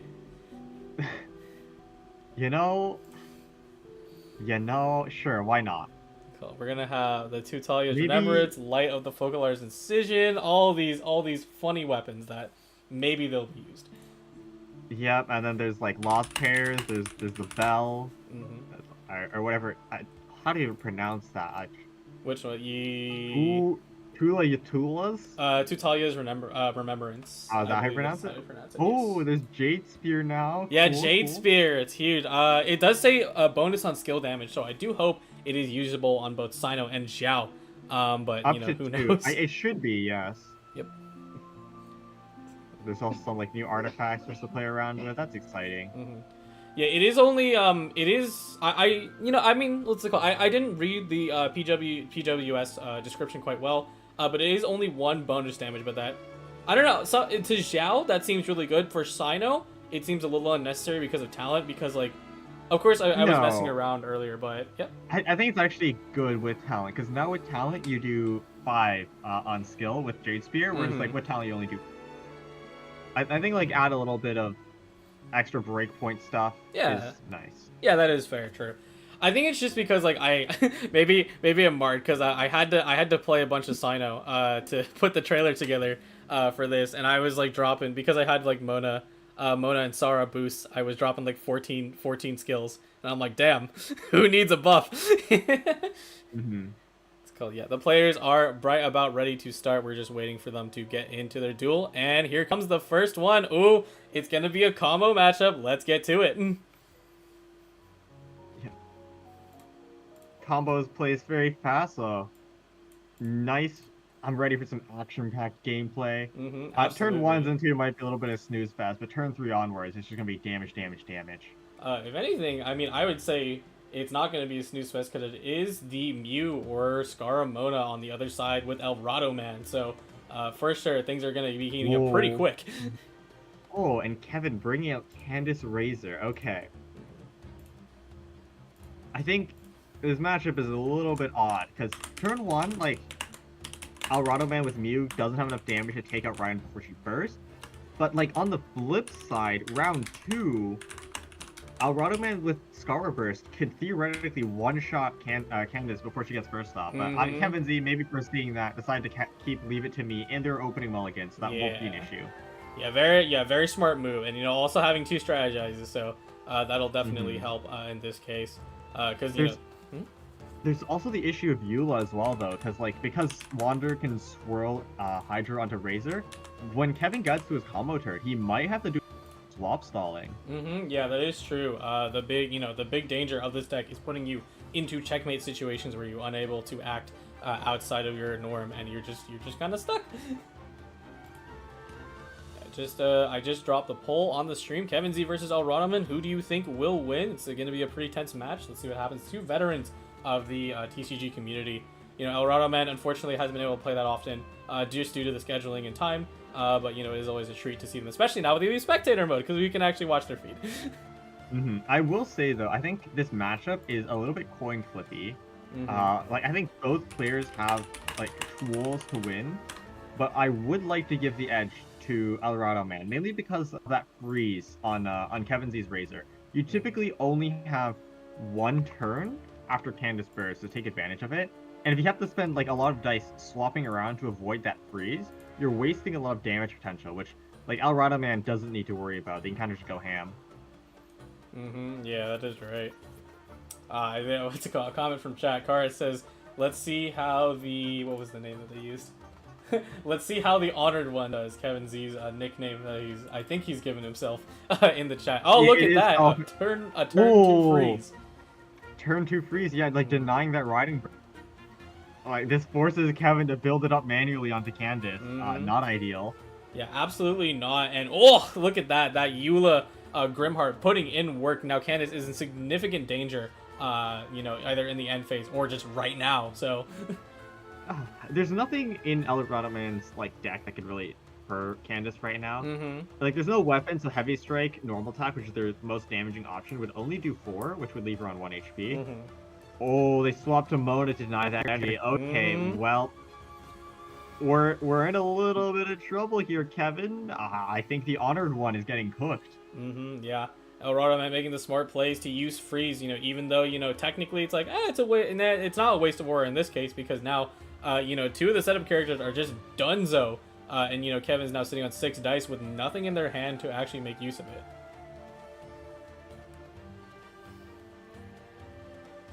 Yeah, I mean, like, maybe you're still able to... Kevin has the dice to lethal, like, Mona in the end phase. Right? So... It's not, like, the worst thing in the world. Like, you get rid of, like, Hydra application, but if you do that being said, though, there's still Mona 7, so it'll apply 1 Hydro, so you'll still have to deal with that first again, but... Maybe getting rid of Mona before she bursts is worth it, because only 1 energy away, and Mona burst is like, rather scary. 4 base damage, which is quite high, and it also doubles the damage of the next hit. Just such a scary thing to play around. Indeed, indeed. Look at it also in the chat. G-Boot Oxide from the Caddis Major, which is El Man's teammate from the GITCG Co-op League, is cheering, "Let's go, El Man!" So the teammates are coming in to support their bro. I wonder if if a Caddis Major is gonna have the same roster, because they did just win Season 2. That is right. They're the winners of Season 2. Who knows? I mean, they might. I think, in this aspect, I think people will probably stick together because it is, it's kind of hard to reformulate a team that you'll be sticking with for a long time. You want to keep the chemistry and the, the things while you still got it. That being said, though, Season 1 winners Majibus immediately fell apart, so... Oh no, rest in peace. Yeah, no, Head Hydras also has not seen the light of day ever since, unfortunately just due to all of us being very busy. But it was still a fun event regardless. And I think, is Co-op League team building still open? Let's take a look in the channel. I think all the team leaders have been decided, but it might still be in the roster building stage. Oh yeah, look at that, following up from right behind G-Wood Oxide Lyric, another Caddis Major teammate coming in to cheer for their teammate. Like a squad is here. I actually do wonder, was Kevin Z in the second Co-op League? Because I do remember King Z from the first one. Kevin Z is the team leader of King Z. Ah, nice. And did they join this second one, right? I believe. We can ask after. So let me check. Oh dang. Yes, they are there. Nice. Yeah, look at that. The chat is starting to fire up as a result of the teammates coming in for their friend. Let's see. Looking at it right here, looks like Kevin was decided not. I'm guessing they decided not to lethal mode, or they just ran out of dice, right? They did have woven in hand, so it was still an option. That is right. This is interesting. Yeah. Ooh, what do you do now? That's a bit rough, right? Like if you go right in, like you get Candace burst, you just Candace dies. But if you swap Candace, you don't have enough energy, like no energy acceleration. Kevin chose not to run like Electro Resistance and stuff. You need to skill once to build the energy, but like if you do that, Gara lethals. Oh, this is so wrong. Like, do you just go Razor here? Question mark. That, like, Alradoman's decision to end turn early on turn 1 and just ramp instead of getting the Hydro Swirl immediately, let it so they could insta-freeze Raiden, because Kevin did not swap off. Yeah. Just puts him in such a bad position now. The one thing I do like is that, since Hydra was on Razor, and now that it is swirled, Razor isn't in any freeze threat, especially with Eula sitting on Burst. That is going to be a big deal if you get put in an Ice Cube by Eula. You're going to take massive shatter damage in the end phase at the end game. Something I did quickly need to know, it does say that there is a Discord outage going on right now, so be warned, something might happen in that case, but we will probably just back up into a different calling website and then continue. Either that or maybe this will be the end. We will see. Hopefully not, though. Cross your fingers. Might become like a silent stream for a bit, who knows? Yeah, it might become a silent stream, just like DC or something, yeah. We do apologize if that does end up happening, but regardless, let's enjoy what we can while we're here. Let's see here, I don't know. With no Hydro on field, Kevin can't really threaten Mona and start chipping down both of the characters, which is just such a tough situation that El Man has put him in. Oh, a fast swap, now it's going out. Oh, does go to Candace. Needs the skill, otherwise it's just an insta-kill from El Man's skill. Yeah, absolutely. I am actually curious if Kevin's going to eat food as well as a safety net, because there is the potential, right, of course, Kevin can just run away, but El Man does have Eula locked and loaded, so you definitely don't want to deal with that in this scenario. Oh, what if El Man just swaps Eula? Oh my god. Again. Uh-oh. And, because Kevin decided to skill into normal attack, won't be able to get burst off once again, delaying his combo. Oh, no. Yeah. What do you do now? Do you go Razor? Oh, there's the fast swap. Yeah, fast on Alado Razor Man. skill Yeah. Ooh, with true. lethal Mona as well. Like that's not even too bad. Unfortunately, no gamblers. I think if Kevin like has gamblers, you for sure go for fast up Razor skill. Oh yeah, no, absolutely. You just cook them alive. Like that'd be so big, but it is possible. Maybe they sack Raiden. I mean, that's also an option. It's not the best one, but Raiden won't die to skill either, but yeah. no. We'll Oh just go yeah, Razor. they're going for Razor instead. Okay, what does Alado Man do? If he's skill on Yuli, you don't have dice to swap off, and you must worry about Woven. Let's go Mona. Yeah, perfect moves. It is really a shame that Kevin does not have the gamblers to capitalize on this scenario, because it would definitely turn the game around. I think it's you normal attack, and then you swap to Raiden, you tank the summon. Oh no, but you do that, wind favored. Wander normal attacks, Candace dies, can't do that. So you have to tank it on Razor. And yeah, you have to tank the burst on Razor, which is like really cringe. Yeah, still, you know, regardless, good moves by Kevin. You know, always playing very carefully, never reveal your hand. Still does have the ability to do one more action afterwards out of this. Oh, just the chip. Everyone is getting very critically low. Checking through the chat, Grace says, Eula carry while Scar is watching the backside. I mean, that's what I'm saying. You know, the third wheel of Scar Ramona, Eula coming out to dish out some damage and some hurt on this match right now. It's called, oh, 2 seconds left. Ah! And they're out of here.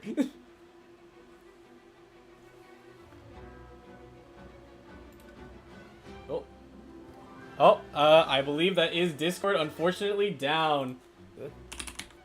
Or down. That is unfortunate. Try calling me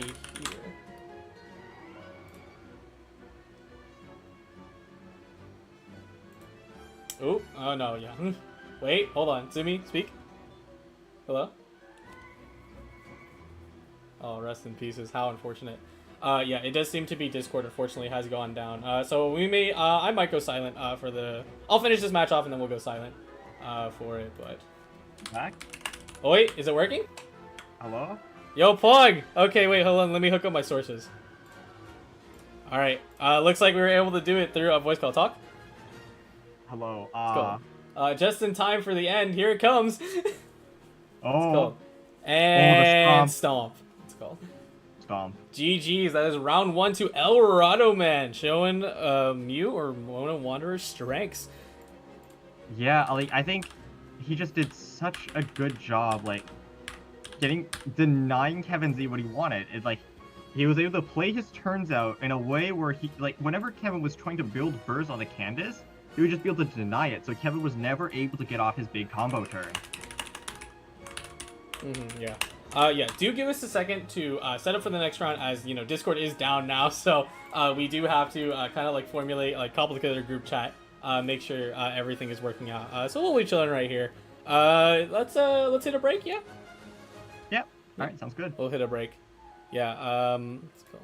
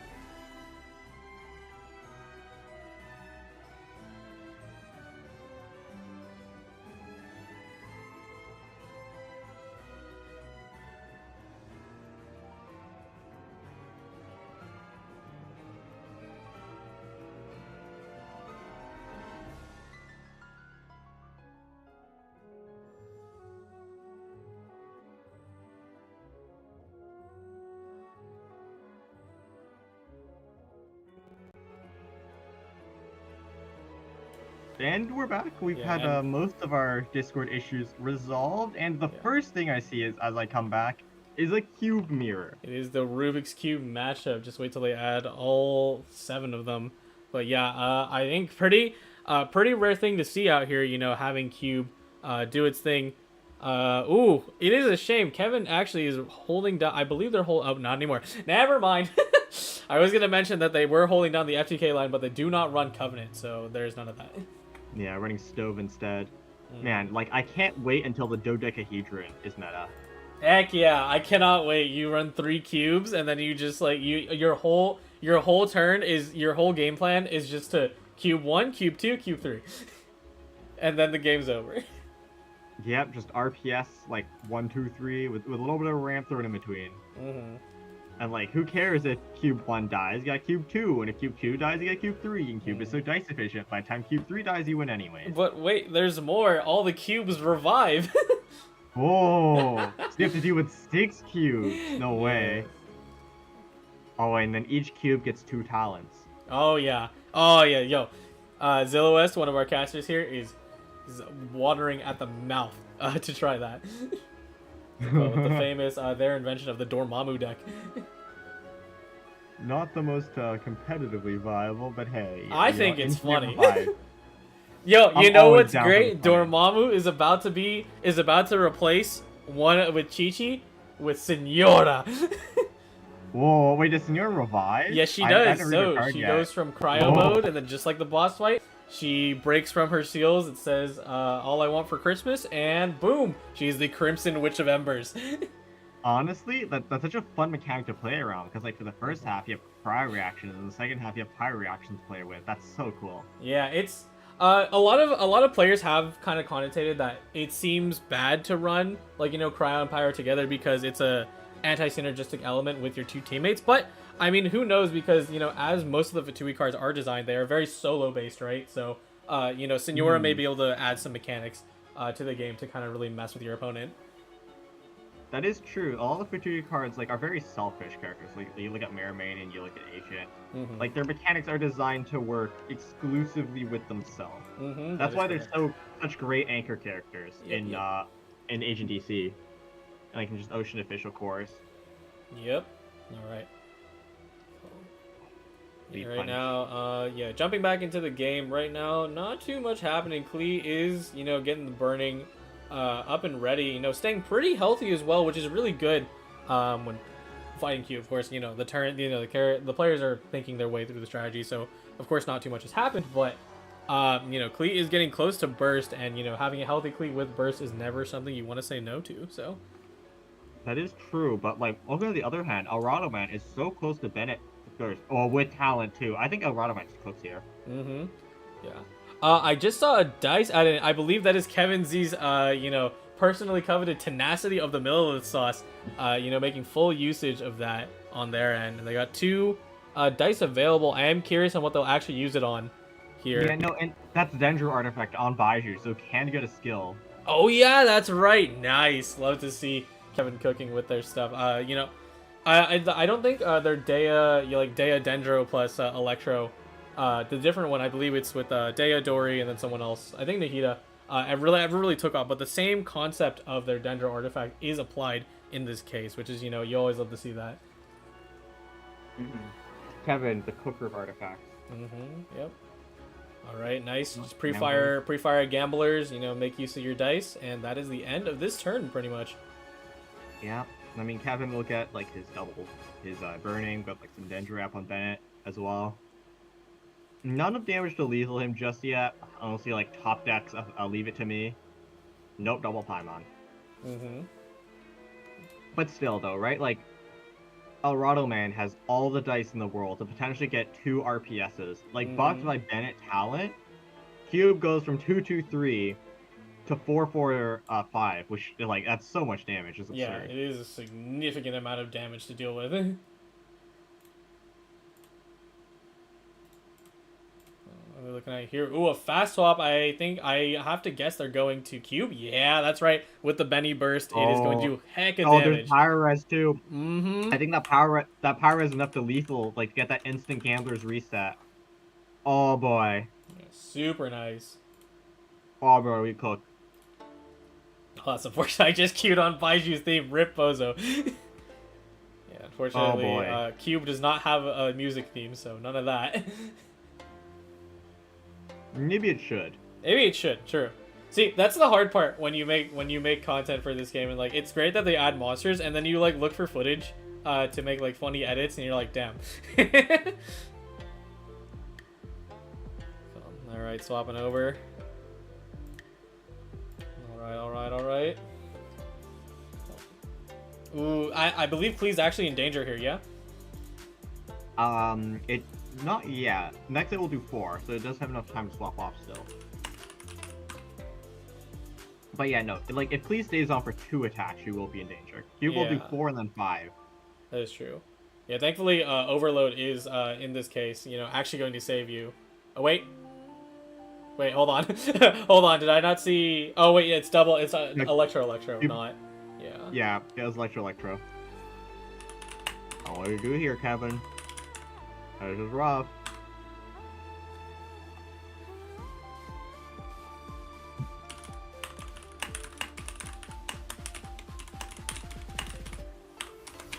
What does Kevin do? Like, if you stay on Klee gets lethal, the Gambler's reset, and like Alado Man can RPS again. But if you swap off Klee into Cube takes the final hit, takes 5 damage, right? Mm-hmm. And then Alado Man can swap into one of his other characters. And like a normal attack would be enough to finish it off. Mm-hmm. Yeah. Did you hear it? What will Kevin do here? Alright, drop Tenacity. It's pretty reasonable. And get the bonus dice so you can also... No, you can't actually do much with this because there's no way to cheat out rock, paper, scissors at the moment, so they might just normal attack. Woven. Oh my goodness. And crunch. 4 damage. Cool. Oh, and the healing too. That is disgusting. You love to see that combination.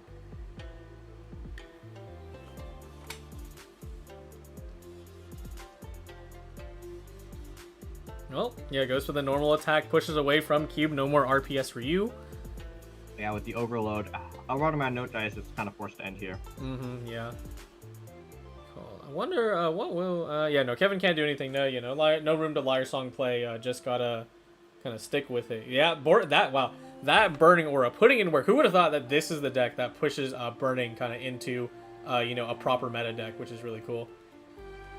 Still, though, Bennett 1 HP, but no more Bennett talent. We'll have to build that up if we want it again, but with Bennett 1 HP, probably not worth it. Oh, that's a nice dice. Yeah, it's, yeah, unfortunately, I think it is curtains for Bennett, so it's just gonna have to rely on Cube and Klee to finish the game. And that's double totem now for Kevin.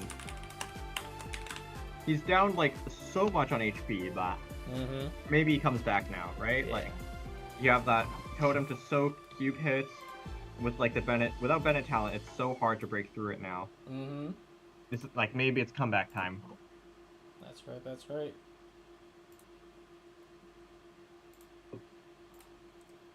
Oh, yeah, Ooh, just normal thinking attack about the with plays that are possible. I can definitely see Kevin's point when they point out that Tenacity is kind of the one that they believe in the most in this case. And I definitely see it because being able to gain that dice and, you know, considering Kevin's artifact engine, you know, being able to play artifacts effectively for free, you know, it's worth it.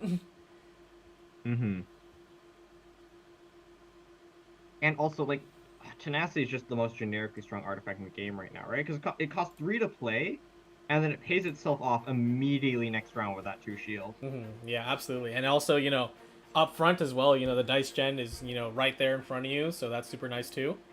I actually do wonder, I have been hearing some things about Shadow of the Sand King. Of course, like, I already love Shadow of the Sand King.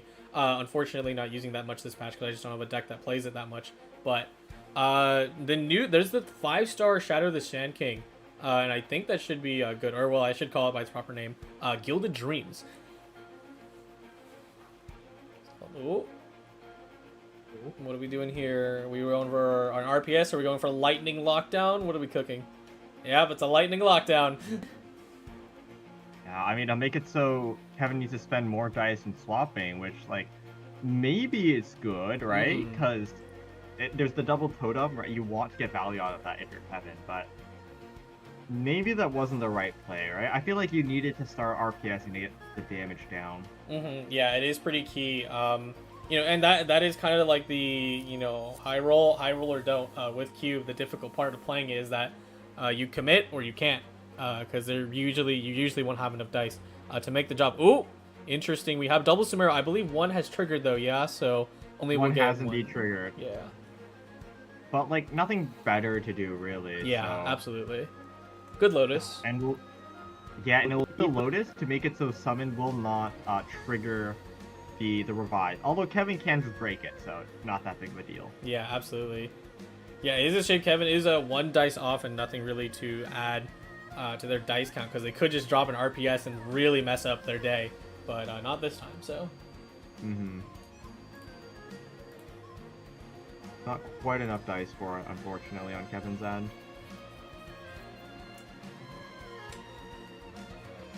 Good still normal attack though, right? Like normal attack, you break, force Cube onto revive. And then like you also get overload onto Klee. It's not even that bad. Yep. Oh, looks like we were experiencing some lag. It's okay though, it happens. Oh, yeah, we'll go for it. Yeah, just a little punch. Break the Lotus. With your last dice, you play the Yayoi. Yeah, nothing better to do. Yeah, Can play an artifact too. Nice. You replace the totem now? I don't agree with that. I see no reason not to.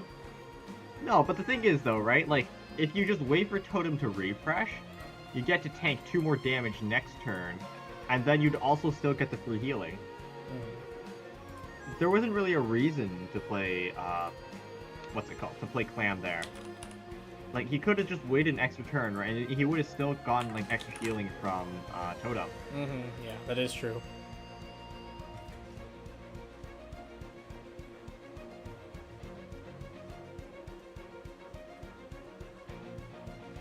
But no, like, now with Alado Man's Cube on 1 HP, Cube at 4.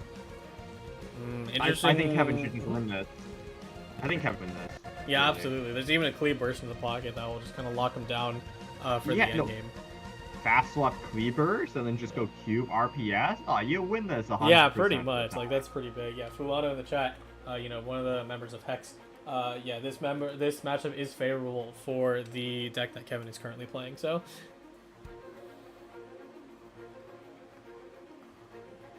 I actually would have thought it'd be the other way around, from seeing how the game is going, but like the end game is just going overwhelmingly in Kevin's favor.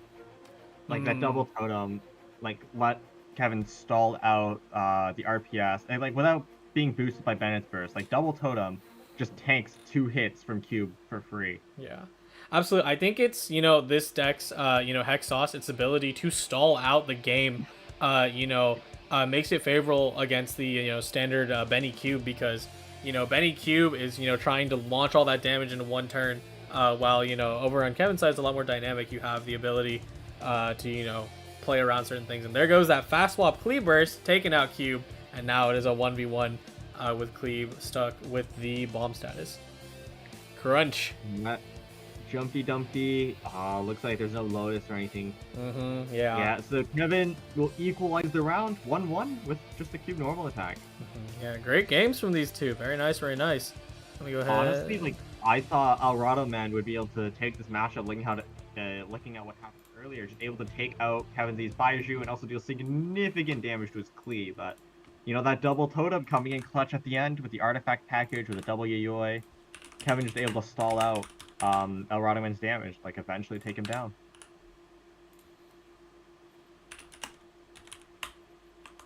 Yep. Yeah, I just gave the players the go-ahead to, you know, run through it. You know, we're gonna do our best to survive with Discord. Hopefully Discord holds out all the way. Let's hope I don't jinx it, but we're almost there with just one of this, and then his grand finals. What a tournament it has been today. My goodness. Yeah. Well, after that, I am ready to crash, and then we'll see you tomorrow for NA. Yes, and I'll be co-casting once again with Rept, and I'll get to see him eat a lemon. I'll laugh at him this time. Ha! Got him. Got him. This is why you don't take bad wagers. Yeah, so we are just waiting for the players to get started right now. So, yeah, just waiting for that too. Oh, since this is match 3, both players will be forced onto their last deck. Kevin Z will be playing through Noel EC, so we will finally get to see that. Oh, nice. Alado Man will be playing Claymore EC. This matchup should be favored for Alado Man, I believe. Yeah, most likely I would say, because it's definitely, the slow style of having Oceanid plus Fischl, the really classic combination. Let me actually update the scoreboard real quick. 1 second. Well, actually, I will go and show off the deck list, because we haven't actually seen any of these yet. So let me go grab that. Looking at Alado Man's Claymore EC list, they're running like parametric and stuff instead of what we saw from, I believe it was Mac ? No, it wasn't Max. It was their opponent. Yes, Riku's list had like the Dunyazard engine and stuff. Whereas, like, Alado Man, he's running like the more standard like parametric plus Varanara plus Legend of Vanessa. Yeah, makes sense. Maybe even Kid Kujirai in there. Well, yeah, very interesting deck I'm seeing, which I will put up on screen in just a moment. Let me pull it out. Oop. Oh wow, this is a big deck list. Let me shrink it. Kevin goes huge here with 2-1-5 cost tenacity. I'm just saying. Yeah, for sure. Oh, and Alado Man with the Chongyun talent. It actually recently got changed in the most recent talents update. Yep. Instead of Talents increasing unleashed. Chongyun's, instead of being costing 4 and increasing the duration of 1 and also increasing the damage of melee people's normal attacks by 1, Yeah. it costs 3 dice now and only increases the damage, so it won't have a turn extension. So yeah, a reference to, like all talents, a reference to one of Chongyun's constellations, and I think it's reasonable enough. I think the important part is, like, the devs really wanted people to play talents, and the fact that it was 4 cost really just made it not feel great to use at all, so. Yeah. Looking at this is Kevin Z's list, by the way. This is like quite interesting. They're running the Bell instead of Agent talent, which is, I'm assuming that's what the replacement is for. And just like the standard Dunyazard engine, like the Yayoi artifact package with Paimon. No dice fixers, because who needs dice fixing? Just draw True. better. And like, ramp. You never need to dice fix if you high roll, true. Look, like, who needs to dice fix if, like, by ramping you get 4 Omni dice, like, every round, right? Like, just roll better. Just roll better. For sure. Alright. What are we looking at here? Yeah, really standard. If anything, it actually is an interesting, pretty slow opener, even if it was Raiden. Would be effectively the same. That's a lot of damage, though, coming out. Looks like they went for the Chong start. And, yeah, Oceanid dropped a summon, but Beto is starting to look pretty scary here, so. In contrast to what we've seen against Max and Riku, Alado Man going for the Chongyun into Beto. That way he can get some ECs going while charging up the Beto burst instead of just solely waiting until after you have it charged up. Yeah, it's a very similar mentality to the Chong Raiden start, drop Chongyun field and then let Raiden proc an SC in the end phase, so. I think I prefer this, because, like, you start pressuring a little bit earlier. Here's the deck list. Yep. Oh, and is also running Electro Resonance. Like, yeah. We saw how tough it was for Kevin, like, just not having it. If something goes wrong, like, there's no backup plan. So, having that is quite nice. Just, like, if Beto does get taken out, it's okay, because you can still charge up Razor Burst, and you still have threat.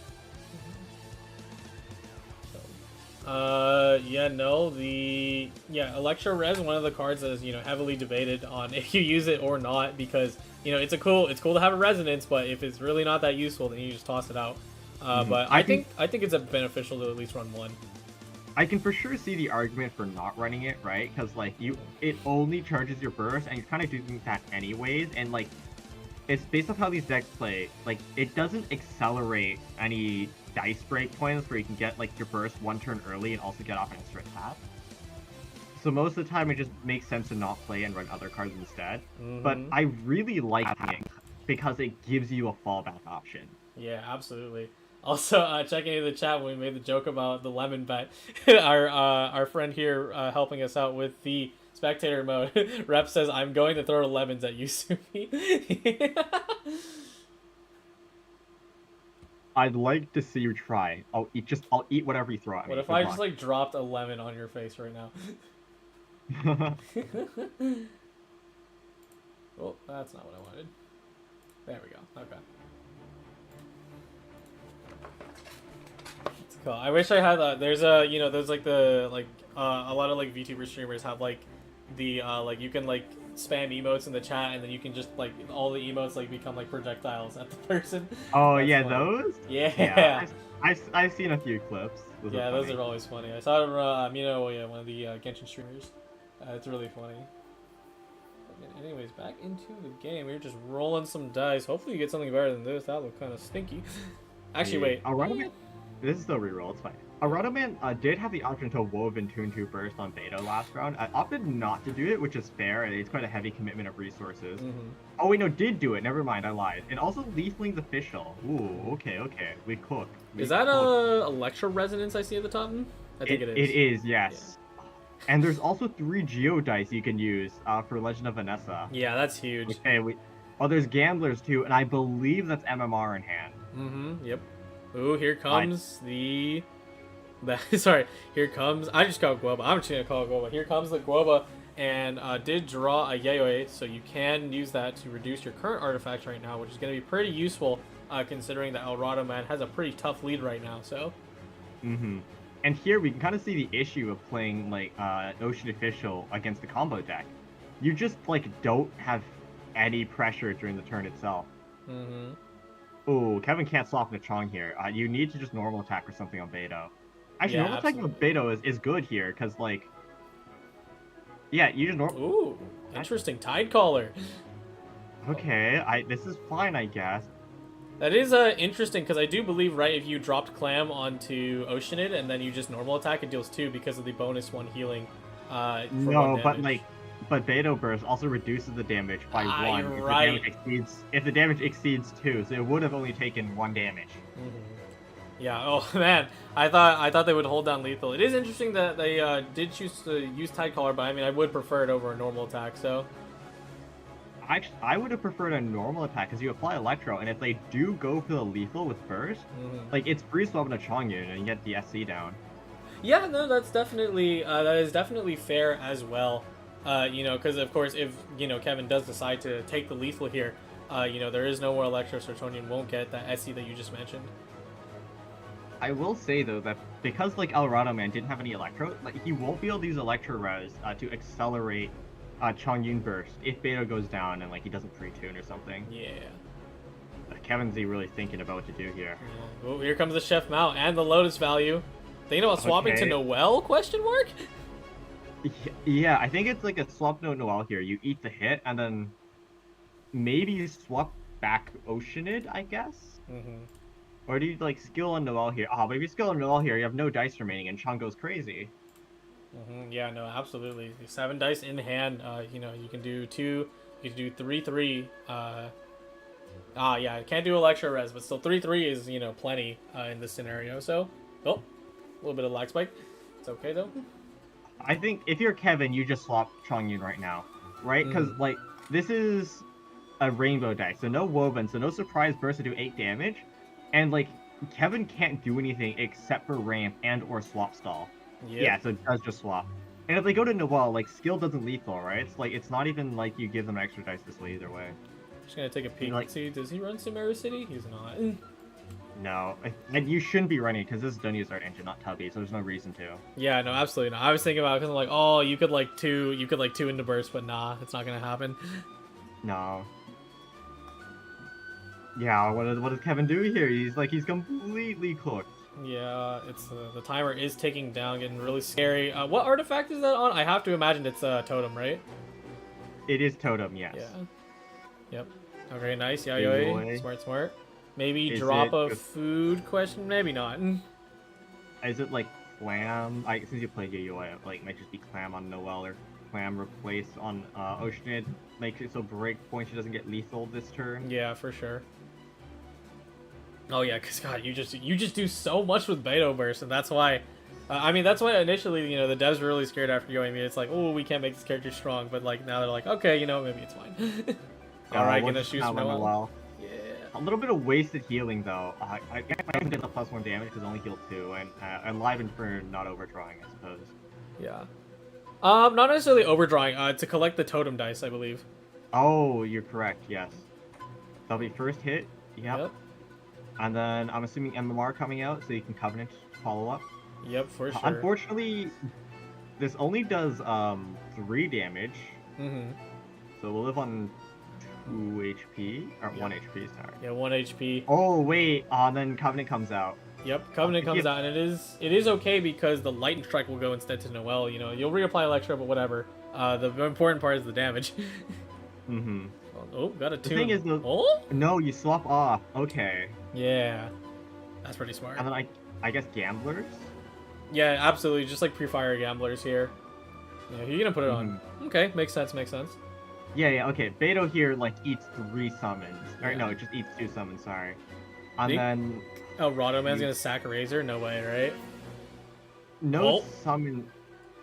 Okay. I mean, Burst only does 4, though, right? Because Yeah. this is... Yeah, Burst will only do 4, but this is, Mhm. like, pretty nice. It's just, you eat whatever damage they have on Razor, and then you swap Chomp. Yeah. If they go Noelle, you burst, and, like, you do big damage, so you're perfectly fine. If they go back Rodea after you swap, just normal attack it, Gambler's reset. And, like, this way you dodge, like, the 4 damage burst from Rodea, which is quite chonky. Yeah. Someone dropped into Tarso Gustavo says, dude is playing DEC. True. Let's go. I can't believe Kevin brought the deck. Actually, wouldn't it be NEC because it's Noelle? Oh my god, it's NEC. It is NEC. It technically is NEC. No. It is technically NEC. God, we can't escape it. There is NEC in this patch. Who would have thought? Ooh, the pizza. All right, Okay, drop the okay. pizza. Is that and I guess it's a clan booster, value. That's nice, I guess.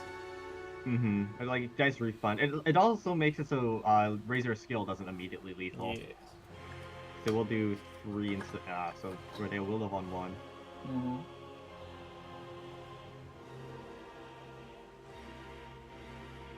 This does force Alradamant to, like, use more dice as well. They want to save that Chongyun burst for Noelle, but, like, the fact that this Rodea doesn't immediately die is a little bit cringe, but it's probably, like, use Vanessa or something, and, like, Tune skill, I guess. Or, no, you can't afford to Vanessa, you don't have the dice for it. I guess it's, like, it's Tune skill to apply Electron to everyone. That way, like, as soon as you swap on a Chong, you can get double SC and just cook. Mm-hmm. Yeah, Kevin's just making sure, math it out. Oh, looks like they're gonna go for the summon instead. Okay. I would have wanted to roll Jordan in this case, getting very, very close. Whoa, Oh, nice. Okay. Oh, it does roll Electro. Alright. Yeah. Normal attack. Okay. Oh, because it's like... Oh, the damage is increased. Okay. Yeah. I probably still would have skilled, because, like, double Electro, that way I can get some free extra piercing damage, but... It makes sense, you don't tune, so you can keep it for later. It's fine.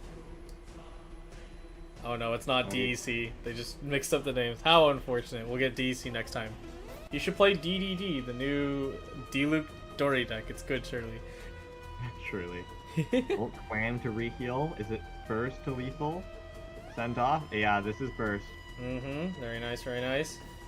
And because Alradamant normal attack instead of skilled, Chongyun doesn't have enough damage, so we'll have to hit twice.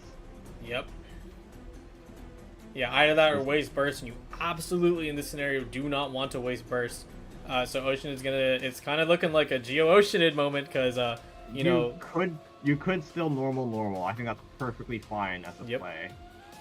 Yeah, that is good Like, too. It takes 2 skills to lethal anyways, especially because like the talent increased damage. So. Oh, a shame you can't get usage out of your Liven even. That is tough. Oh, Liar Song reset. Yeah, very good, very good. It would heal out of lethal range, yeah.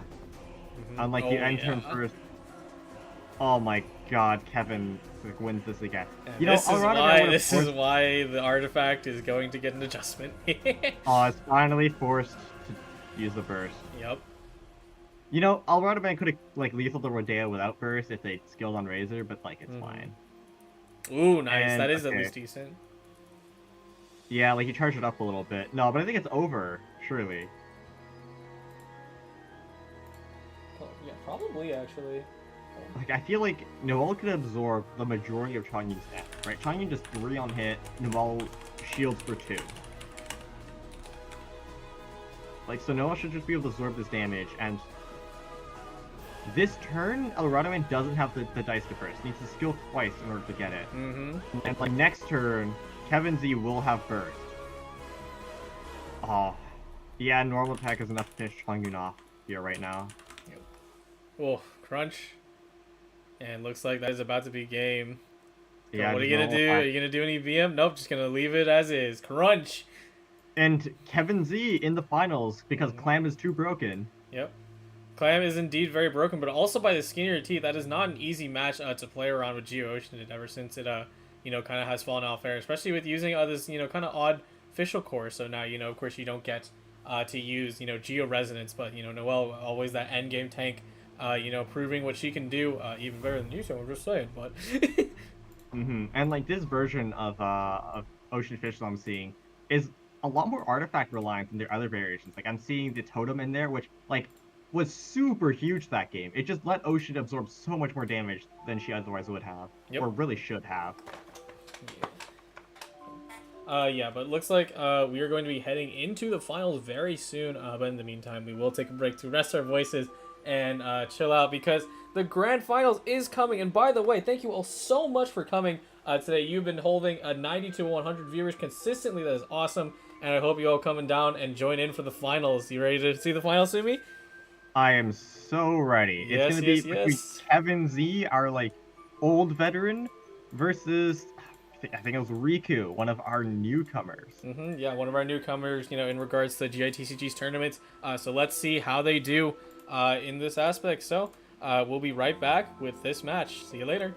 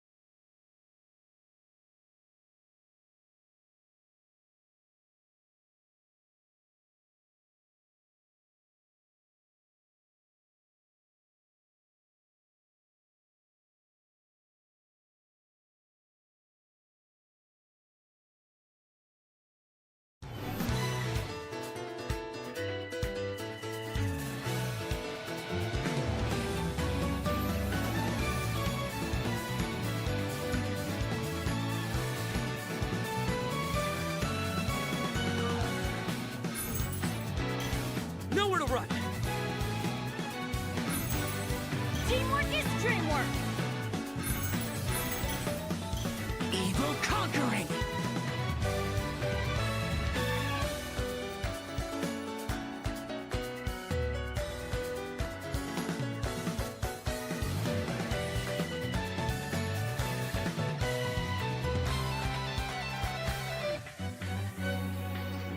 Dance with the waves. A bitter pill to swallow. All my strength. Here's the gut.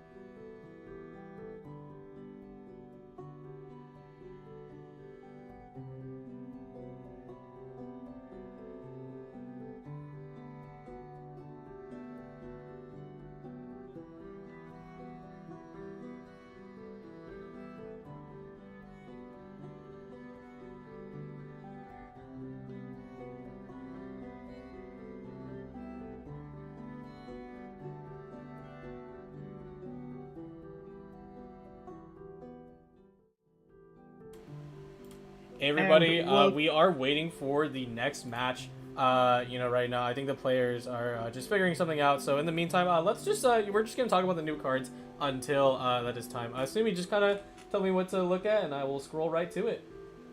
perfect. I mean, I guess we could start with the characters. See who we have. Sure thing. Ooh. Also, just shout outs to Genshin. Thank you for making a site. This is beautiful. So much better than the 3.71. Cool. All right, who strikes your fancy? Who would you like to see first? Yalan. Sure. Let's go Yelan. Alright. The better Xingqiu. Let's see what we have here. I ended up with Yalan. Let's take a look. Let's go Hey yo, here. as long as it's Sino buffs, I'm up for it. Yep. And once again, just tell me where to click, and I'll do it as I start setting up for next. So. Normal attack. That looks pretty standard. Let's take a look at the talent last. Let's skill. What do we have here? Ooh, it deals 3 Hydra damage. Gets 2-stack of Breakthrough. Breakthrough starts with 1 stack. When reattached, add 1 stack. Breakthrough can have a maximum of 3. End phase will gain 1. When the character to which is attached uses a normal attack, if at least 2 stacks, consume 2 physical damage to hydro damage. Okay. Oh, so it's like her charge attack mechanic from the side game. Yeah, you get some like little conversion. That's pretty neat. And her skill is just standard 3 hydro dice. Yeah, like I guess Yeon's gonna have so much hydro application. Stick leader burst. What do you have? Yep, let's take a look at the burst.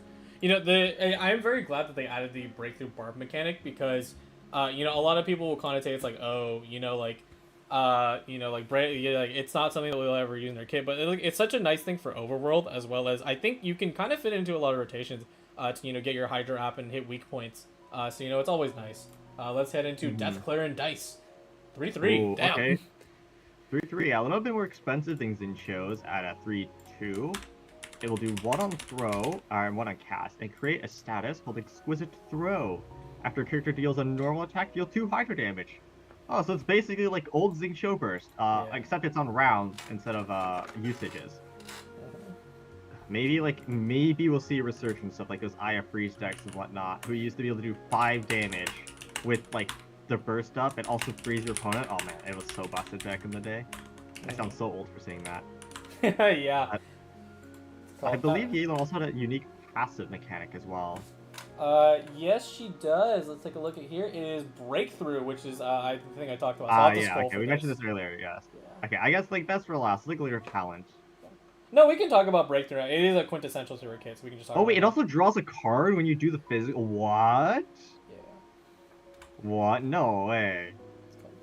This state starts with 1 Breakthrough stack. When reattached, 1 Breakthrough stack can have a maximum of 3 stacks. End phase gain 1. So nice, you get to increase each time. End phase, yeah, blah, blah, blah.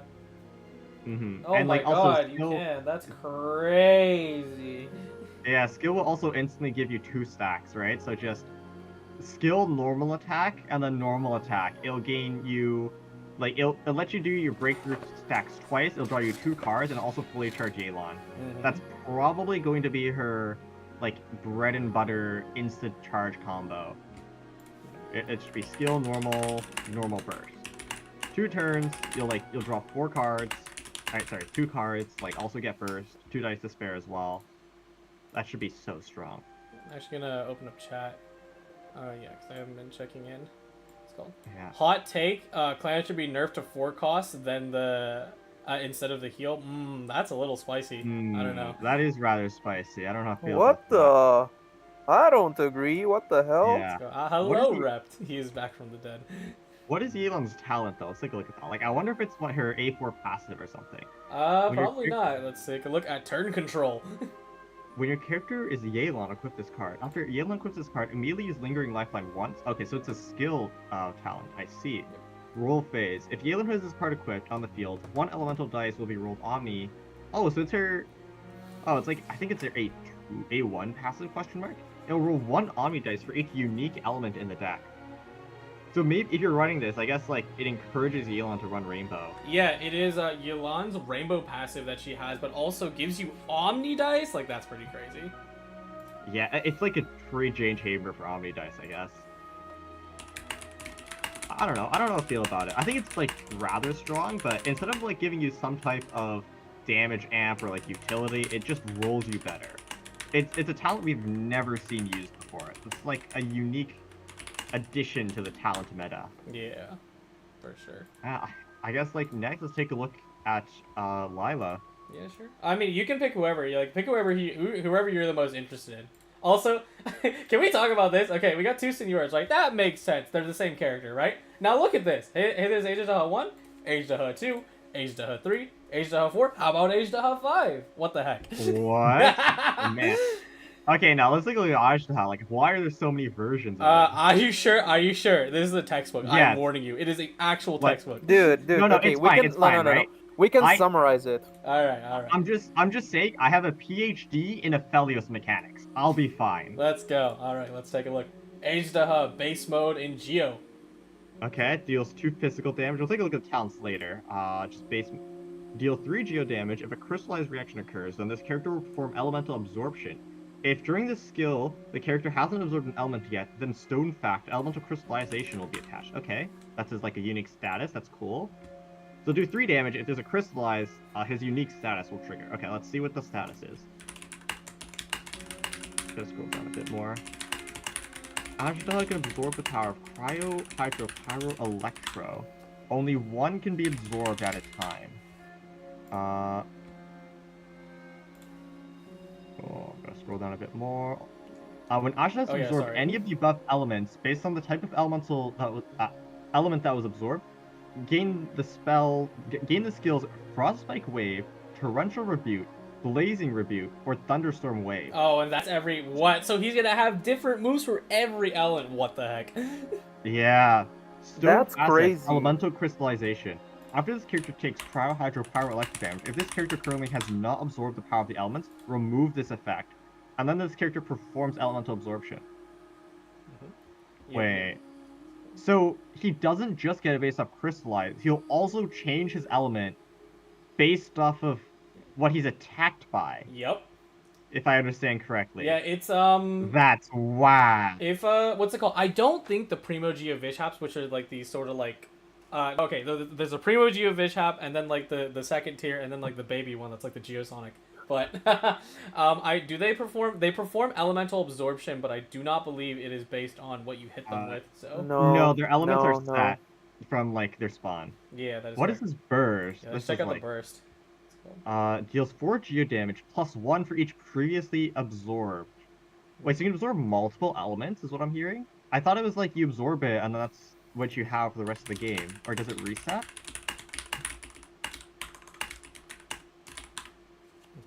Sorry, go ahead. So, does Az's element reset every round? It doesn't mention it. Let's check the at a time. Stone facets. I believe it works like this. So you get an element when you do crystallize / no, I think it's crystallize first off.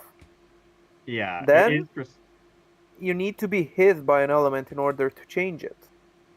Oh, I see.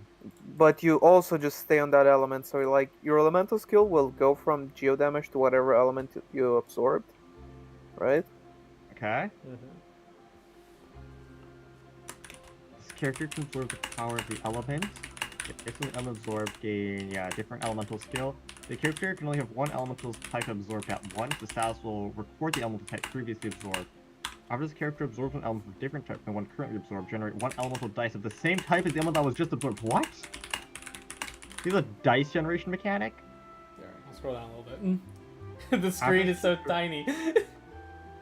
You know, Aj does so much text. I'm sure we'll figure him out once he's actually released. Let's take a look at the cryo version of him. I think everything is just the same except his skill has a different effect, right? Yes. Frostspike Wave deals 3 cryo damage. This character gains Stone Facets Elemental Crystallization. After this character takes elemental damage, if this character currently has not absorbed any elements, remove this effect, and the character will perform Elemental Absorption. Yep. And then let's actually review the movesets. Oh yeah, go ahead. So the way I understand it, right, is he absorbs an element, and then when he casts his changed skill, it will remove the effect, and like it regains his absorption passive, right? I think that's based on how it's worded. I think that's how it works. But it doesn't get removed end of round. That's what's important. Yeah, you need to cast the skill for it to reset. Cast 3 hydro damage. This character gains elemental crystallization. Yeah. Okay. So how Ashdoll works is that he will start off as geo damage with his skill doing geo damage and whatnot. Yep. After he does a crystallize reaction, he will absorb one of the following elements: Cryo, Hydro, Pyro, Electro. So basically, like anything that can leave an aura.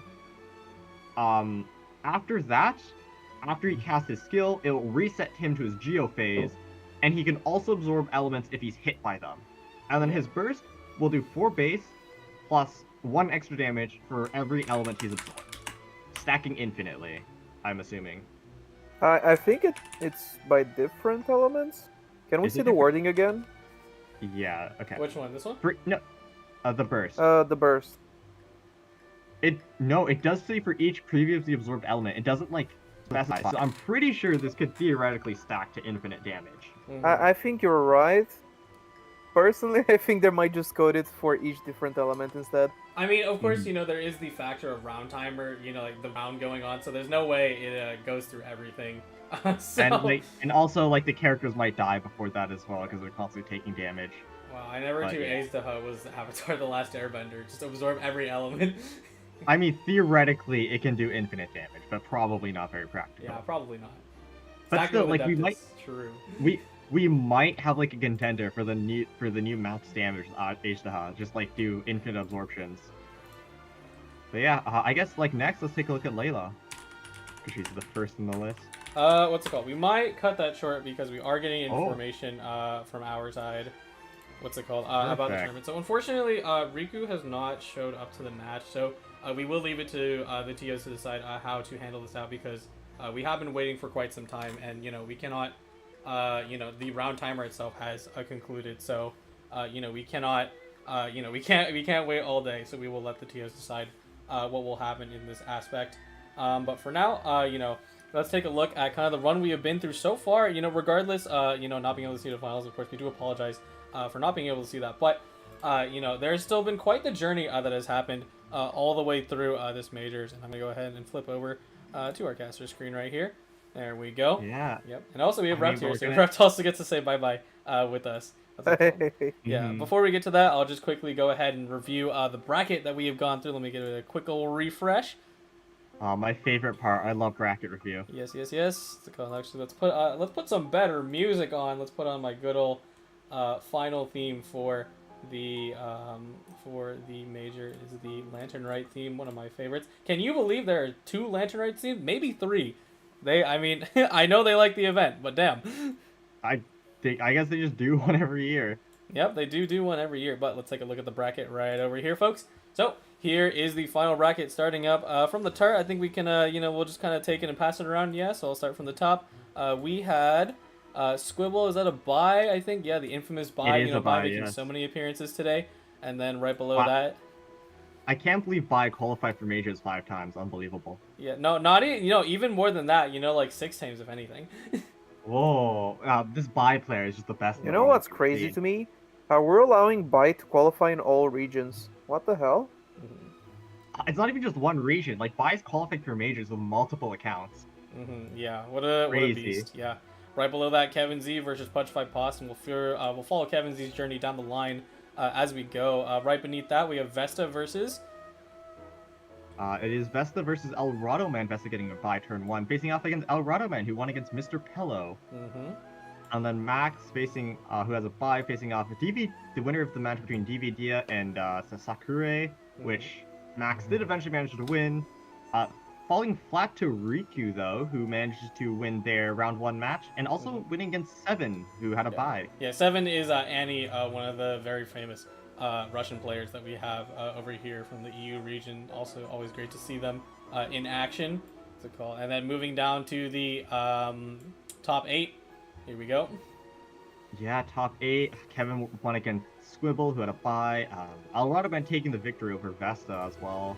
Max winning against Sakura, as we said, and Riku winning against Seven, bringing us to the quarterfinals.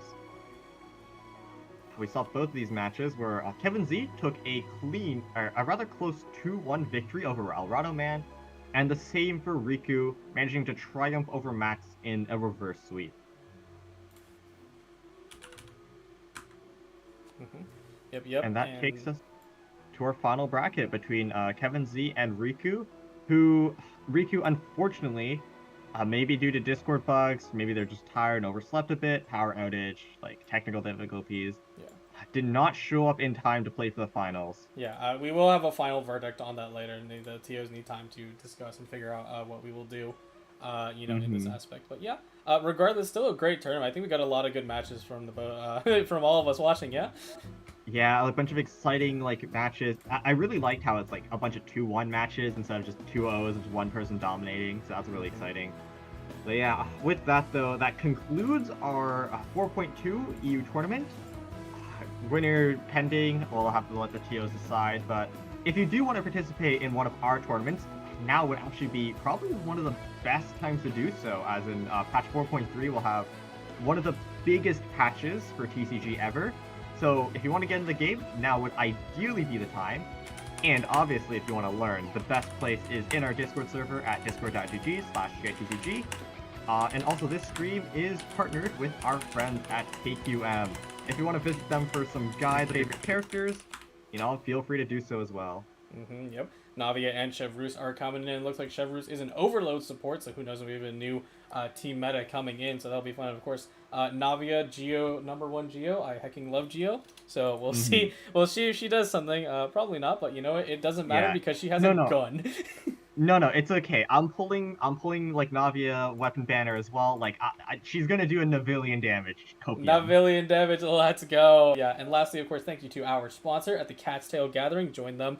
For all manner of Genshin things, as well as of course, Cat's Tail's Gathering itself. There's most likely going to be a tournament next patch, considering how many cards are about to come in. So. Be sure to be there and, win up to 1,000 USD, as well as the new card backs that will be coming in next season. You could get one of those nice special card backs that you missed out on the ones this time, which are gone now. So, unfortunate, should have been there. Yeah, should have just won top 8 in like all the international events. What can you say? Yeah, come on, get the gold card back. It's not hard at all. But yes, you will be able to. It's easy. Yeah, you will be able to obtain both the blue and the bronze Chasm card backs. Just by playing 1 to 3 games. It is. I'd say a pretty easy achievement. Join our server, quickly pick up a deck. Be an SC1 trick, and then take your games and leave. Exactly. Before we close off, just a quick thank you to our TO Billy, who has been managing the bracket and all our players for today's tournament, as well as Rep, who laughed a little bit earlier. Thank you to him. He's been doing all of the observing so far. As well as Kojo, who's been running the stream. Yep, it was fun. I was very tired. I only slept 2 hours, but I still had fun casting away, because it is my favorite part of this, little tournament scene that we have here. But yeah, of course, big shout outs to Sumi and the other 2 TOs. Though I think they left midway, but Kenkaku Knight and Sean helping out. But yeah, I think that is pretty much all we have to say for this tournament. Thank you all so much for watching, and check out the Discord. We will have news on what we'll decide for the final. But yep, and that's pretty much it. Any last thing to say? I think it's time to say bye-bye. Yes, and have a good one, everybody. I hope to see you all tomorrow for the NA majors at, I believe, 8 p.m. EST. Where I will be eating a lemon. Yeah, where Wep will be eating a lemon. If he feels like it, we'll see. Yeah, but we'll see you for the NA majors tomorrow. Let me actually. Yeah, it's in there. You'll see an event tab. Do not worry. But yeah, it'll be on the YouTube channel. Turn notifications on. Also, thank you so much for the viewership. But we're gonna be heading out. This is Kojo, Sumi, and Rept signing off. Bye bye. See you all tomorrow.